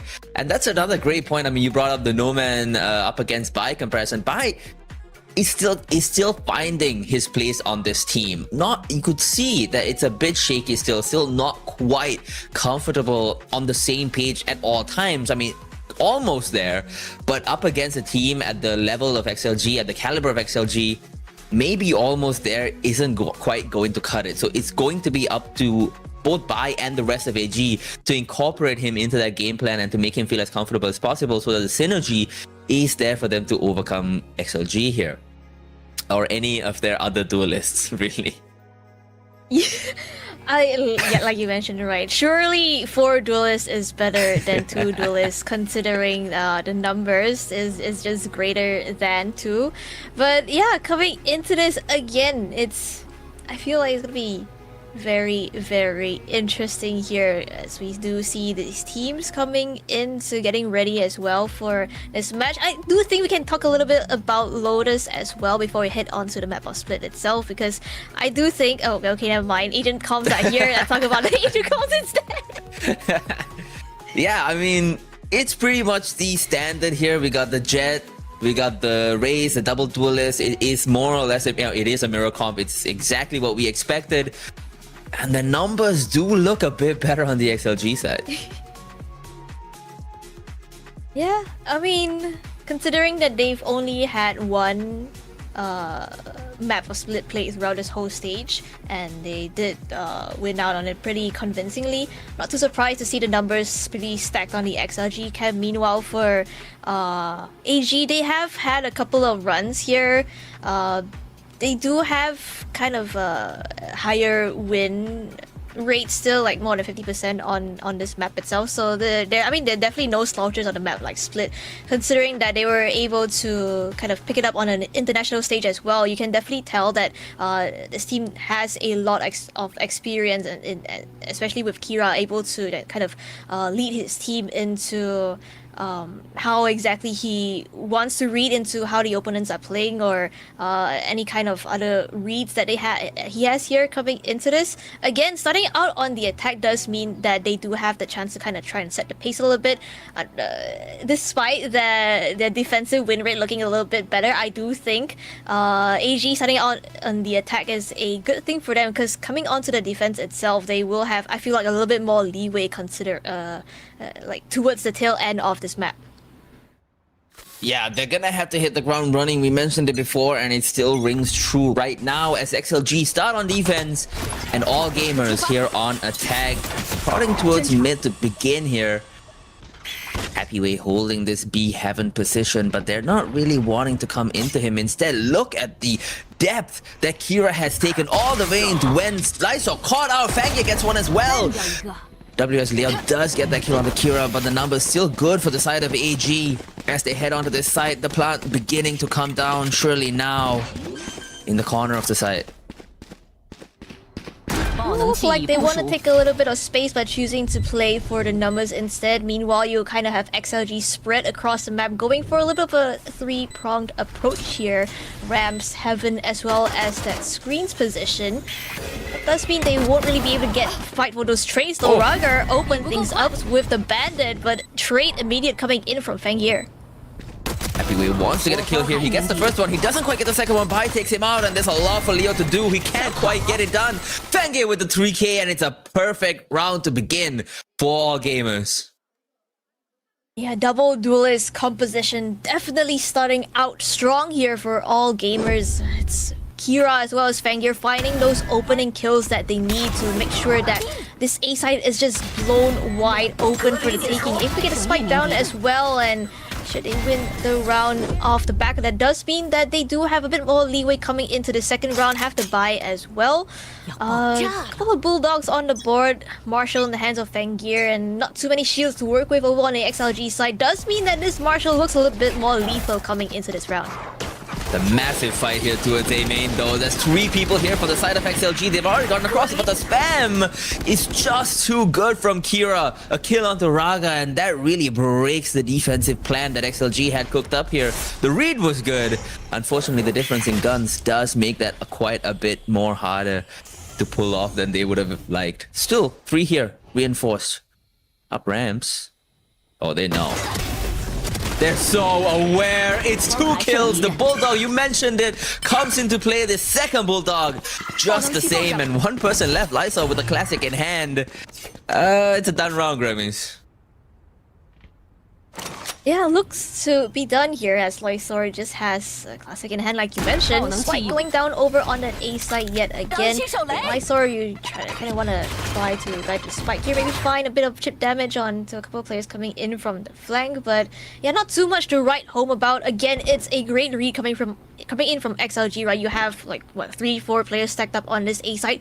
Unfortunately for them, it's just AG being aware of perhaps XLG's tendency to want to go for the fights on eco rounds like this, where maybe you're able to get a couple of guns on the ground from AG and win the round off the back of that. But that would not be happening this time around, as AG will take the second round in a flawless fashion. I mean, now it is the bonus coming up next. An opportunity for XLG to bring themselves back in, having lost the early pistol round here.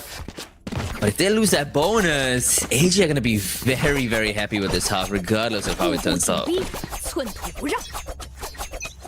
I feel like any kind of damage here that AG can find is great, right? Considering this is, again, the buy round coming in from XLG. Any gun that they can take off the hands of XLG just means that they have to reinvest into the next, as Kira and Fangir again opening things up for the team. Raga has to hold it down on its side, finds the one, tries to play around the smoke, finds the second to boot, but he will get done in by Bai. And the spike will go down on that A side.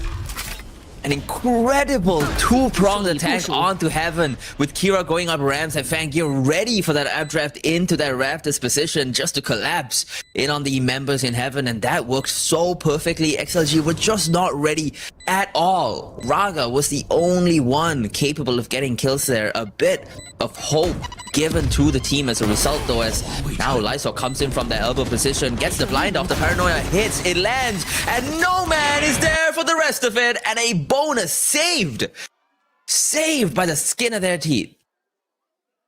Yeah, I mean, numbers advantage in the favor of AG, but still XLG are able to dig themselves out of this grave and convert their buy round here. I mean, losing out on 2 players right off the bat, definitely not a good look. Raga kind of trying to bring things back. Great 2K on that side itself, trying to play around a smoke.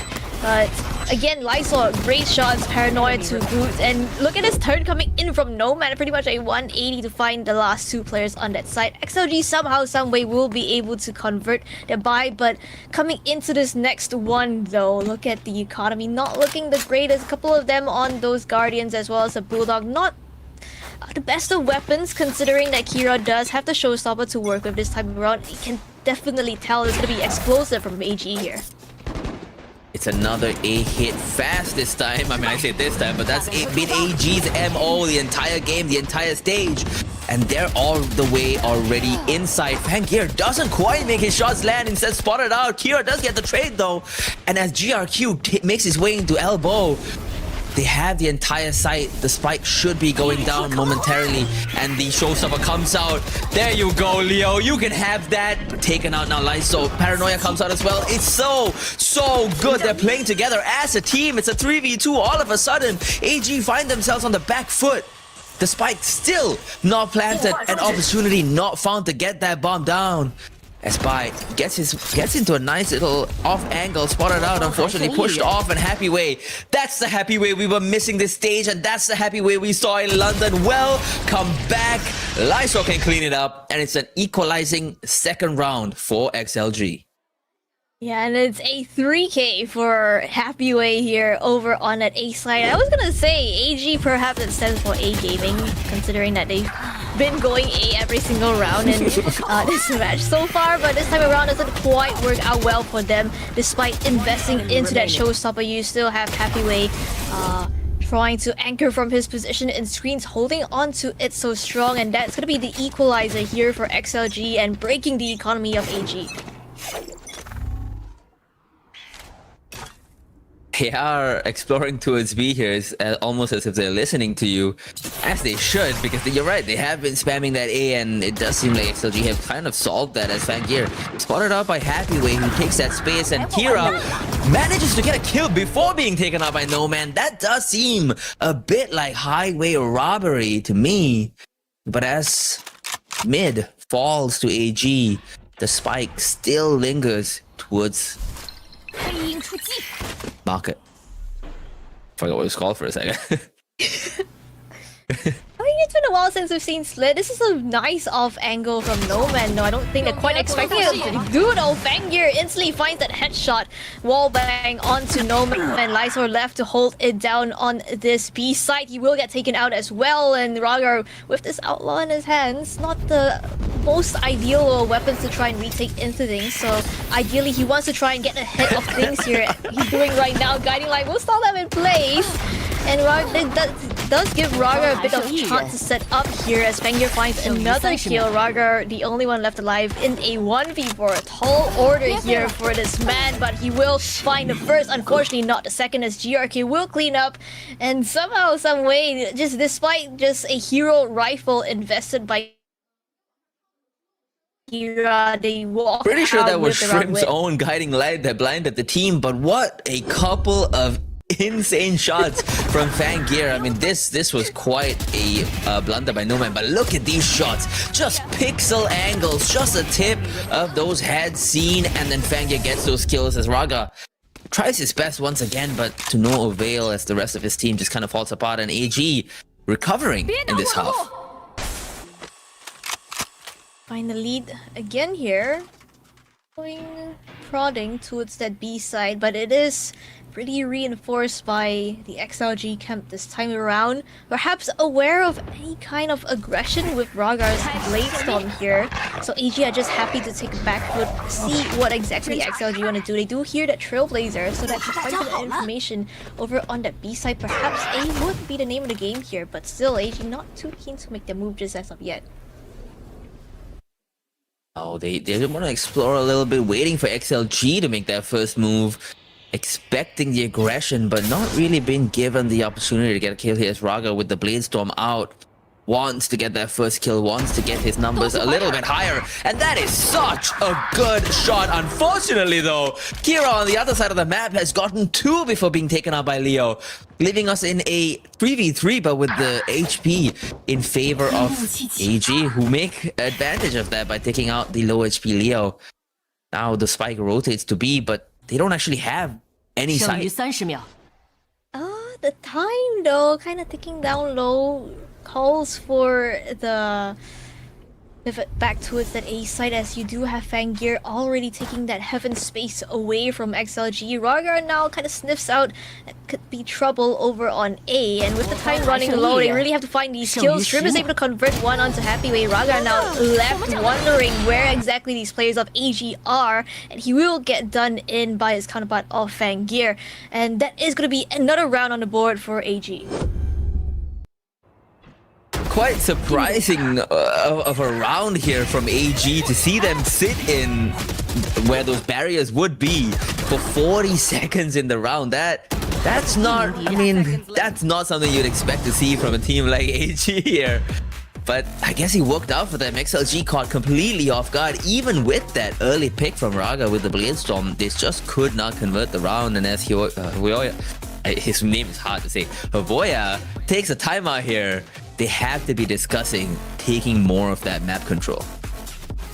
Yeah, I do like this timeout call coming in from XLG. Does give them a bit of a chance to kind of reset the mental a little bit, maybe getting a little bit to NC trying to find the information that they were lacking.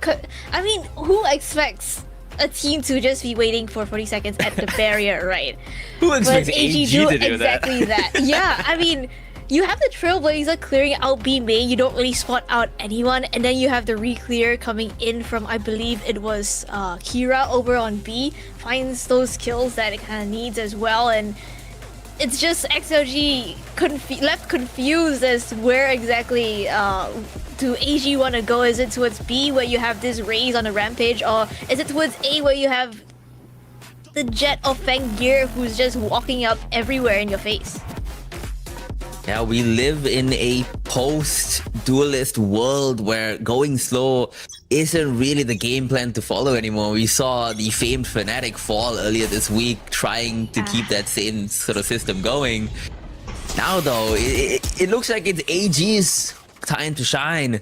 Teams that are aggressive, hopefully, they can carry that through the remainder of the half, and they're waiting again. That's just as I said that. Yeah, I mean, XLG, they're not afraid to go for aggressive picks on eco rounds like this, like you saw in that second round that they had.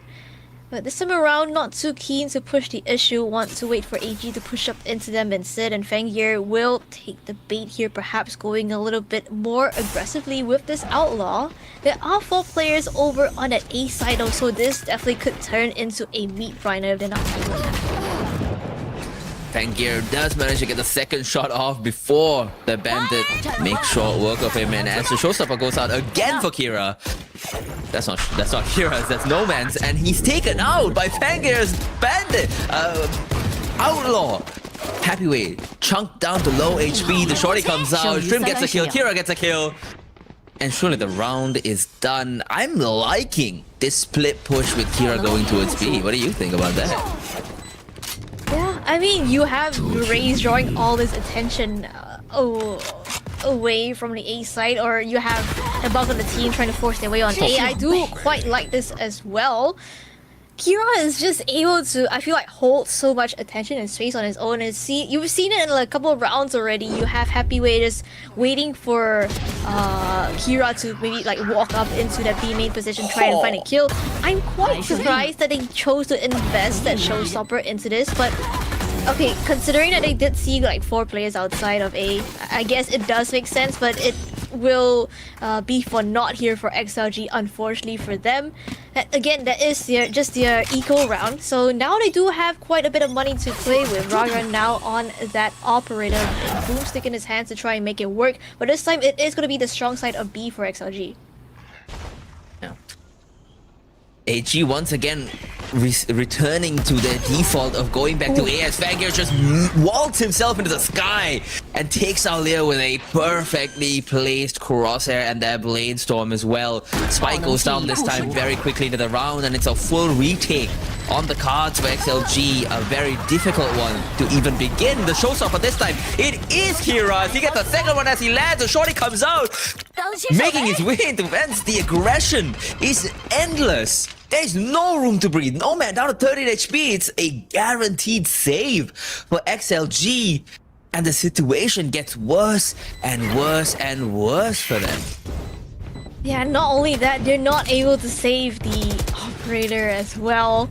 That's quite a heavy investment down in the dumps, and you can see AG now brimming with confidence, going hunting for these players of CLI Gaming, as Lysor will take the head off by, so that is a consolation prize in their favor. Still though, trying to go for these kills. Let's give them the chance to kind of build up towards that second showstopper, but AG definitely look great in this attacking half. Again, we were talking about how the defense looked better in terms of win rate for both these teams, but it seems like AG are just on fire right now, just firing on all cylinders, especially this double duelist here from Kira as well as Fangyear.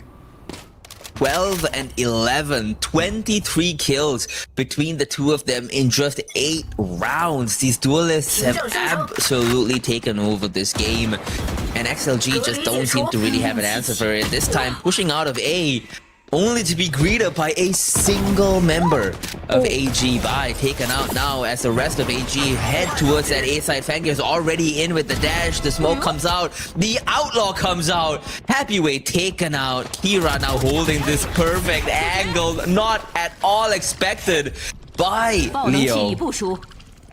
And as Nomad wants to go out the other side.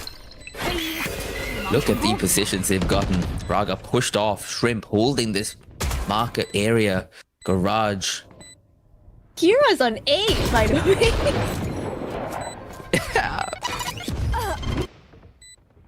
The Outlaw still alive, and Shrimp is just ready for this fight. Raga does not expect that angle. And as the Outlaw shots go wide, GRQ is there to clean up. And Kira, you said 8, make it 9. Yeah, I mean, what is going on? I have no idea what's going on right now. They do find an opening pick right for XLG. That does mean that it's just going to be AG who step on the gas pedal onto that B side, takes out the side anger of Happyway, not expecting Kira's position at all, and here's invested into that again. Really finding the value that they need, and it's just all the players of AG collapsing onto XLG. They will find themselves the lead in the half, up to 7 now, and seems like it's gonna be a B hit this time around. A bit of a change of pace perhaps as you have HLs coming in. What a bit of util invested into this fight though, but Shrimp will get the better of Nomad. That's quite a bit of firepower gone in the back pockets of XLG.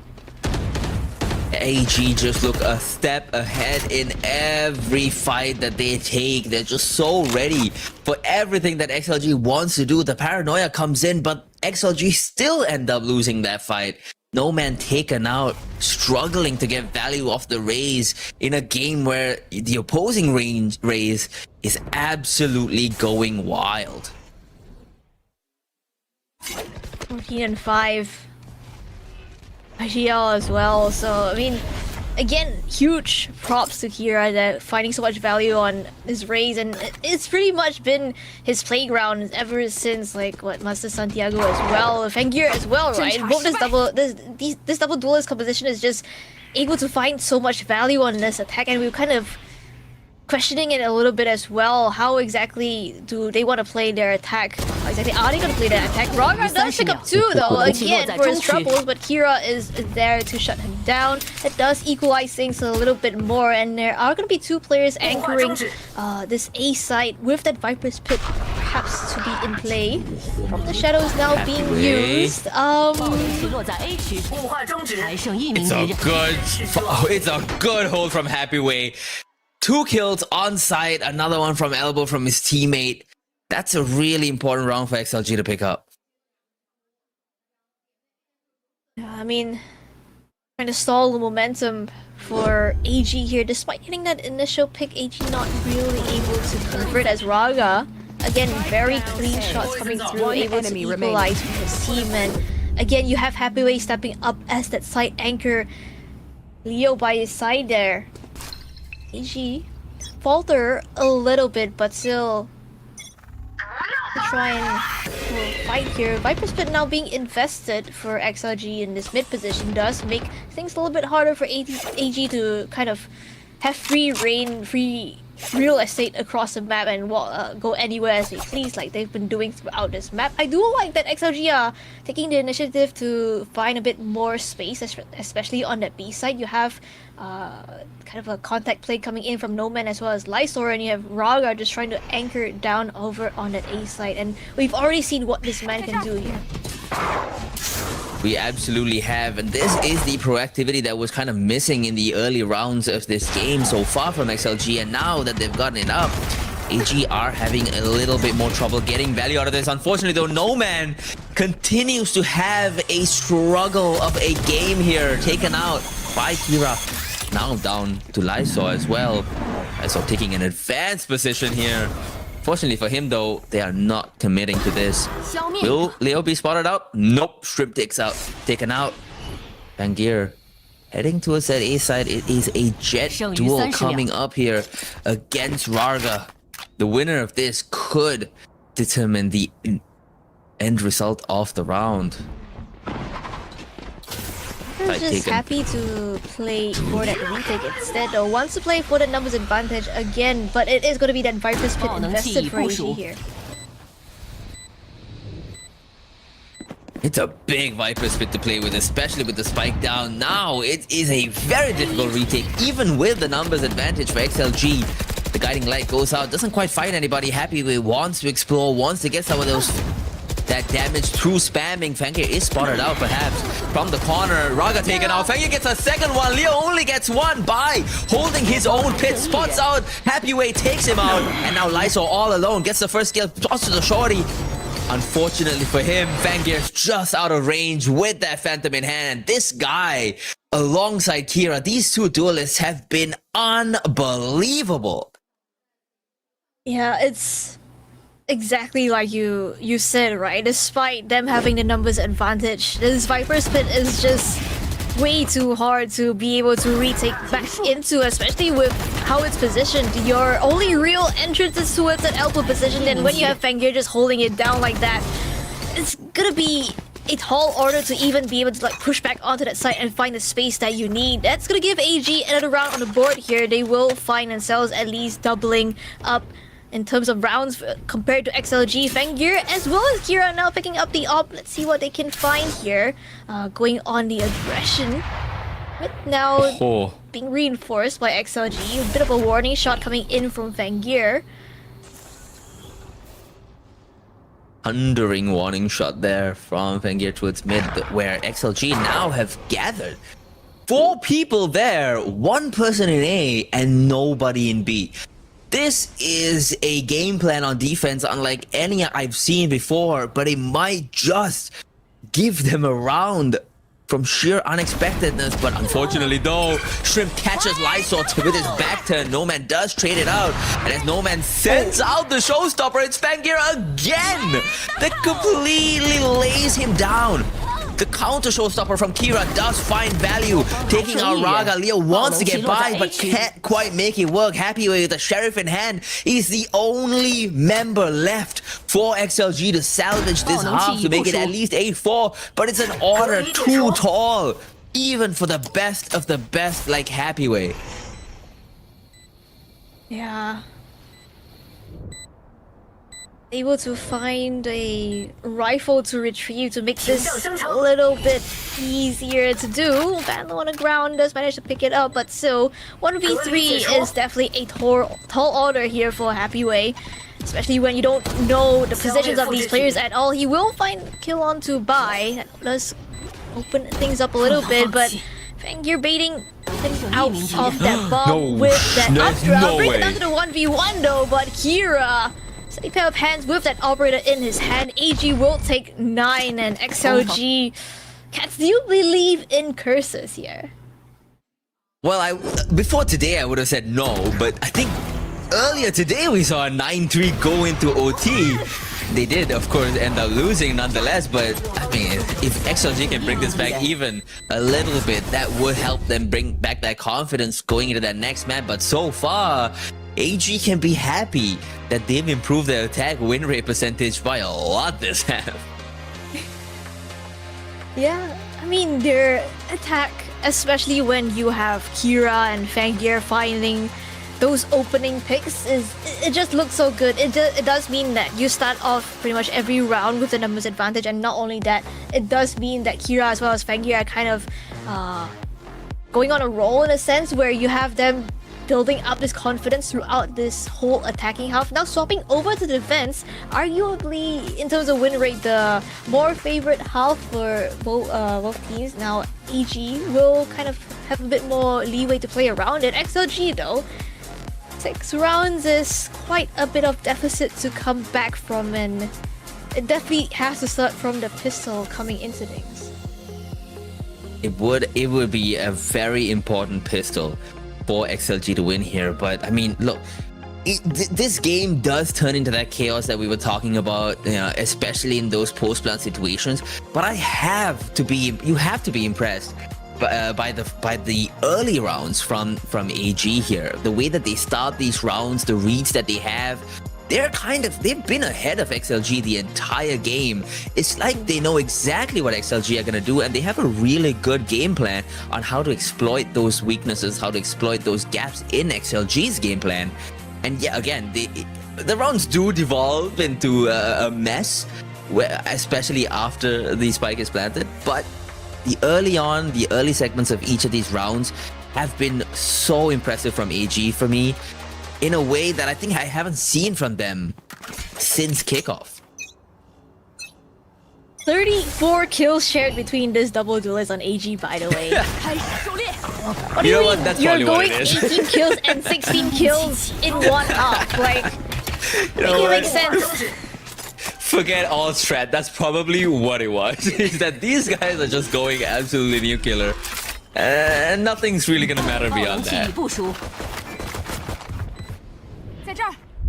We managed to get the spike down for XLG. 5v5 in the retake in this pistol itself. Positions for XLG, not too bad as well. You have a couple of contact plays set up, especially from Raga here, but he's gonna get blocked off though. In fact, 3 players gonna get smoked off with this Viper's off as buy. Will open things up.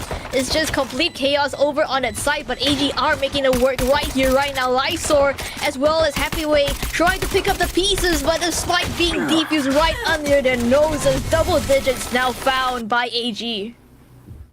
XLG just look uninspired. They look like they don't quite have a concrete game plan that they want to follow.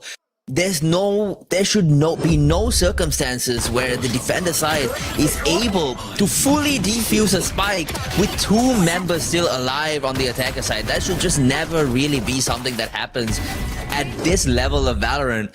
And yet, unfortunately, that's what we're seeing here, and that is a concerning look for XLG here. Pistols being won out by AG, and gonna be by trying to get that spam. Quite a bit of chip damage onto a couple of players of XLG. They again force their way onto that site. Pushing the issue now, perhaps for No Man. That found too much success so far. Will he be able to find it this time around? No is gonna be the answer to that, as Bai goes for a double up here. Kira good for 1, the second to boot, and it's just again flawlessly done by AG to find themselves at their own buy. I think it is an inevitability at this point that we are going to map 2 with AG having the upper hand, the map win advantage.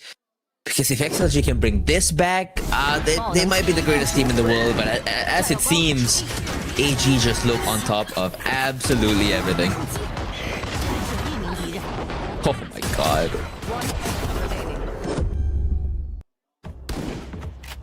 Yeah, I mean, KG are just... You have the double duelists like putting in the hard work right there. It's almost 40 kills shared between both of them, and flawless round does mean that AG, they will have quite a bit to play with coming into this bonus itself.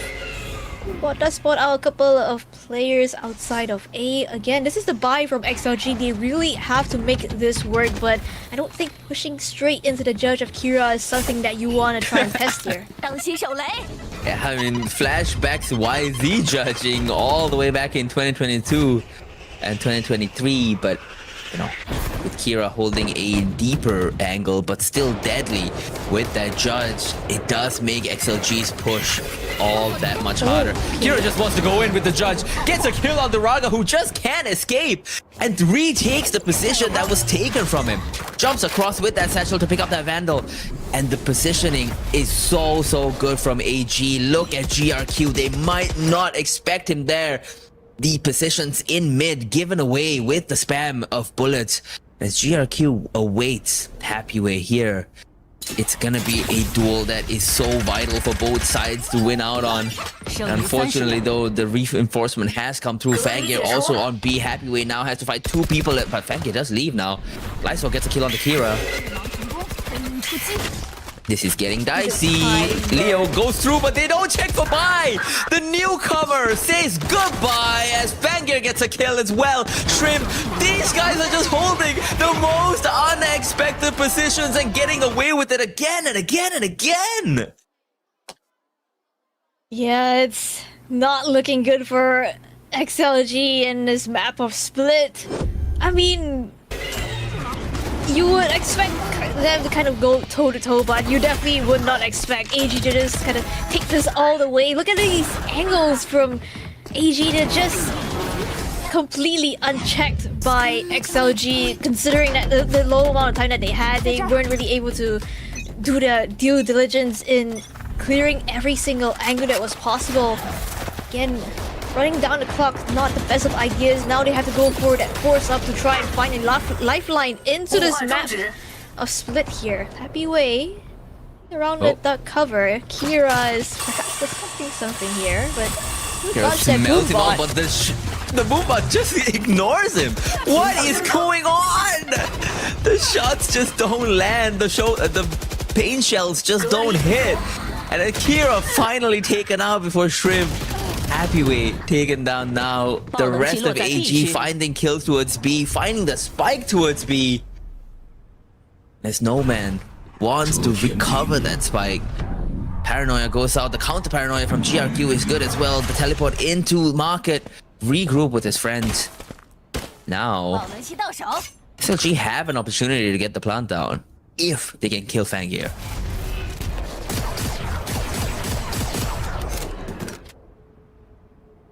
Managed to get across unscathed, fortunately, but still, it's gonna be the numbers advantage in the favor of AG. Trailblazer comes through to find a bit more information. Spike not planted just as of yet. Down it goes. Lysor has to watch for this.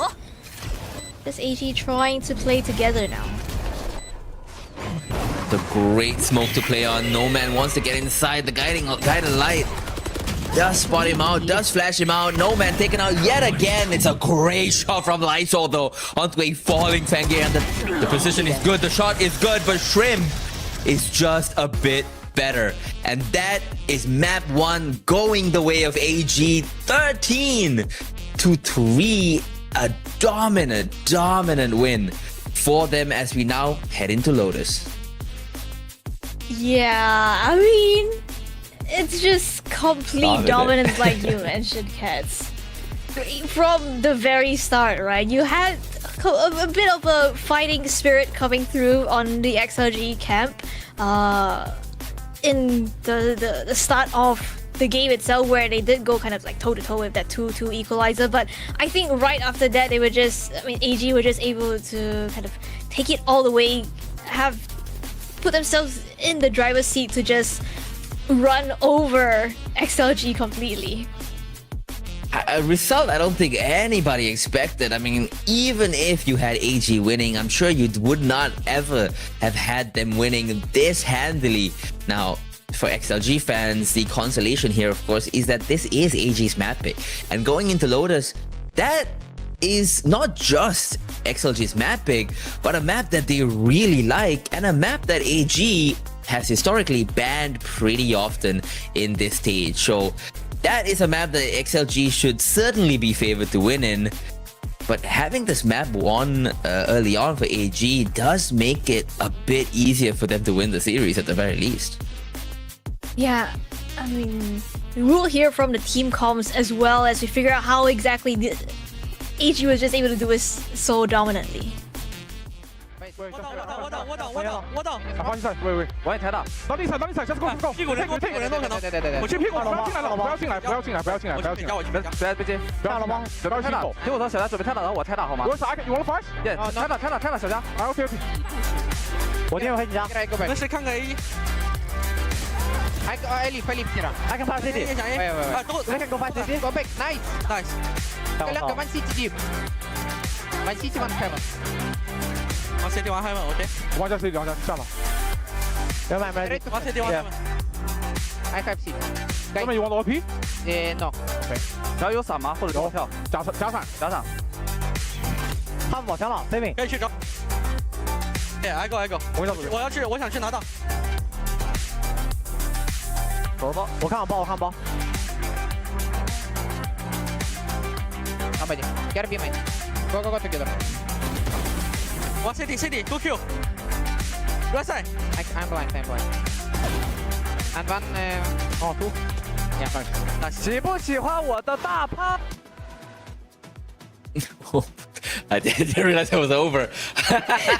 Well, I mean, you could see just how in sync they were there. 387 ACS for Kira, 2.6 KDA, and 226 damage every single round of that game. This guy, alongside Fenrir, of course, but this guy in particular, unreal. I can't. That's the whole hexagon. Yeah, yeah, he just completely filled it out. I mean, what were? It's just complete dominance from Kira on this map, right? This is pretty much his main.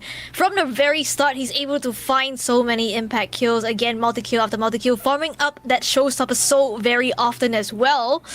And it's just a great showing overall for AG here coming into this series up against XLG. Again, we did talk about maybe how XLG might need a little bit more time to warm up a bit, considering that they didn't play for the play-ins and got a direct pass into the playoffs itself. So this could be kind of hints towards that as well. So we will see. We have to see if they are able to recover on the second map of Lotus, which again, like you mentioned, right, it is going to be their own map pick. They are going to be on home turf, and it's a map that they've liked playing in for a very long time now. And again, looking at the stats here, Fang, you're not far behind Kira.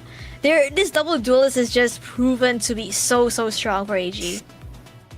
Yeah, absolutely. The only concern that you can have about going into Lotus is that XLG, they're a different team now than the team that we saw on Lotus before. They're not running that triple sentinel anymore. They're not running that duelist deadlock anymore. They're running a much more muted, much more meta sort of composition, and it's had middling success for them. They've liked picking it, they've liked testing it out, but they're not that strong on it as they were with that triple sentinel comp. They're not as dominant on it. So that is a point of contention for AG to latch on to, having won this map, having that confidence, winning it 13-3. That's not like just winning. That's not a close game. That's not even a good game. That's dominant. That's really dominant. And then going into map 2 with that much confidence, going into Lotus, they have a really good chance to make this a 2-0. Yeah, I mean, AG definitely flowing with confidence right now. I do want to also bring up your point about how XLG, their Lotus isn't the one that they've played with the triple sentinel, right? I mean, it does seem like they've been trying to find their footing as well on this map. Even though they've looked pretty good on it with that triple sentinel on the pass, it doesn't seem to be the case with that double duelist that they're trying to run. In this stage itself, you can see them try out different iterations of that double duelist comp over the course of the stage so far, to, again, like you mentioned, varying successes. And it kind of begs the question, like, how exactly is XLG going to look in this second map of Lotus? Again, it's their own map pick. They definitely have some kind of game plan coming into this, but I'm not too sure after AG's dominant performance on Split, will they still hold that same kind of confidence coming into this? Because, I mean, it was mentioned in Masters London that Raga kind of struggles a little bit with that confidence, especially on an international stage. I wonder if a similar story will be the same here for this XLG team in this series on the map of Lotus. Yeah, well, we'll have to find out when we come back from a quick short break and we return with map 2 in the region that nobody can predict.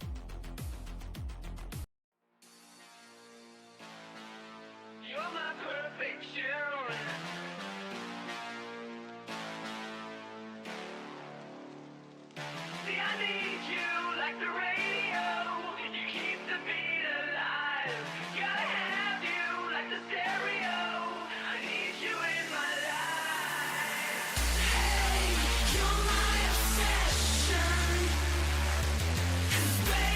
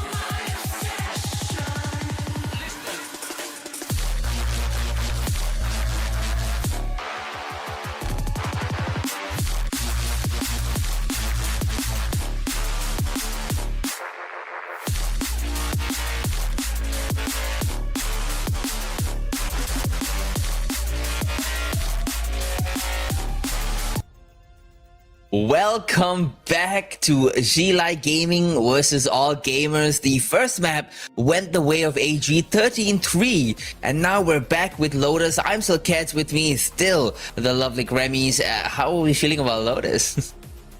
Whoa, I mean, considering how Split went, I'm quite excited to see AG play on Lotus. I do think coming into this, they will definitely have the momentum coming, in this series. So, and I feel like for XLG, it kind of has to be them playing catch up to try and even find their way back into this, right? Because I mean, if they do still manage to get onto Lotus, we still could have Sunset, and Sunset is a map that XLG have loved banning so far. So it's pretty much a wild card, and I don't think XLG. It's really hard to tell, right? And for AG, I think they will be definitely happy to be able to close this out 2-0. We talked about how this is kind of a way for AG to kind of prove themselves after falling short a little bit in that stage 1, not really being able to qualify for another Masters event. But it seems like a little bit of resurgence here coming in from AG, which I definitely love to see. Yeah, I mean, I'd be surprised again. I mean, I was surprised by the result of map 1, but I'd be even more surprised if AG are able to dominate XLG on this map, because as a reminder to everybody, AG have banned this map 4 out of the 9 times out of their 9 last 9 games. I can't even speak as how surprised I was about that first map. But AG have banned Lotus 4 out of the 9 times they've played the last 9 games. And on the other side, XLG have picked it twice in the last 6 games they've played. So this really should be XLG's map to take us into that third map of Sunset. As we look now at the team compositions, it's almost a mirror comp, with that Whaley subbing in for their race on the side of XLG. Okay, this is interesting, right? Because I feel like for XLG, I haven't seen the best of their Whaley, be it you have Ragar on Whaley or Noven on Whaley. I don't think Whaley is an agent that they're too fond of playing. They've like found varying degrees of successes on that agent so far, and I wonder if it'll be kind of a cause for concern here coming up against this revitalized AG, and with Kira reprising his role on the raid, you can definitely tell again it's going to be a really explosive map. Yeah, absolutely. And this time we do have AG on attack, I believe. This time picking attack, despite again having a much better defensive win rate. But we've seen what they're capable on attack, so I'm not really doubting them any longer as they start their attack into this 3-side, slightly attacker-sided map. They should have, again, they want to get that hit the ground running. They want to get as many rounds as possible, at least 5, if not 6, to make this half comfortable for them when they swap onto that defensive side. On the other side for XLG, they want to fight early. They want to win early. They want to regain the confidence that they maybe lost on Split. They want to get themselves back on top, back in control, back in the driver's seat. And as they start out here on defense, that's going to be the most important thing for them to do. Oh, there is... AG have a 33% win rate on the attack. I'm not too sure how it will look for them, but considering how Split went, oh, that's quite a bit of chip damage onto GRQ right off the bat from Happy Way already. That's gonna spell good things for XLG, I believe, as we head on to that C site. Happy Way completely bailed out by No Man, but then gets 2 through the smoke somehow, just spamming. And just as the round started, it has come to a grinding halt. Raga positioning himself in this flank area to prevent any rotates, to prevent any escape from the remaining 2 members of AG. And XLG are off to a blistering start off of Happy Way's incredible triple kill. Banger trying to find what he can, but Raga will take him out and is just going to be stripped. XLG will take the pistol, the first in the series that they've gotten so far, and this definitely does kind of halt the momentum of AG a little bit from that last map. Now XLG looking to rebuild their confidence perhaps with these kills. No Man opening pick goes his way, happy way. Somehow, some way finds 2 kills through the smoke. And I was gonna say that I felt like one of the pitfalls that XLG had on the defense on split was that I feel like they weren't really taking enough space, enough map control to get enough information to know what AG's game plan was. Now that they do have that cipher though, it does give them quite a bit more information to play with, be it passive or with active information with that spike.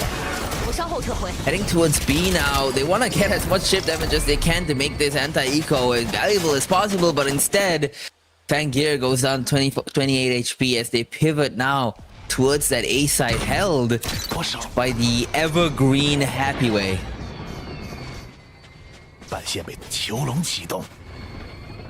Got all those trips by, wants to explore a little bit, caught up by Leo with that Spectre in hand, and as Kira makes his way to drop, Raga wants to get a clean shot. No Man gets it instead though.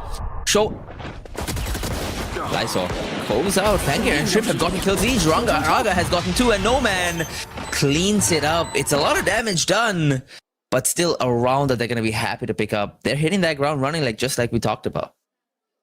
Yep. Only losing 2 in this second round here for XLG definitely... It looks pretty okay, right? You are able to bring a couple of weapons into your own bonus.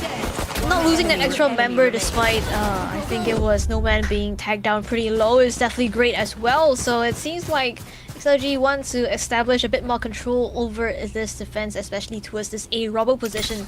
It's just going to be that lurk of buy trying to get that information though here over on A, but bulk of AG is going to be heading towards that B site instead. You can see the pings coming out already, and it kind of gives you a bit of insight on what their game plan could be in this round. XLG does make a lot of space towards Rubble here as they now realize that it's not quite an A push, but AG, they're not ready to commit to anything just yet, just waiting out that that exploration, that aggression from XLG. Not quite given an opportunity to get a kill though. They just keep going into Happy Way's side. You know, when I play Sentinel, they avoid me. They always go the opposite side somehow. But with Happy Way, they're just happy to walk into him.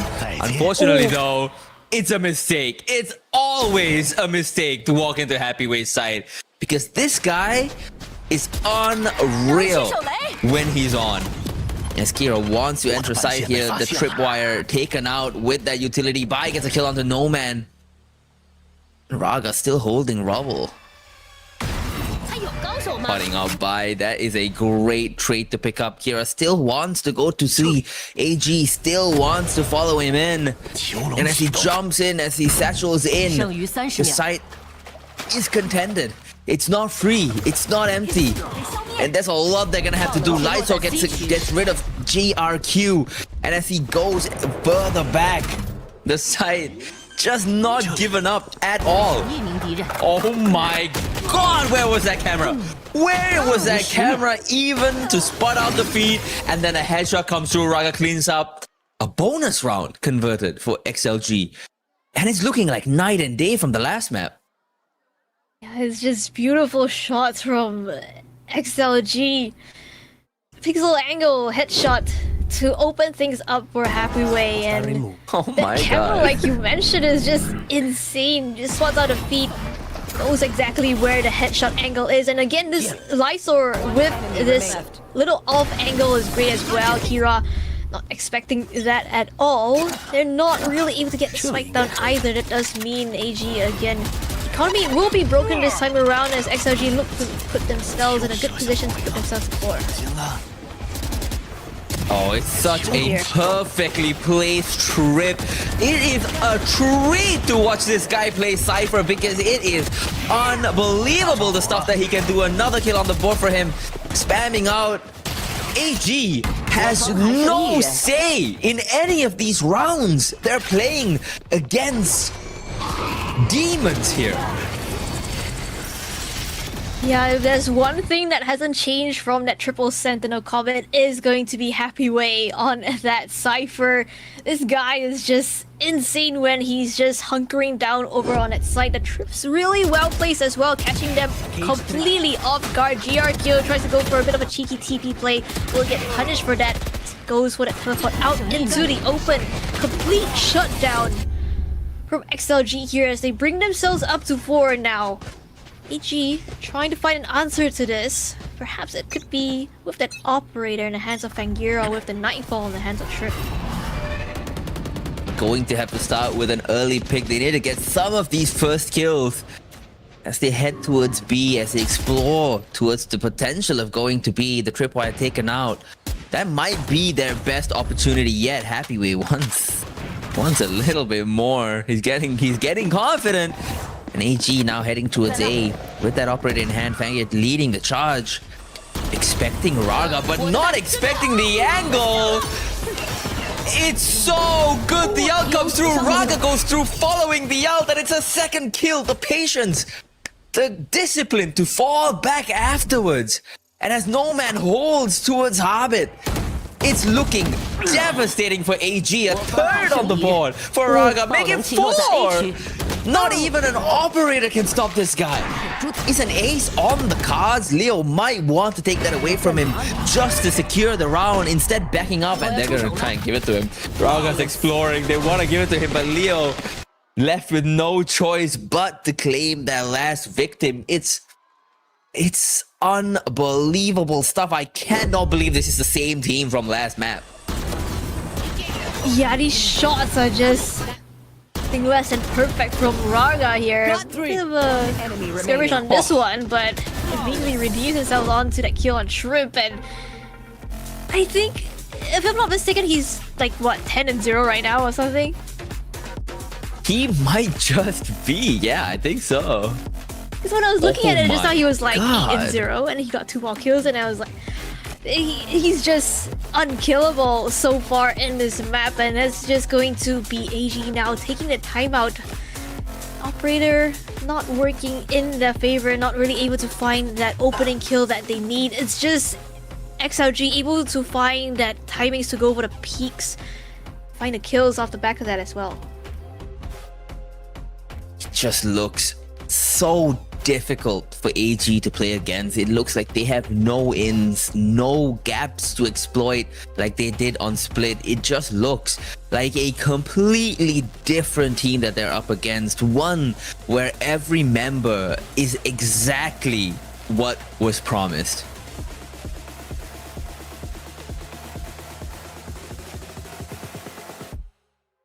You have to be talking about getting those early picks. You kind of maybe need a bit of a coach's input coming into this. You can see a couple of ults starting to be built up. You do have the Nightfall again, but the rest of the team still 1 or 2 orbs away here. Definitely will have it up in the next buy round too, at the very least. But again, it's gonna be aggression coming in from the XLG camp here. No Man finds a kill through that smoke. Lights are good for 1 as well. Wants to go for more, but will get punished for it. But the rest of the team is there for that backup as Leo finds a kill onto Bai now. 2v4 for AG. Then a 1v4 as GRK will get taken out. Kira, anyone left alive now? And he dropped 380 something ACS in man 1, so how much can you do in this one, Kira? It's looking like it shouldn't be a lot with everybody on XLG doing the things that they're doing now. 我的摄像头被打掉了。 囚笼启动。 I mean, at the very least, he should be able to get spiked down over on that C side. Boombot trying to fish out a bit of information towards that waterfall position, but XLG are just happy to play the numbers game here, and numbers is exactly what they have coming into this retake. It's a lot for Kira to do here. It's a lot of bodies that he's gonna have to get rid of, have to hide. Barry escaped from the police. There's 4 of them, and Lysor just activates at the perfect time. Comes from behind. It's an easy cleanup for them. And honestly, it's all been looking really easy so far. 6-0, still no answer for AG. Just, we were talking about this earlier as well, right? Space was kind of a bit of an issue on the map of Split. Spots out the shoulder, great shot coming in from Raga through that wall. It's gonna be able to secure them at least equalizer at the half now. 6 rounds on the board. Looking to push this lead a bit further. AG now have quite a bit of ults available coming into this. One off Overdrive as well as from the shadows as well. So this has to be a bit more doable for them perhaps. Nomad just walks in, gets a kill! It doesn't matter! You think it's a bad idea, anybody would think it's a bad idea. But for this team right now, there is no such thing as a bad idea. Everything they do is perfect. How? How has he gotten 2? He should get none! He should get 0! He got 2! And survived.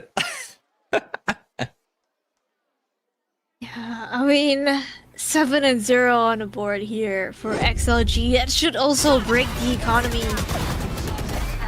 on AG. Again, it's aggression. It's the name of the game for the defense, and they're able to make the most out of it with 4 players fighting for this Rumble space. Is it enough to deter AG from trying to go to that A side though? As you can see, a couple of them huddled up outside of that position. Again, they do have quite a bit of outs. In fact, they have all 5 in their back pockets. Raga wants to go aggressive, perhaps will get spotted out, has to dash way back to safety, and shenanigans this time around here so far. AG not given enough space to make an A commit happen here, instead opting just to rotate away, re-explore towards C. And if they do that, that is a good idea. There's nobody there currently. Happyway could rotate there, and that, of course, that's a scary man to come up against. But still, it would be their best opportunity to get around on the board here. Surely Happyway doesn't win a 1v4. Surely not with the Nightfall, at least. Pushed off all the way back to CT. Now with his team though, Lysol gets a kill spamming. Showstopper going out. Kira has been good with it. Gets a kill on the Lysol. Heavyweight taken out by Pangear. And they're going through. They want to get these kills. They want to get this round. Only 2 members remaining on the side of XLG. But there's a lot that they would have to do. Now one. Leo, the only one. Surely this is a round on the board for AG.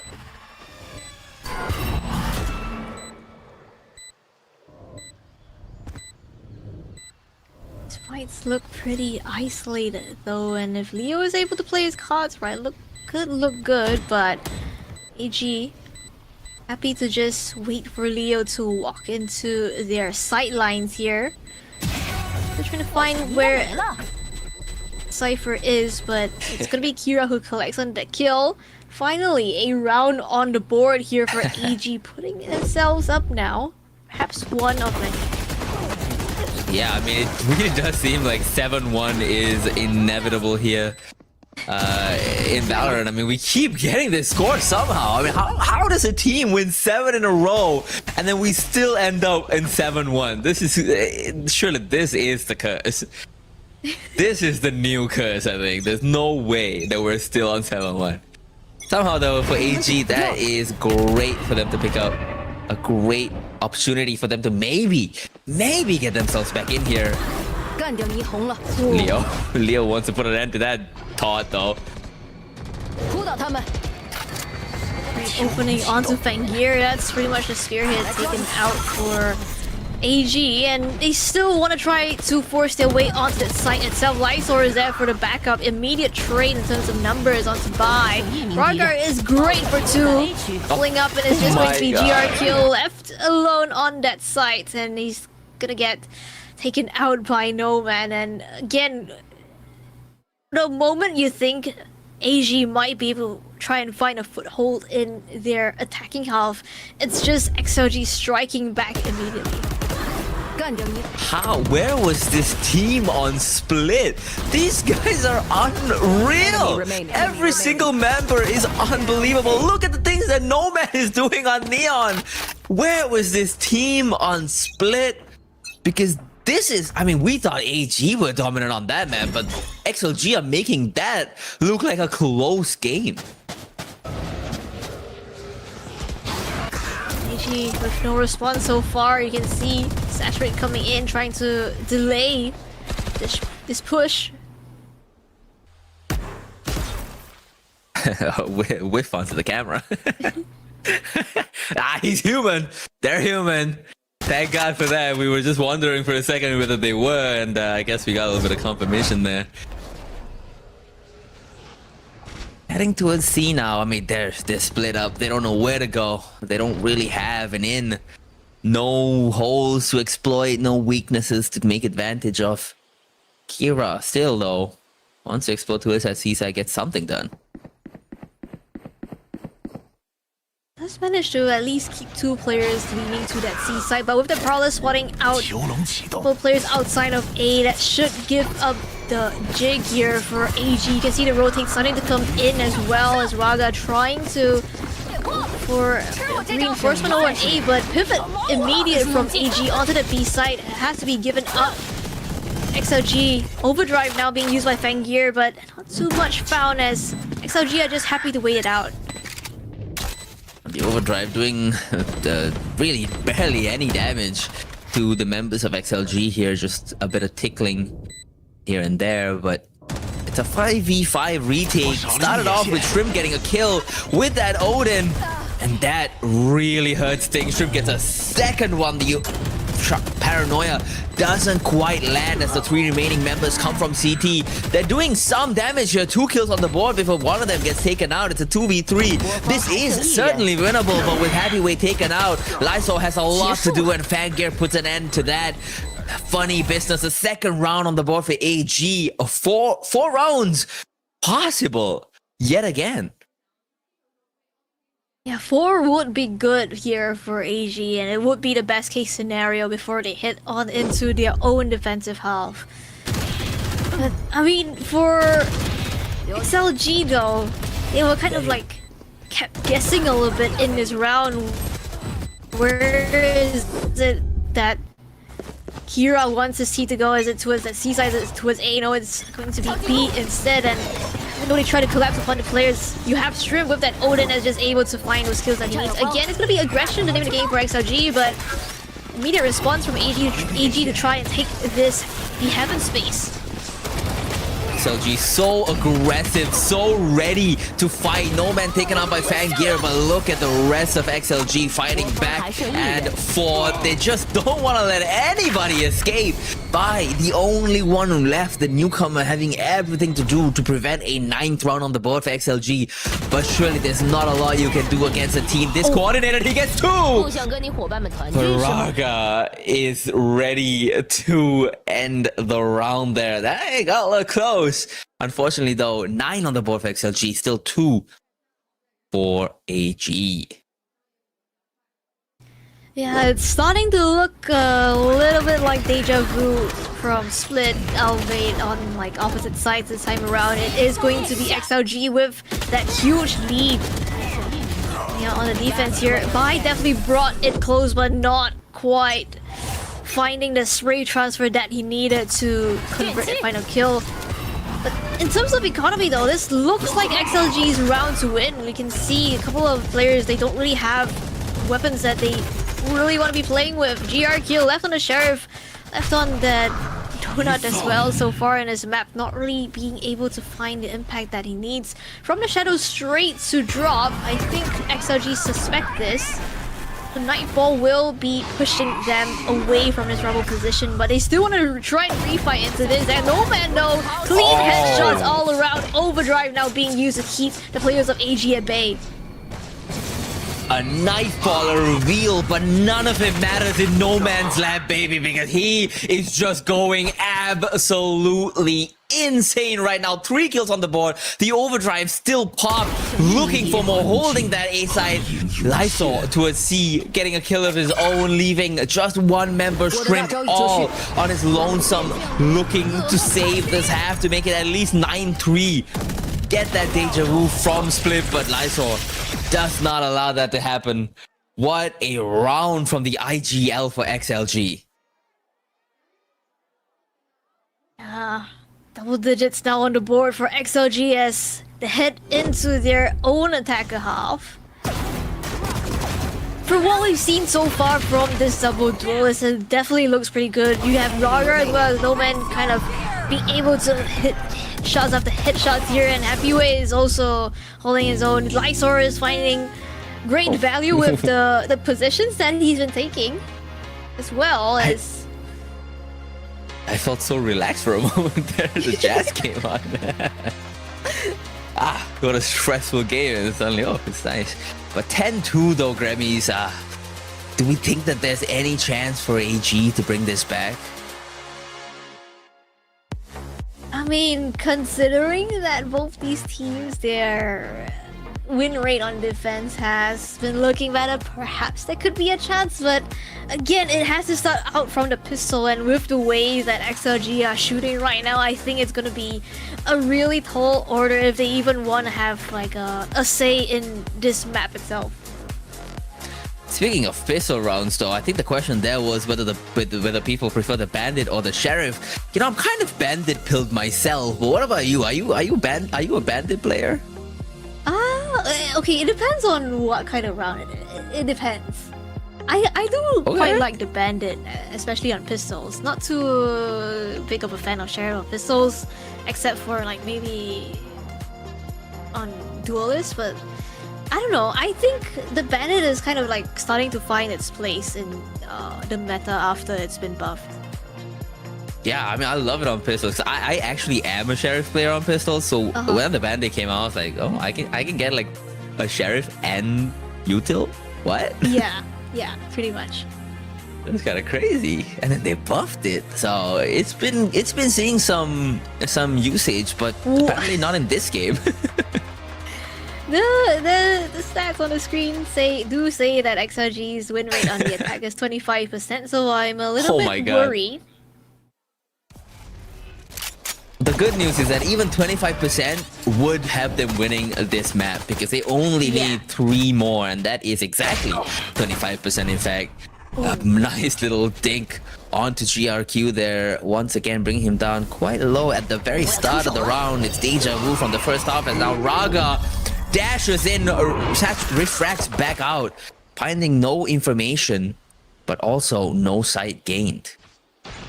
That's good util being baited out, right? You have the Paranoia gone, you have a Prowler gone over on the defensive side.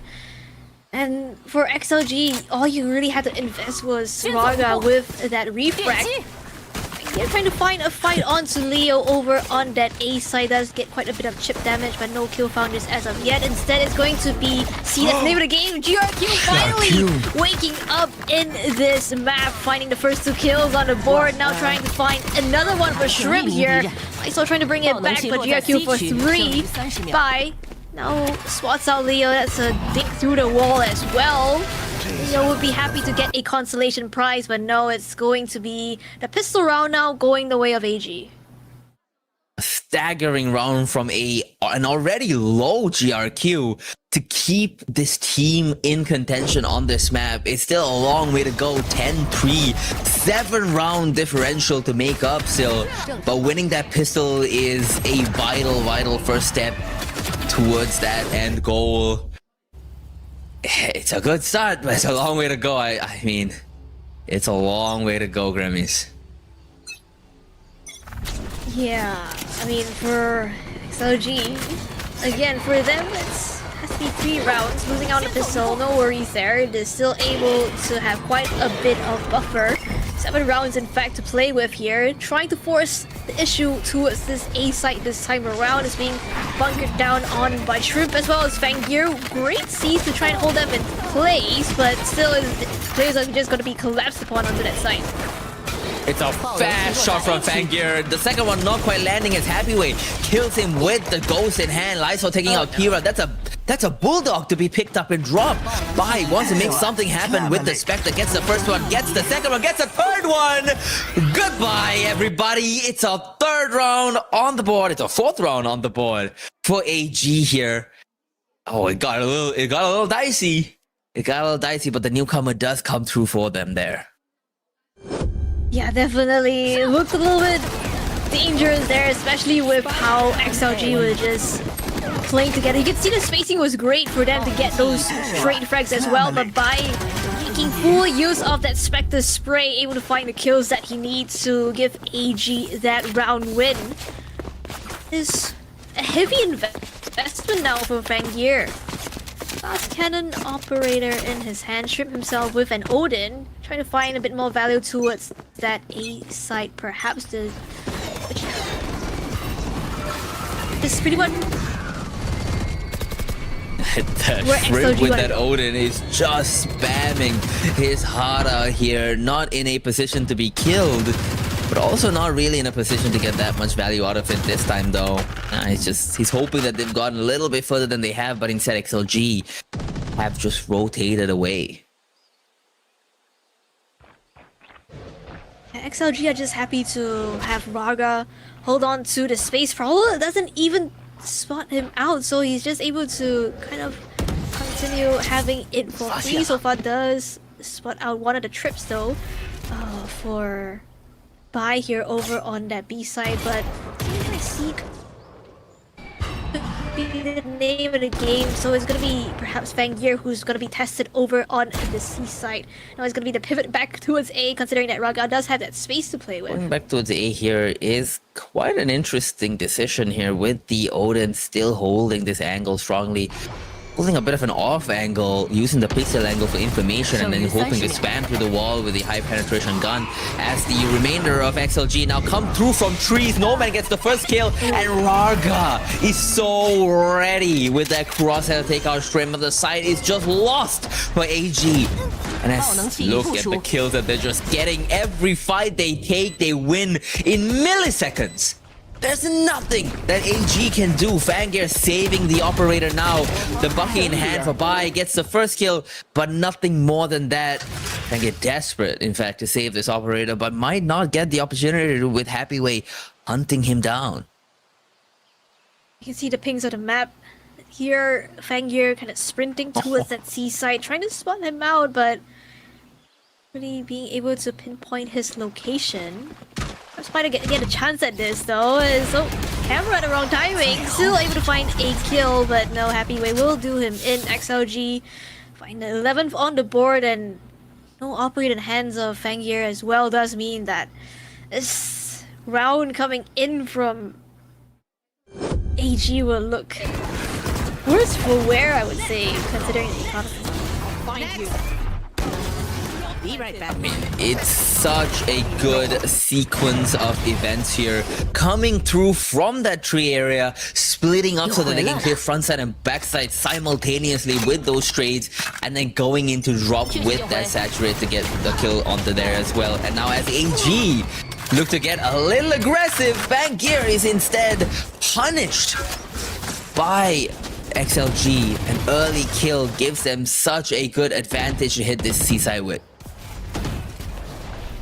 Gonna be Bai tested over on the C side. You can see the amount of utility being invested to try and push him off. Gonna give that site for XLG to take. Spike gonna get planted as well. Not too much due to try and retake into this with save for the paranoia perhaps. And Kira's just trying to force his way back into this fight. That opening kill, that's gonna be great for them. To that 4v4, but Raga is just too quick on the trigger, finds a trade immediate onto Bai. The fights are going back and forth, and Leo coming out on top at the end with Happyway cleaning up. It's a 12th on the board. It's match point, and it's an 8-round deficit, even more than when we were talking about it before. At match point, we're going to map 3 almost assuredly. Yeah, unless AG can Don't say that. There we go. Perhaps.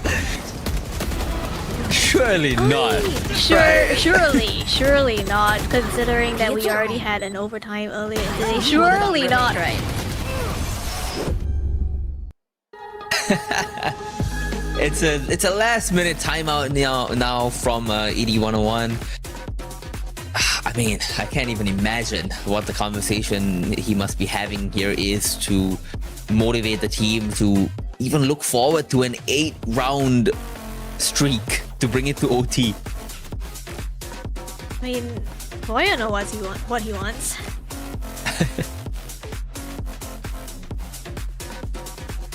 XLG have just looked so good, like a completely different team from the team that was playing on Split earlier in the series. This is just, you said earlier, right, night and day from them in terms of their performance. XLG 1 round away from bringing us to that map of Sunset, which again is going to be a wild card for them, considering that they've been banning it throughout the whole stage. AG again trying to find what they can, forcing up into this potential last round of this map. It's a big round for AG if they want to keep it in and maybe make this a 2-0, but it's looking like a comfortable way for XLG to make their way to Sunset here. But as Shrimp now takes space towards C with a much weaker Bai, by the way. Just a stinger in hand of a Sheriff in the hands of Bai, and a couple of Guardians. Just one full rifle in the hands of Fangir, their star duelist. XLG just want to wait for that aggression from AG. They just want to wait till AG makes the first mistake.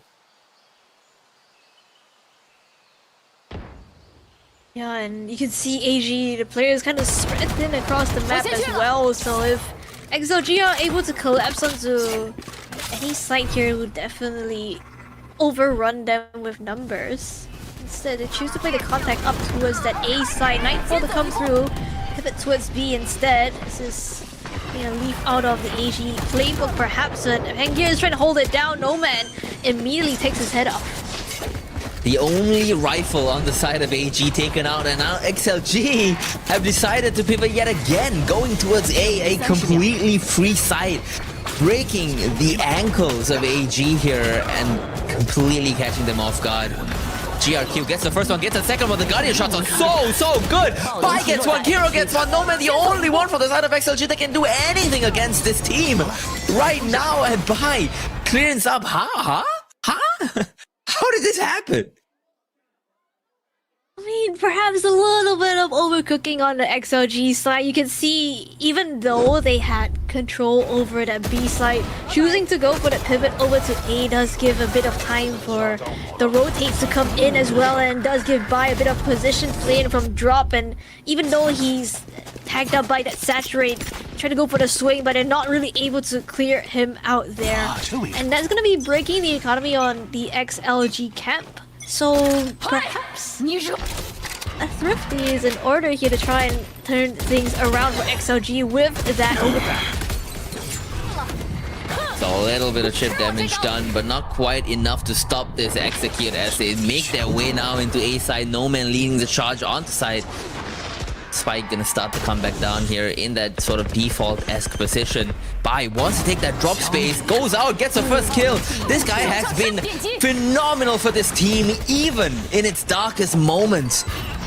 As Fangir now comes out, taken out by Raga. Bai gets another one before they've been taken out, and Kira with a showstopper gets a kill on the No Man as the spike goes down. Time ticks away. It's a 3v2. Pain shells gone out.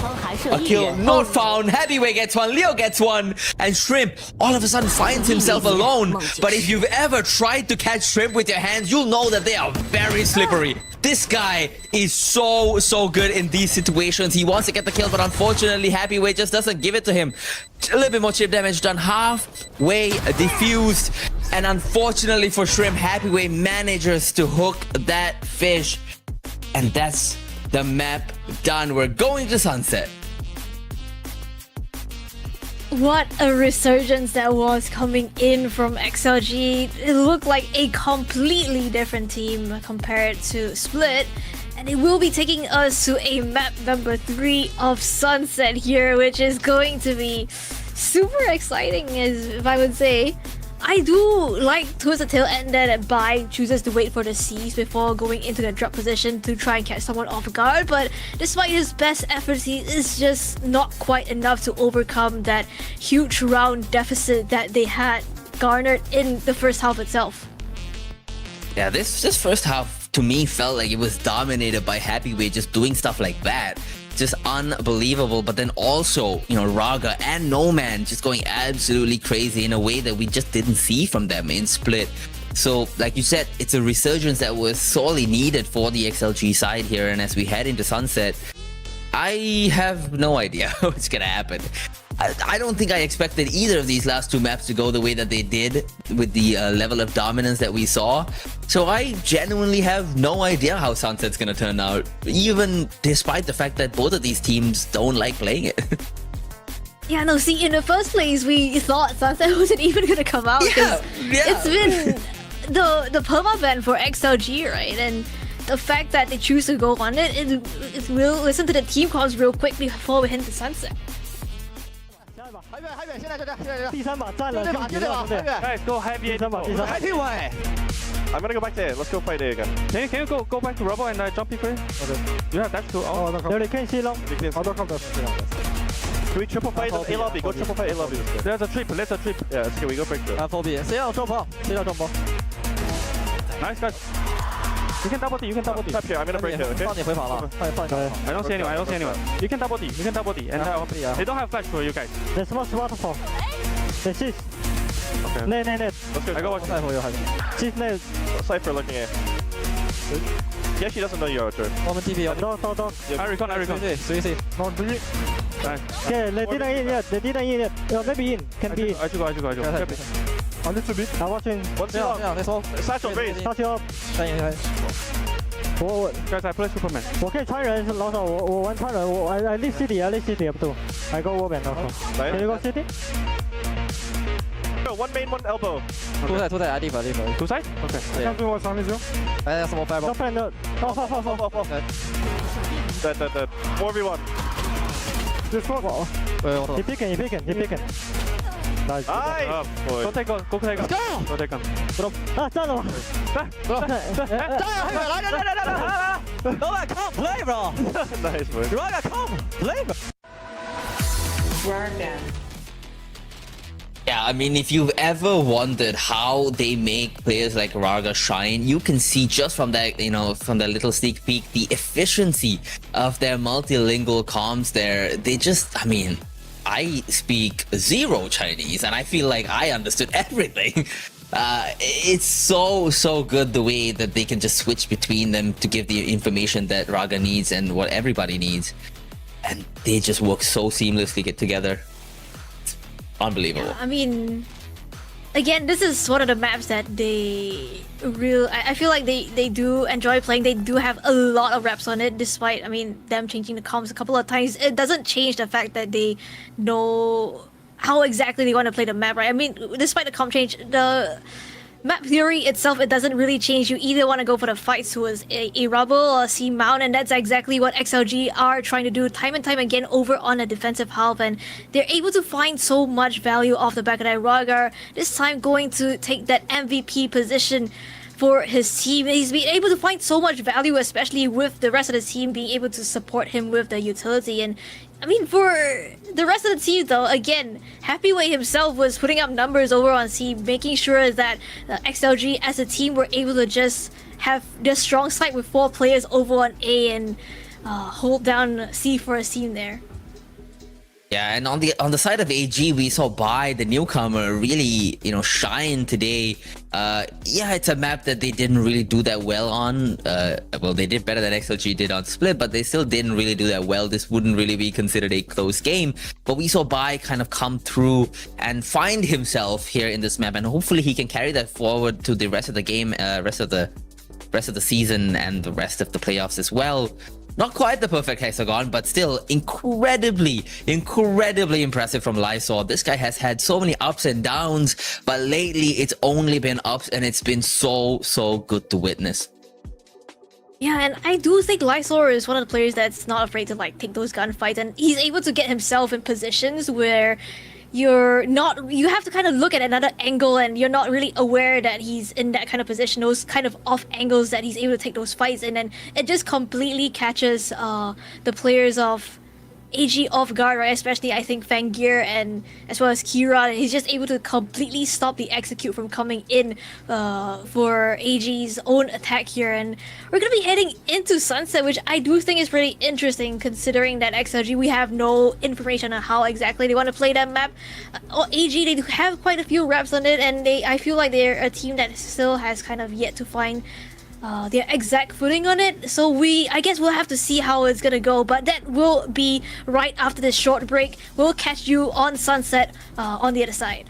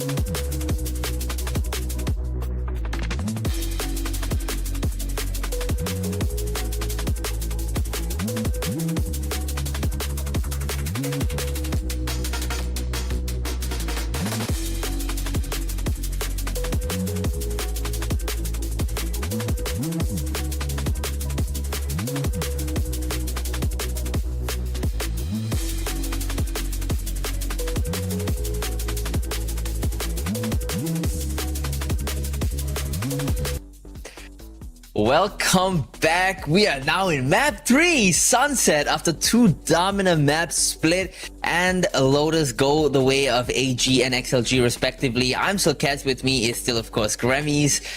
Sunset, well, do all bangers end on Sunset, Grammys?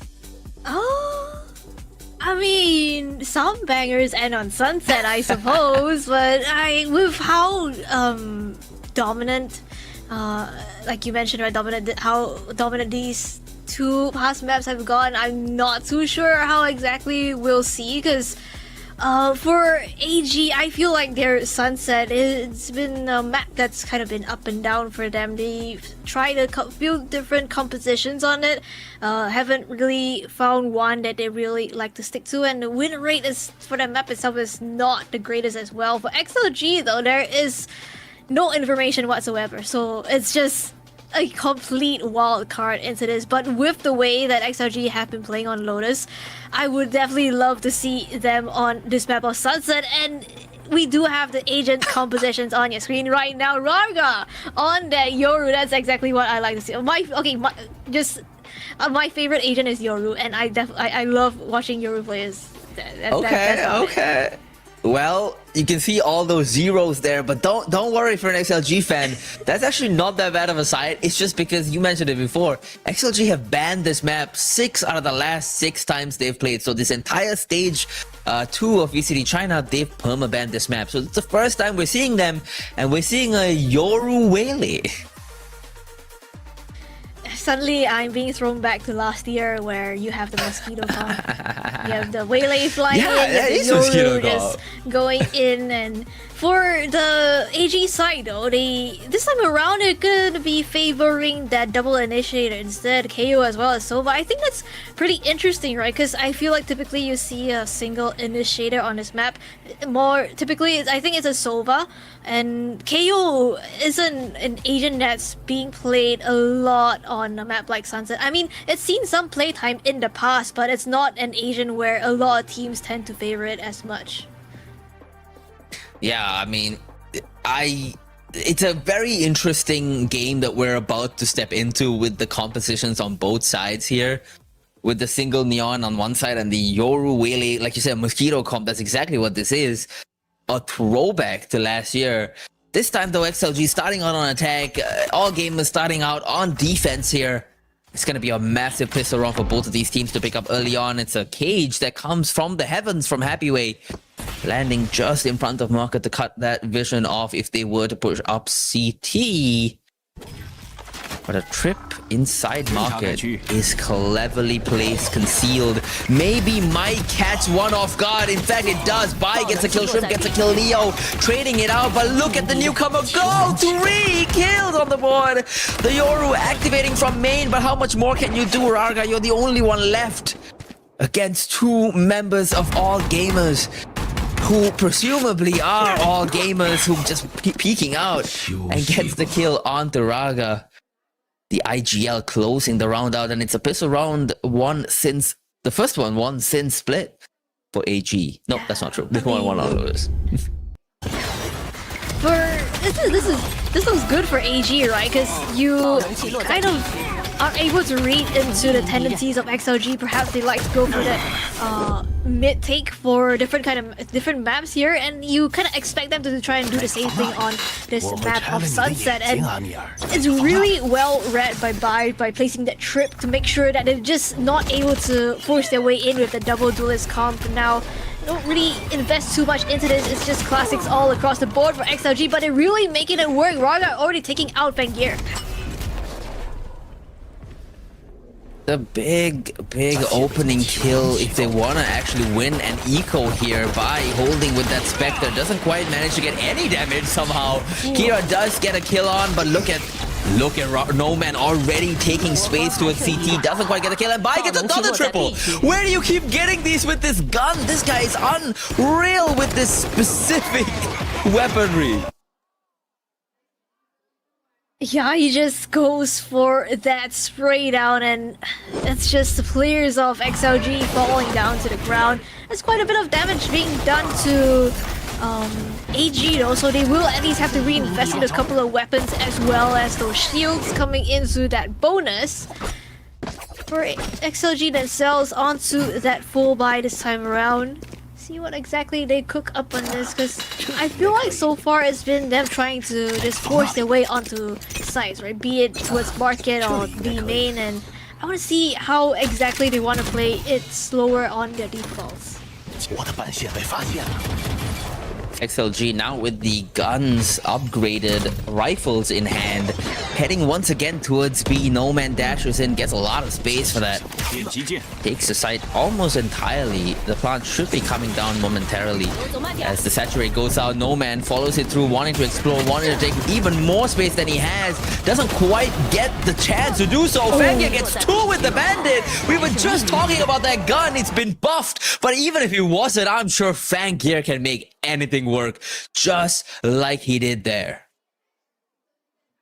Yeah, I mean, no man trying to push through that smoke. I don't know if that was the best of ideas, because you could see the fast flood coming in from the defense right before they try to get the spike down. There's already players on that backside position, and with the weapons that they have, the shorter range to try and make it work, they're able to find the shots off the back of that. And look at the kills on AG. They're able to convert the bonus. By now himself 7-1 actually, and he wants to make the most out of this economic difference. Outlaw in his hands. XLG happy to go exploring towards mid yet again, but Shrimp is watching for this. Bonus round converted is such a good start to the map for AG, and as Shrimp now discovers the attack in mid, market is bolstered, reinforced to stop any pushes, and same for top mid as well. Raga explores out. GRQ might not be ready for that. Gets dinged down to just 5 HP. But Kira just follows him out with the paranoia. Leo finally trades him out. But it's 2 kills for 1.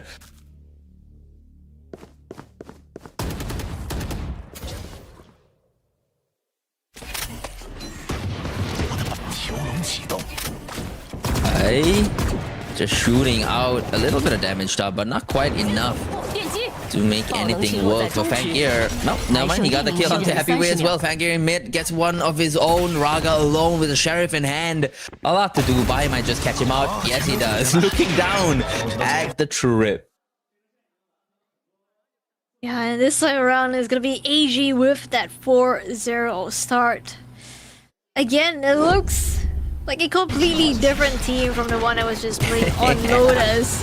Kira here with the paranoia completely stops them in their tracks. He's able to find the kill that he needs. Raga is just looking at the trip, and Boya is definitely not happy about this. His teams are just taking turns being so good and then so not good. And it's so weird for us to see because, like I said, I mean, you really can't put a finger on this region and the teams within it because you have no idea which version of each of these teams is going to show up on any given day. Forget that, on any given map, it seems. It is so entertaining. I mean, like I said, you can call it many things, but one thing you cannot call it is not entertaining because it is absolutely always a good time, whether you're casting or whether you're watching. But you know, like you said, Havoya has to be saying a lot to this team. They have to recover this. It's 0-4. That's the same as Lotus, but just in reverse. They have to get their footing here. They don't want to happen to them what happened to AG on Lotus. Yeah, I mean, you definitely don't want to have AG... Teams cryo cells. POP. Okay. You don't want to have AG just be able to snowball this map away from you.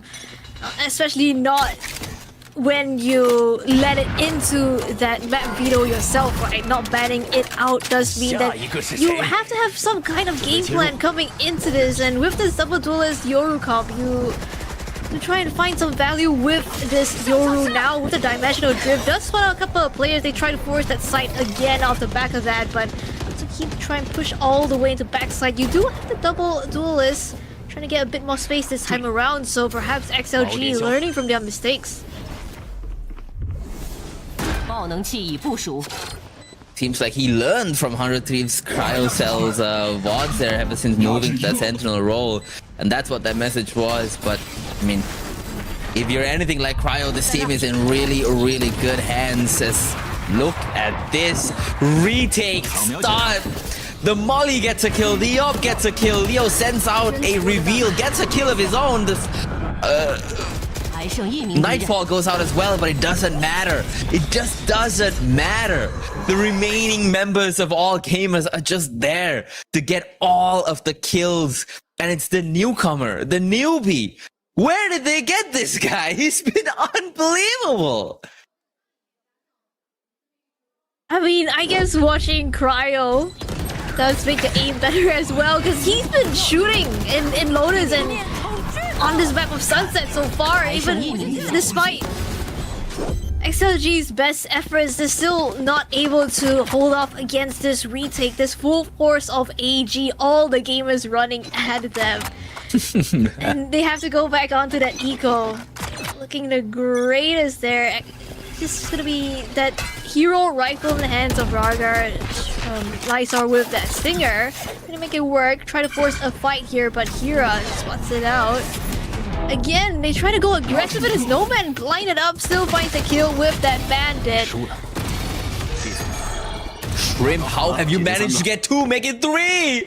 How? This was a round for XLG to finally pick up. I was getting ready to say, oh, XLG finally getting a round on board, surely, with those early picks. But then suddenly Shrimp activates, gets 3 kills, brings Leo down to just 7 HP. An ace potentially on the cards here, but more likely that these 2 last remaining members will be taken out by a contingency of the gamers.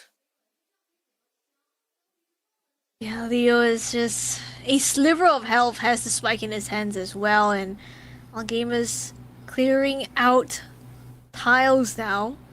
You do have Happy Way over on A, trying to find a bit more space now, and as the spike down though from Bai. Anyway, manages to find himself a rifle, but Fengir just completely shuts him down, and it's 6 rounds on the board here for AG.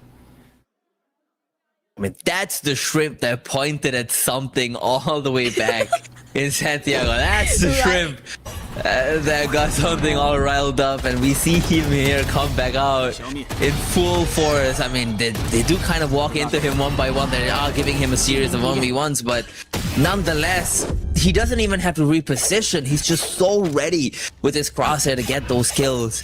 And a 6th round goes the way of AG. And nothing found by XLG. They're getting more and more bold, and they're getting more and more kills.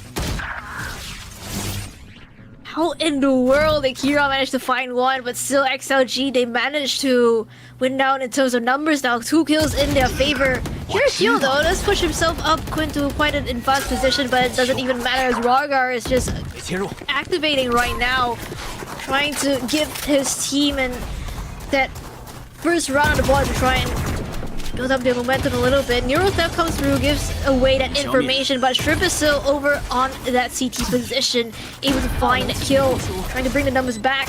And look at the tags onto these players as well. A couple of them tagged down pretty low. Rargar, the only one looking more healthy than the rest. He's even taken out now. The one member that had any real HP to play with taken out, leaving just 2 members alive, both of them down so low that it would take very little to get them off. But unfortunately for them though, Happy Way comes all the way around, perfectly timed to get the last 2 kills, and it's their first round on the board for XLG, one that they were desperate to win. I mean, it's definitely looking a lot like Lotus right now with how the score is going. I mean, if it's 7-1 again, I think that would confirm it. There's no way. There's no way.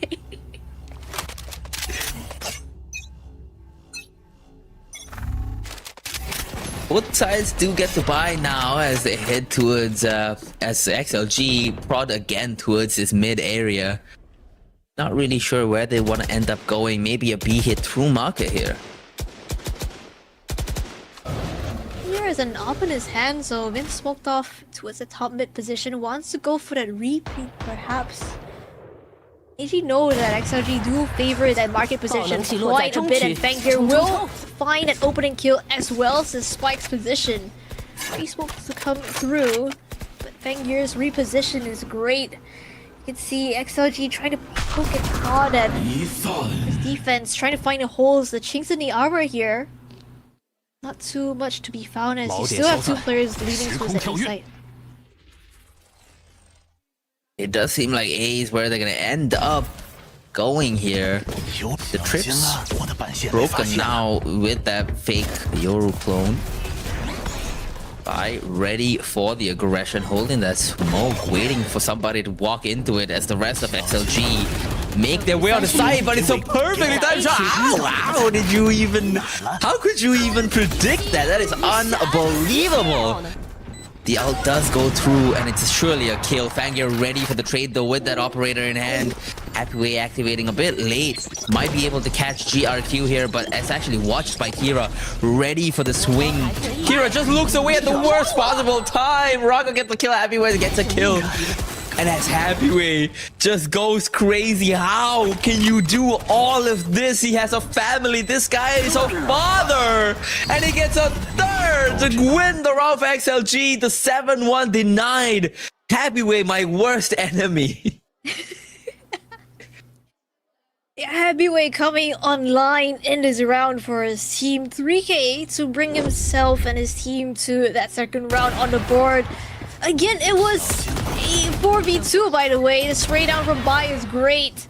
And it catches the wrong play that triggered Trip as well. But the timing here from Happyway to be able to isolate these fights was great. And that's going to be, I believe, the timeout. Perhaps, no. Pause instead for AG side. We're a bit worried that they're losing control of the game, being up 6-0. They've now lost 2 rounds, unfortunately, in a row. Though I hope they don't read too much into that last round. They don't, of course, have the advantage of X-ray vision like we do. But we saw the Happyway manage to catch the most perfect timing with that peak. With Kira watching that angle for the longest time and only getting off of it to smoke momentarily. And it was like at that exact moment the Happyway peaked. A bit unlucky for AG certainly, but nonetheless they have to recover this. That was still a 3v1, I believe, that they ended up losing there at the end. Yeah. Something to be talking about.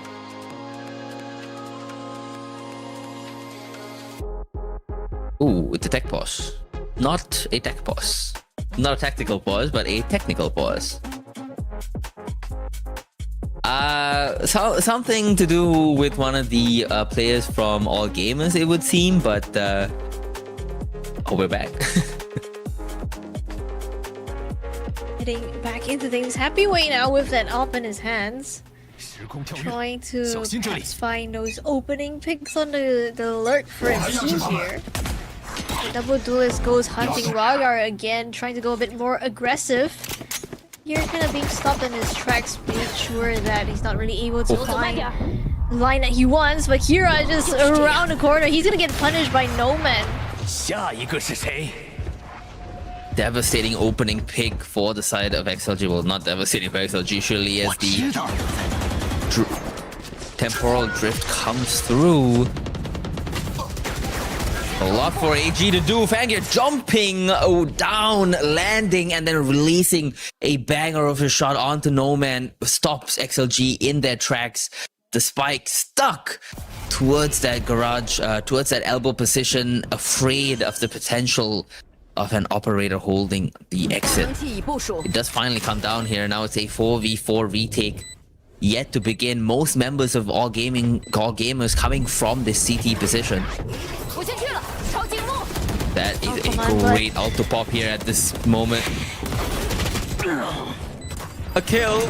Not quite the second. Happyway gets another one. Raga gets another one. And it's GRQ who manages to get one posthumously before being revived by Shrimp. It's all of a sudden back to a 2v2. The up shot goes wide.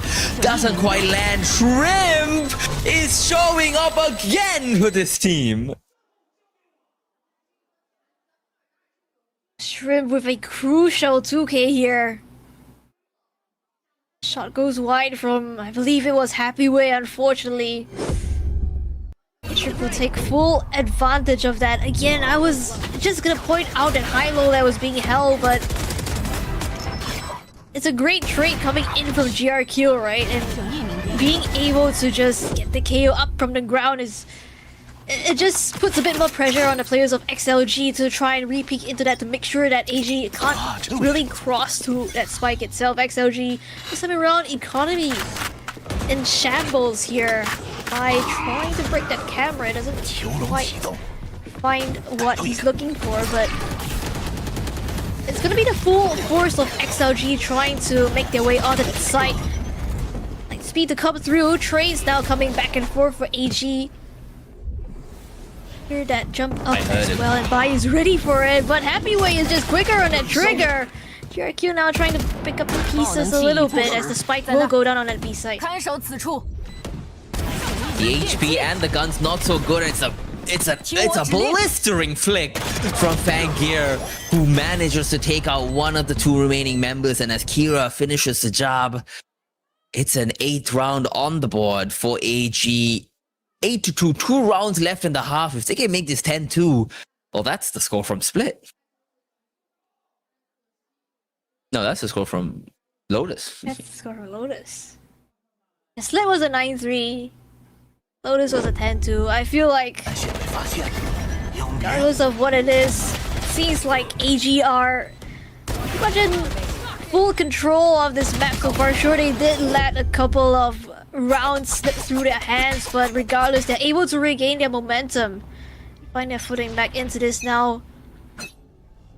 It's full buy from XLG. Again, aggression, name of the game here.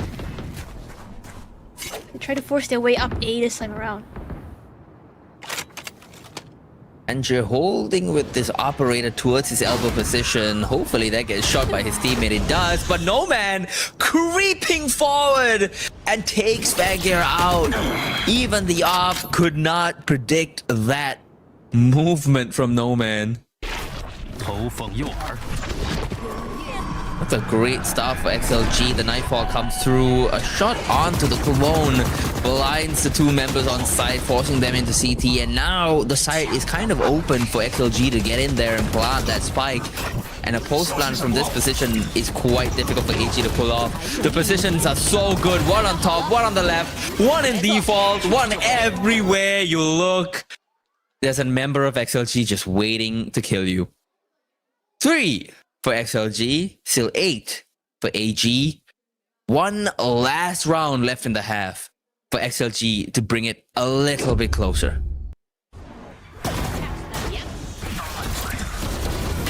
You could see AG, they wanted to go for that flood retake, but this time around XLG very aware of that potential. You just have Raga waiting and smoke, waiting for that timing to just peek out of it and find the kills that need to convert the round here for XLG.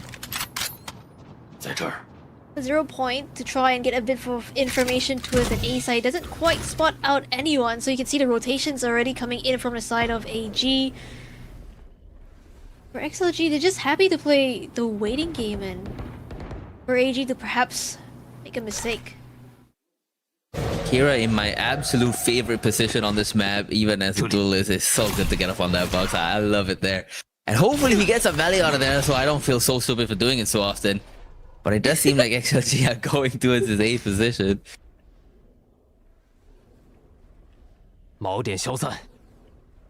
Do quite like that smoke though. Does keep XLG a little bit wary, not too keen to just walk up straight into that. And behind that, they even have a wire to just make sure that there's no one through, but Crash would negate all of that. Convergent Powers now being used over on that A site. Kira still trying to hold down on his position. You have the alert coming in from Happyway. That does get quite a bit of information on the rotates as well. It's going to have to be a full retake here. The site given up. A lot of chip damage done. But as now Happyway finally makes his move in mid, he manages to get a kill onto Kira. Still waiting atop that box, not expecting someone to have pushed up so deep.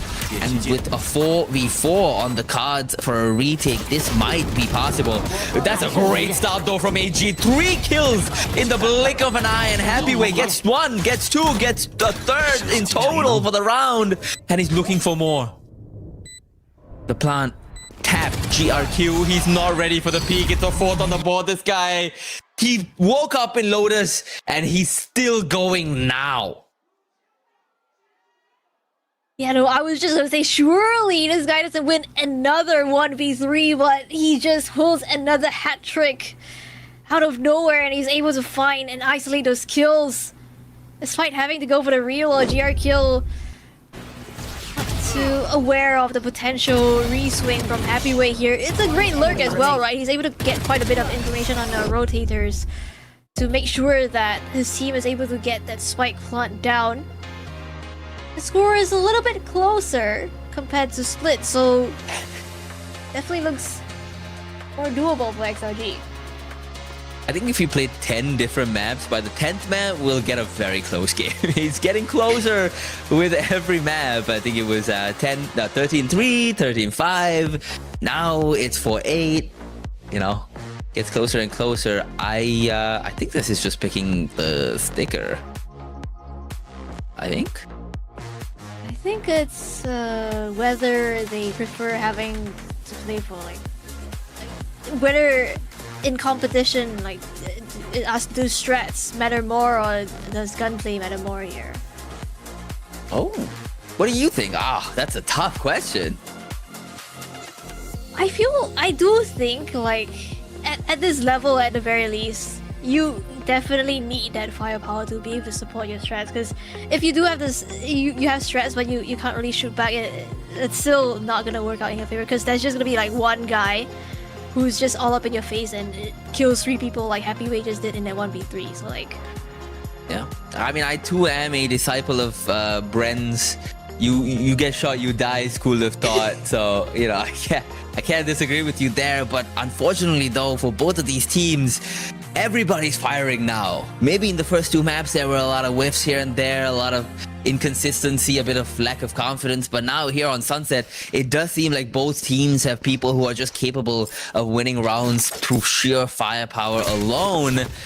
And this, I guess, is where the strats really have to come in and have to shine through. And it's another big pistol, actually, for both sides. Yeah, for XLG, this means trying to close the gap a little bit more. For AG, could mean start of that double digits that they could collect onto here. And AG are just happy to again play the waiting game. What XLG want to do in this pistol round, and you have Raga, who's kind of walked out mid, so that's quite a bit of information for the XLG camp. We'll have the trip as well as that spy cam up over on that B side. That's a massive amount of information that Raga has been able to obtain just by pushing up so deep into mid. The downside though is that by also having 2 people in top mid, they've left B somewhat undefended, but now with the reinforcements coming through, that story has completely changed, flipped on its head. And as AG now execs into this A side, into this B side, there's people waiting for him. The first of whom is the demon himself, Happyway. No man gets a kill, Happyway gets the second one, he turns around and gets the third. How is this guy not the greatest player in the entire region? It's another 3k in the bag here for Happyway as he holds on to his side with the help of the rest of his team coming in from that backup CT position there. Spikes down B. This guy has so a family. Yeah. He's 15 and 8. He's almost at 2.0 KD. AG now exploring towards this B side. Lysor spotted out with that camera. Raga taking that position again by not expecting him there, not having spotted him out the last round either. And with this weaker buy, there's not a lot that AG are gonna be able to do if they can't get out of this side, if they can't get the spike down, if they can't get a few of these trades at the very least. Okay, never mind. I guess there's no way you're getting the trades when you're up against someone who can use the Spectre like that. Learning from the school of buy, WS Leo gets a triple kill in the blink of an eye with the Spectre in hand. And overall, it's a pretty clean round coming in from XLG in the second round. Like you mentioned, right, Raga's position not spotted out in that pistol. So he goes back for second dippings and he's able to find value out of it. Now though, they definitely will be able to expect that. So if you wanted to try and go fishing again, it's kind of gonna be the question here. 时空跳跃。 This time it's gonna be AG with that full buy rifles across the board. There are a couple of players with half shields though, so this Guardians in the hands of these players of XLG definitely still could do quite a bit of damage. But it's a big buy round for AG. The lead that they had is now quickly diminishing. A reminder to everybody, including myself, they were up 6-0 at the start of this map, and now that gap has closed to just 2 rounds. A bonus here for the side of XLG would truly devastate AG, and it starts pretty well with Raga getting a really nice kill onto Fanggear X. No Man gets one onto Bai as well, and just like that, 3 people remain on the side of AG in a bonus round that they absolutely must win if they want to keep a hold of this lead. Oh, Raga, you are unbelievable. They're not even gonna die to that. You're just gonna get that kill. It's like nothing can stop them right now. The confidence, it's completely back. We saw Split, we saw Lotus, and now we're seeing both of those maps combined into one here on Sunset. And look at the wee bears set out just watching this spike. I mean, it's pretty much in no man's land. Able to be retrieved, and the rest of the players on AG just gonna have to go for that save. Hold on to the weapons that they can, because if you do lose out on them, you will be facing an eco coming into the next, and that's also gonna be the equalizer perhaps for XLG as they look to try and pick up a couple of weapons off the bodies of AG here, get their weapon upgrade. And again, I do like that initiative from XLG, right? You have Raga just trying to find a timing with that blindside flash through that smoke here, and Fanggear is unexpecting this aggression at all. Oh man is able to find a kill, and Raga is just completely shutting out any kind of aggression, any kind of game plan that AG have. It's a second timeout now from... Oh no, it's a first timeout. Second timeout? It's a timeout from AG talking, hopefully, about how they can actually bring themselves back into this game. 7-8, that's a bonus 1 for the side of XLG, and now AG on a save round.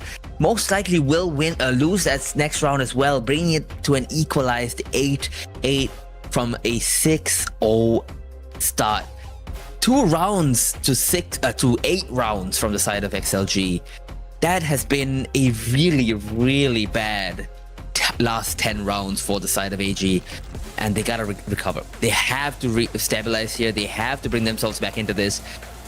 It's devastating when you lose a game. It's even more devastating when you look like you were winning handily, and then it all falls apart, and then you end up losing from there. Yeah, AG have to try and find their confidence perhaps back into this. And you just have the 2 weapons saved from that last round. A couple of bandits on the board does give them a little bit of a fighting chance perhaps, as it's still one-shot headshot from certain ranges, but No Man wants to have a say in this perhaps. So there's a lot of players waiting outside. He goes for the kills, headshot after headshot, he will collect. That's gonna completely destroy the execute coming in from AG.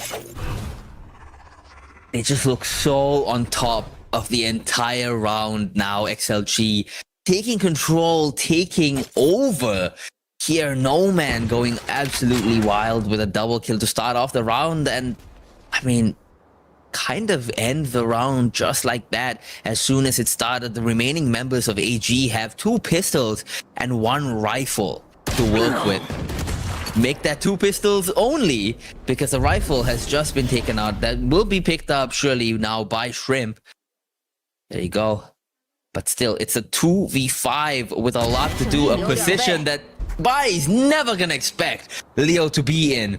And as Shrimp holds this angle, he's spotted out. They know exactly where he is. He might be able to get the first kill, but can you get 4 more? Does seem like a tall order. Has to be an ace clutch here with 20 seconds left on the clock, though. I think he's just going to try and go for the save. Maybe a bit more damage onto the other player he spotted. That's going to be Lysor. 剩余10秒。 Other than that, not too much to write home about. So for XLG, that is going to be the equalizer here, tying things up for them 8-8. I mean, they look so good right now. They didn't look great at the start of this map. Again, it was 6-0 for AG. But now, XLG in the last 10, 11, 12 rounds have looked unbelievably good. They look so together as a team. They look like they know exactly what they want to do at the start of every round, and they follow through perfectly. This is the XLG that has been at the top of VCT China for so long now, and it's the XLG that has faltered a little bit in previous in recent history, but we're seeing their resurgence come at the perfect time in the beginning of playoffs in stage 2. They want to go to champs. That they do, and Omen has slowly crept up the scoreboard as well. 15 kills to his name now. Had a bit of a quiet series so far, but is finally kind of waking up in this decider map of Sunset. We have a couple of players walking straight onto that B side. Fangir's been spotted out, so that will be the go button being pressed on that AG side. Bai will get a kill.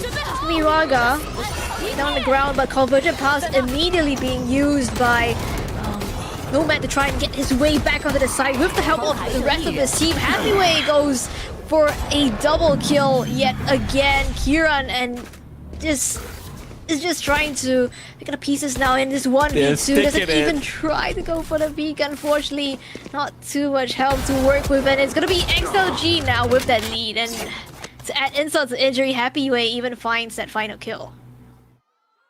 I think Kira just was not aware that the defuse had started there, but nonetheless, a devastating mistake to be making in that moment. And like you said it, XLG have taken the lead. Down 6-0, and now they're in the lead off the back of phenomenal performances from every single member of this team. Of course, especially Happyway and Nomad, but nonetheless, everybody has been firing on all cylinders ever since their one timeout where they recovered themselves a little bit. They've just been growing more and more and more confident, and they are looking unstoppable, unflappable at this point. Oh, could have just let that happen, to be honest. Just let him stick it. AG not quite able to get the plan before being pushed out by the Nightfall. Wanting to re-aggress. No, they don't. They want to re-aggress towards A side now. Rotating away as fast as possible. Oh, they're coming back. There's still 3 people here. I don't think AG knows what exactly they want to do yet. I think they're trying to find a bit more information before they try to go for the hit, and considering that they don't have too much space on A, they're trying to get right now. Spotted out by Nomad though. I think that was quite a bit of chip damage as well, but see Fangir trying to force the issue here with that relay ball, but he's gonna get taken out by Nomad. GRQ trying to go for that trade, perhaps holding on to that angle, but Nomad won't even give him a chance.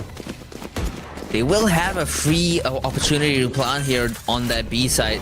It's a good plant. Planted for long as Bai gets a kill. Lysor trading it out. Spike is in a good spot again for that main area, but nobody's really wanting to play main with the numbers the way they are. Happyway gets a kill, Raga gets one, and now Bai, the newcomer, he's been so good for this team, but all alone against all of this aggression. What can you do? It's nothing. This team, XLG, are just running them over. Yeah, I mean, it's just XLG with a 6-0 start of their own in this half, I believe.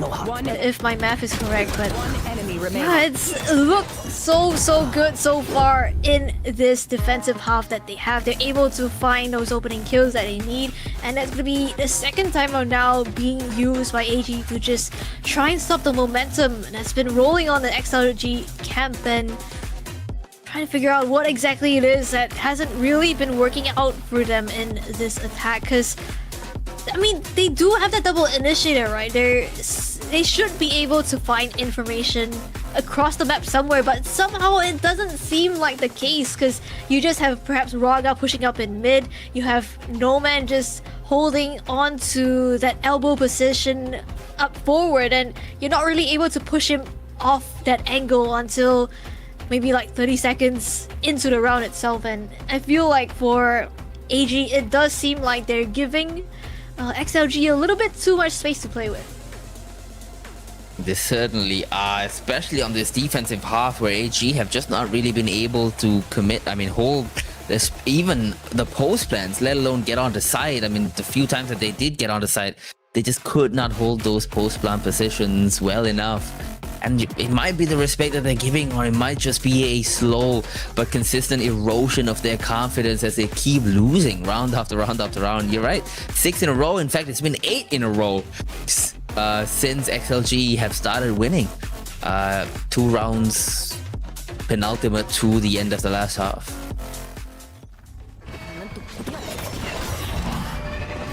This is a very aggressive push from Noman though. A variation of the PRX wall, and he's not gonna catch the second one, but in fact, he gets rewarded with 2 instead. He messes up the first kill and instead gets 2.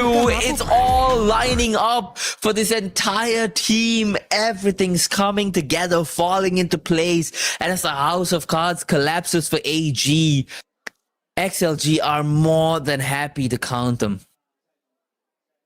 And that's off of a timeout as well. So whatever it is that they were talking about in that timeout itself, it has to come into fruition in this next round. Otherwise, it is going to be XLG who will be on that match point as well as series point. And a streak, with the streak that they've been going at, it's just complete confidence for them, I believe. And you're now on that operator. To find quite a bit of value with this, but both avenues kind of being smoked off as well as closed off here is making it a little bit harder for him to do so. The gamers now pushing up towards that mid CT position to hopefully catch somebody off guard, get an early pick, get something done, but Raga instead takes out GRQ and does a massive amount of chip damage onto Fangir, taken now out by Leo. The job finished, 3 members remaining and heading towards that A site. Yeah, and there's 3 members of XLG waiting in the wings for them. Bino does get a kill for his troubles on that lurk. Raga now taking it out of the picture, and that's gonna call for a couple of rotates back towards that B site. So realistically, Lysor is gonna be the one to try and hold it down over on his A site, but AG a little bit further perhaps. Do spot out Lysor watching the wrong angle. So does not expect that push out from the short angle. And now, all of a sudden, it's a 3v3. What started out as a 5v3 has turned into AG's favor with the spike going down, a retake necessary for the side of XLG.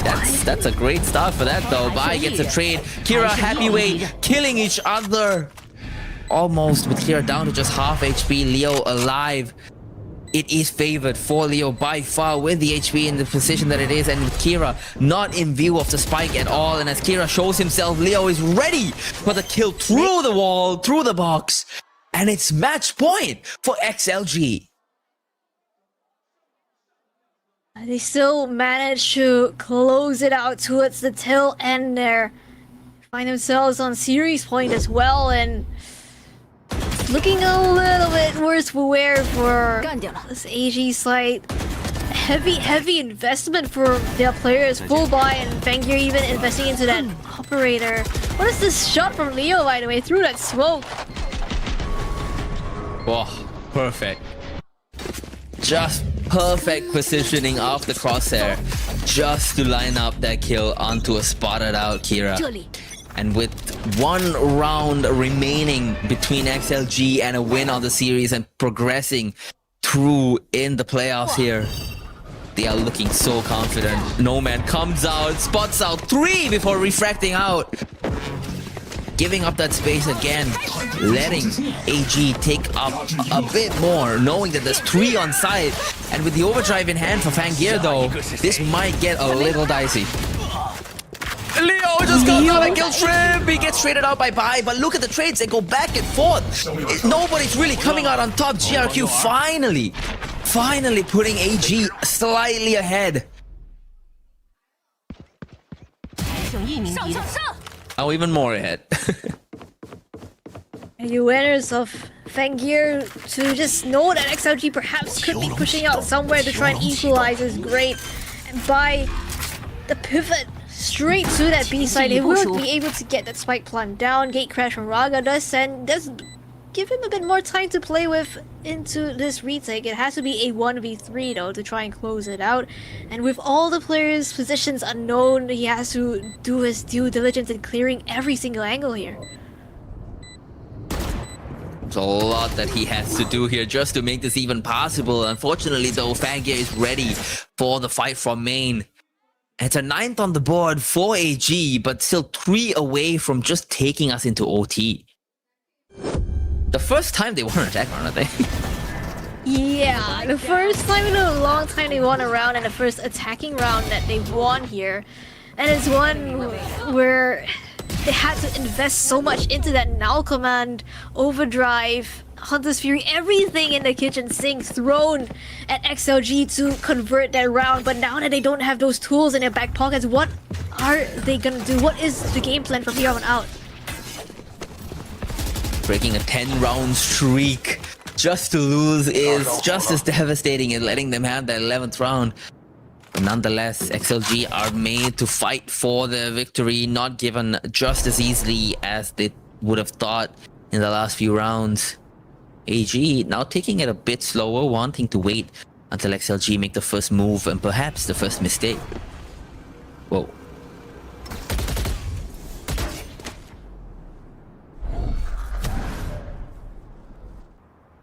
I saw, spotted out. Kira wanting to aggress a little bit more, explore a little bit more towards this A side.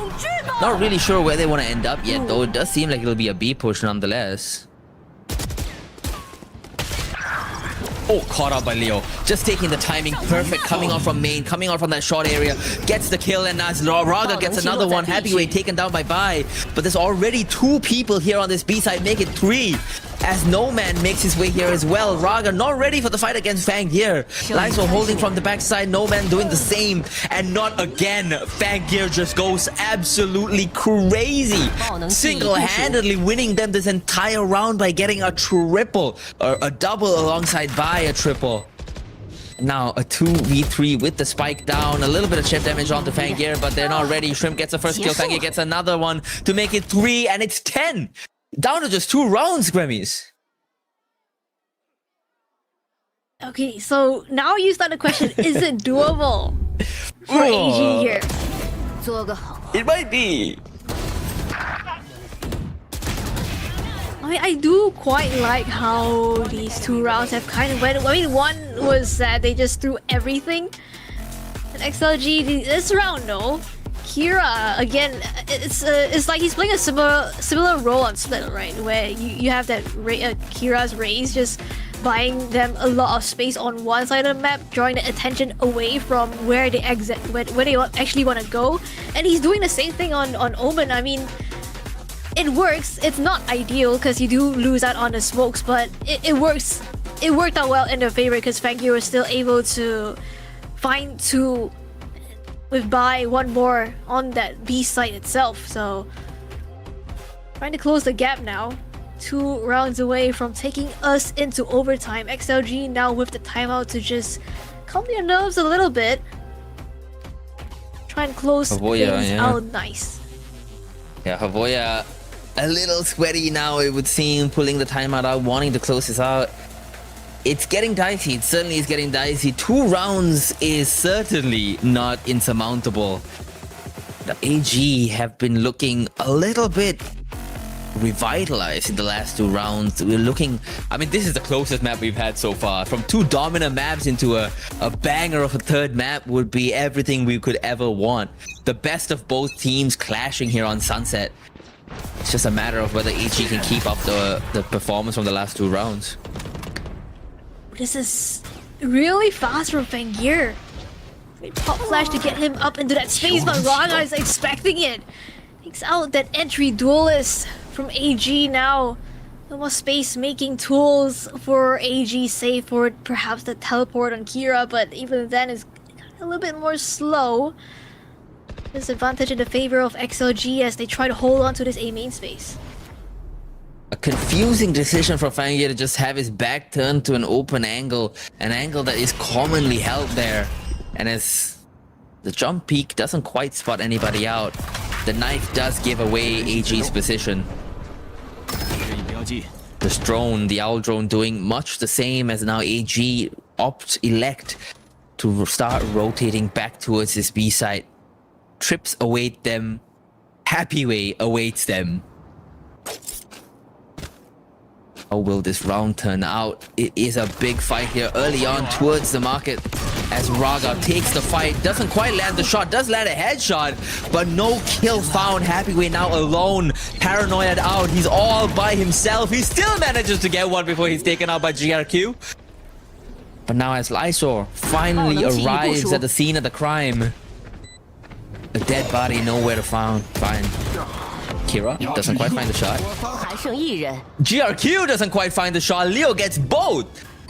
And Shrimp, just as soon as they had the sight, finds himself alone. And that is map. That is series. XLG come out on top, besting AG in a nail-biting 13-10 here on Sunset. The reverse sweep from XLG taking us all the way to Sunset, a map that they've never played before in the stage, and they're able to mount a comeback of all things. Starting out, it was like what, 0-6 for them in that first half. They somehow, some way, they managed to find 10 rounds in a row. And it just looks so good from them. Yeah, I mean, they looked unbelievable in once they started going on that 10-round streak. And I think AG knows that they messed up here. I think they know that they had this game in the bag, and then they let the ball drop. I'm not sure how this will affect them going into that lower bracket run. But if they can keep up that confidence and keep up the fact that they made this close, they dominated on split. They made Sunset genuinely close, and even towards the end, they won 2 rounds in a row and made this even closer than it was looking towards the end there. But for XLG, this is an opportunity for them to look back and say, hey, maybe we still got it. Yeah, I mean, we were kind of asking questions about how exactly they'll look coming out of that break that they had from that play-in's duration, and it seems like even though they had a little bit of a slower start on split, they didn't falter at all. It didn't let it like hinder them at all on Lotus, and even on Sunset they were able to again to just come back. It just goes to show like their mental is just so strong. The amount of experience that they have in this is just insane. Confidence certainly did build up through that across that 3-map series, and as the players now commune with their fans, we have a cool little interview coming up with one of the members of XLG, Lysor. Just hello everyone, I'm XLG Lysor. The difference between map 1 and 2 was huge, and it seems like you guys have a good preparation and put in a lot of work during your time off. How was it watching play-ins and not needing to play? He says he thinks it was very exciting, and he feels very lucky that they were able to do well enough that they were able to skip play-ins and just go straight to playoffs.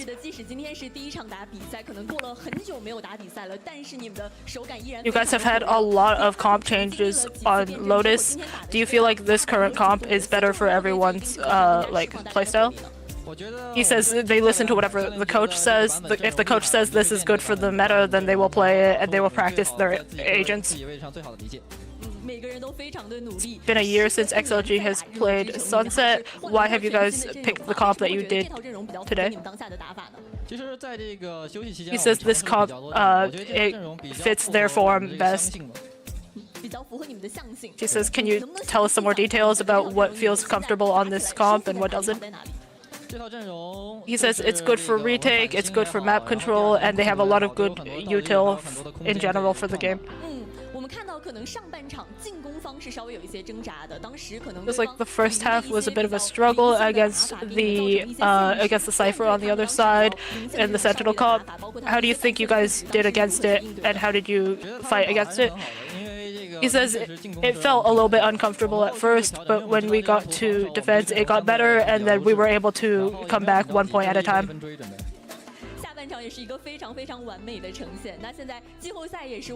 Who are you excited to play against for the future? He says he's excited to play BLG. She asks why is that? He says he finds it interesting to play against BLG. That's the end of the interview. They're going to take a picture and there'll be time for the prize draw.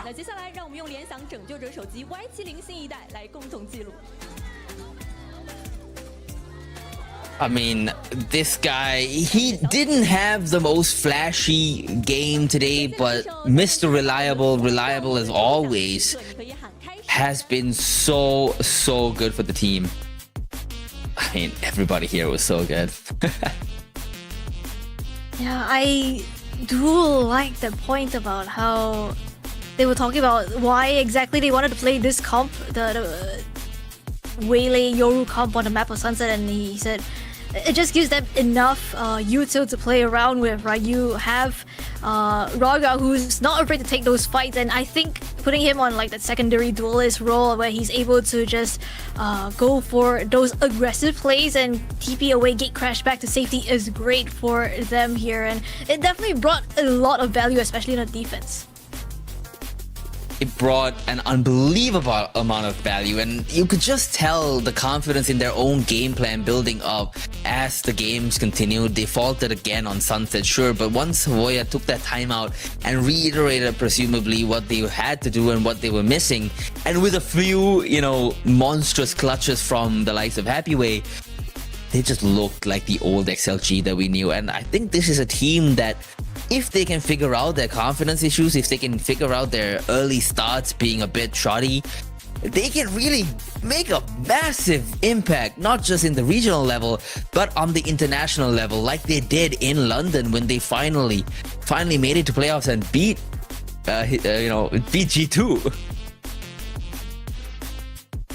I mean, again, this is a team that has been pretty much near the top, or literally the top of this VCT CN region, and it definitely is no surprise as to why, right? You have so much experience on this team, especially on an international stage, and it definitely pays off here. And we'll listen into their team costs to figure out how exactly they played their Sunset. You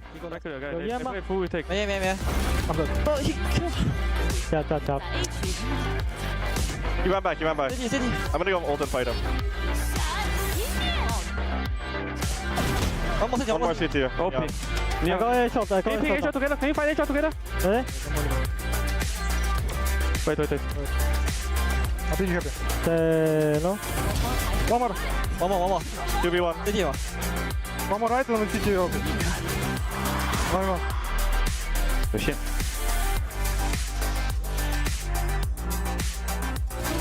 No! Three. Two more.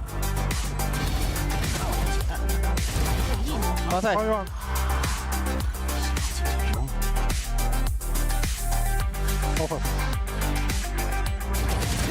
No! Let's go.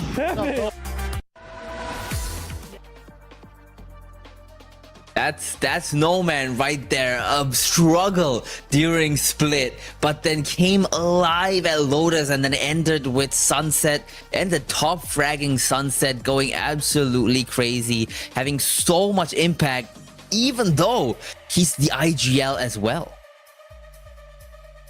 Yeah, No Man, he's been able to find a lot of opening kills, opening duels on this map of Sunset that definitely contributed to his team being able to get that win. And even though he had a little bit of a slower start on Slit, he didn't really let it phase him too much, and he's able to just slowly and quietly climb back up the scoreboard, especially on the map of Sunset, where I was a bit surprised, right? Because initially it seemed like Happyway was getting those multi-kills, but in the end it is going to be Nomad with the amount of impact that he has to be able to lead his team to victory against AG today. Yeah, and I mean, Happyway is only a little bit behind, only slightly lagging here with just one fewer kill. But on the other side of AG, we see Bai yet again shine for this team. If nothing else, if absolutely nothing else, they can go into that lower bracket knowing that their new pickup has them covered. This, I think, tells the bigger story here. Even though AG had the greatest start you could have with the 6-0 opening, XLG had 15 first kills this map. 15 out of 23 rounds, they won 15 of those. Not one, but they started out 15 of those with an early kill. That's a massive difference. Noman, I saw, I mean, Noman kind of contributed to 6 of that, and for Raga himself, he was able to find a lot of impact as well by just playing the Yoru with the gate crash, able to get that information. And speaking of impact though, Bai, like you mentioned, the newcomer for AG, definitely putting in the work for this whole series. In fact, he's able to find a lot of multi-kills. I feel like he's one of the reasons why AG were kind of kept in the game for so long, why they were able to get that early lead as well. And I do think that for AG, this definitely will kind of like spell good things for them, especially now. Even though they've been knocked down to the lowers, they still definitely know that they have this firepower that's able to kind of back them up and make sure that they still have a fighting chance in this playoff stage. Yeah, I mean, going into lower brackets, they have to be feeling good. They pushed XLG to the absolute brink here, even dominating them on a map, and their new pickup looks amazing, to put it bluntly. So going into that lower bracket, they have to be feeling like they can actually make a great run work there. As we go through the lower bracket here, I think they'll be up against... Who will they be up against? That's a really good question. I'm not actually sure. They will be going up against Trace Esports. That's a game I think that they're going to be very familiar with, having won against Trace in the past as well. So going up against Trace, they're going to be feeling really good, and Bai is looking apparently unflappable this stage so far. Yeah, I mean, taking the lead for today, and I do think it is both games today actually going all the way, all 3 maps, and they were both reverse sweeps as well. It just goes to show how unpredictable this whole region is, and you can't really tell who exactly is going to be the ones that will be able to make it to the later stages of the playoffs and even the champs qualification as well. Taking a look at the brackets though, tomorrow's games will be pretty interesting as well. You have Nova up against TEC, and Trace, as we saw today, against AG. I'm quite excited about a Nova game though, considering that they did manage to top their group, but they kind of faltered a little bit in the start of the playoffs. So coming against a TEC that looked pretty good, who were able to knock out EDG out of the playoffs contention themselves. This is, I feel like Nova vs TEC would be a banger to watch. It should be. Every lower bracket game should be an absolute banger to watch, with the danger of their run towards champs, which, by the way, if you guys aren't aware, is in China. It's in Shanghai. So this is a champs that I think these VCTCN teams are particularly interested in making it to be represented in front of the home crowd, to get that home crowd advantage, and then to go crazy therein. But for today, we have BLG coming out on top against Trace Esports, as well as Shilai coming out against All Gamers here, both in 2-1 fashion. Any closing thought, any closing remarks from you, Gravis? I mean, again, both games kind of went all the way. Both games were reverse sweep fashion, and again, I think Lysol did mention in his interview that he was pretty excited to play against BLG. So that is gonna be another interesting game to look out for later on in. I think that's gonna be happening next week. Tomorrow's games again gonna be pretty interesting. Elimination on the line for two of these teams. So that does mean. I think that does mean two of these teams will not be making it to champs, perhaps through at least through qualifications from the VCTC end stage itself. Maybe they could make it through points. I'm not too sure how the math is working out right now, but again, a lot on the line for these teams that are playing tomorrow. Yeah, well, it's been a day of bangers. Tomorrow will be another day of bangers. But for now, I've been Kets, and with me has been the incredible Grammys. Thanks for watching, and we'll see you guys tomorrow.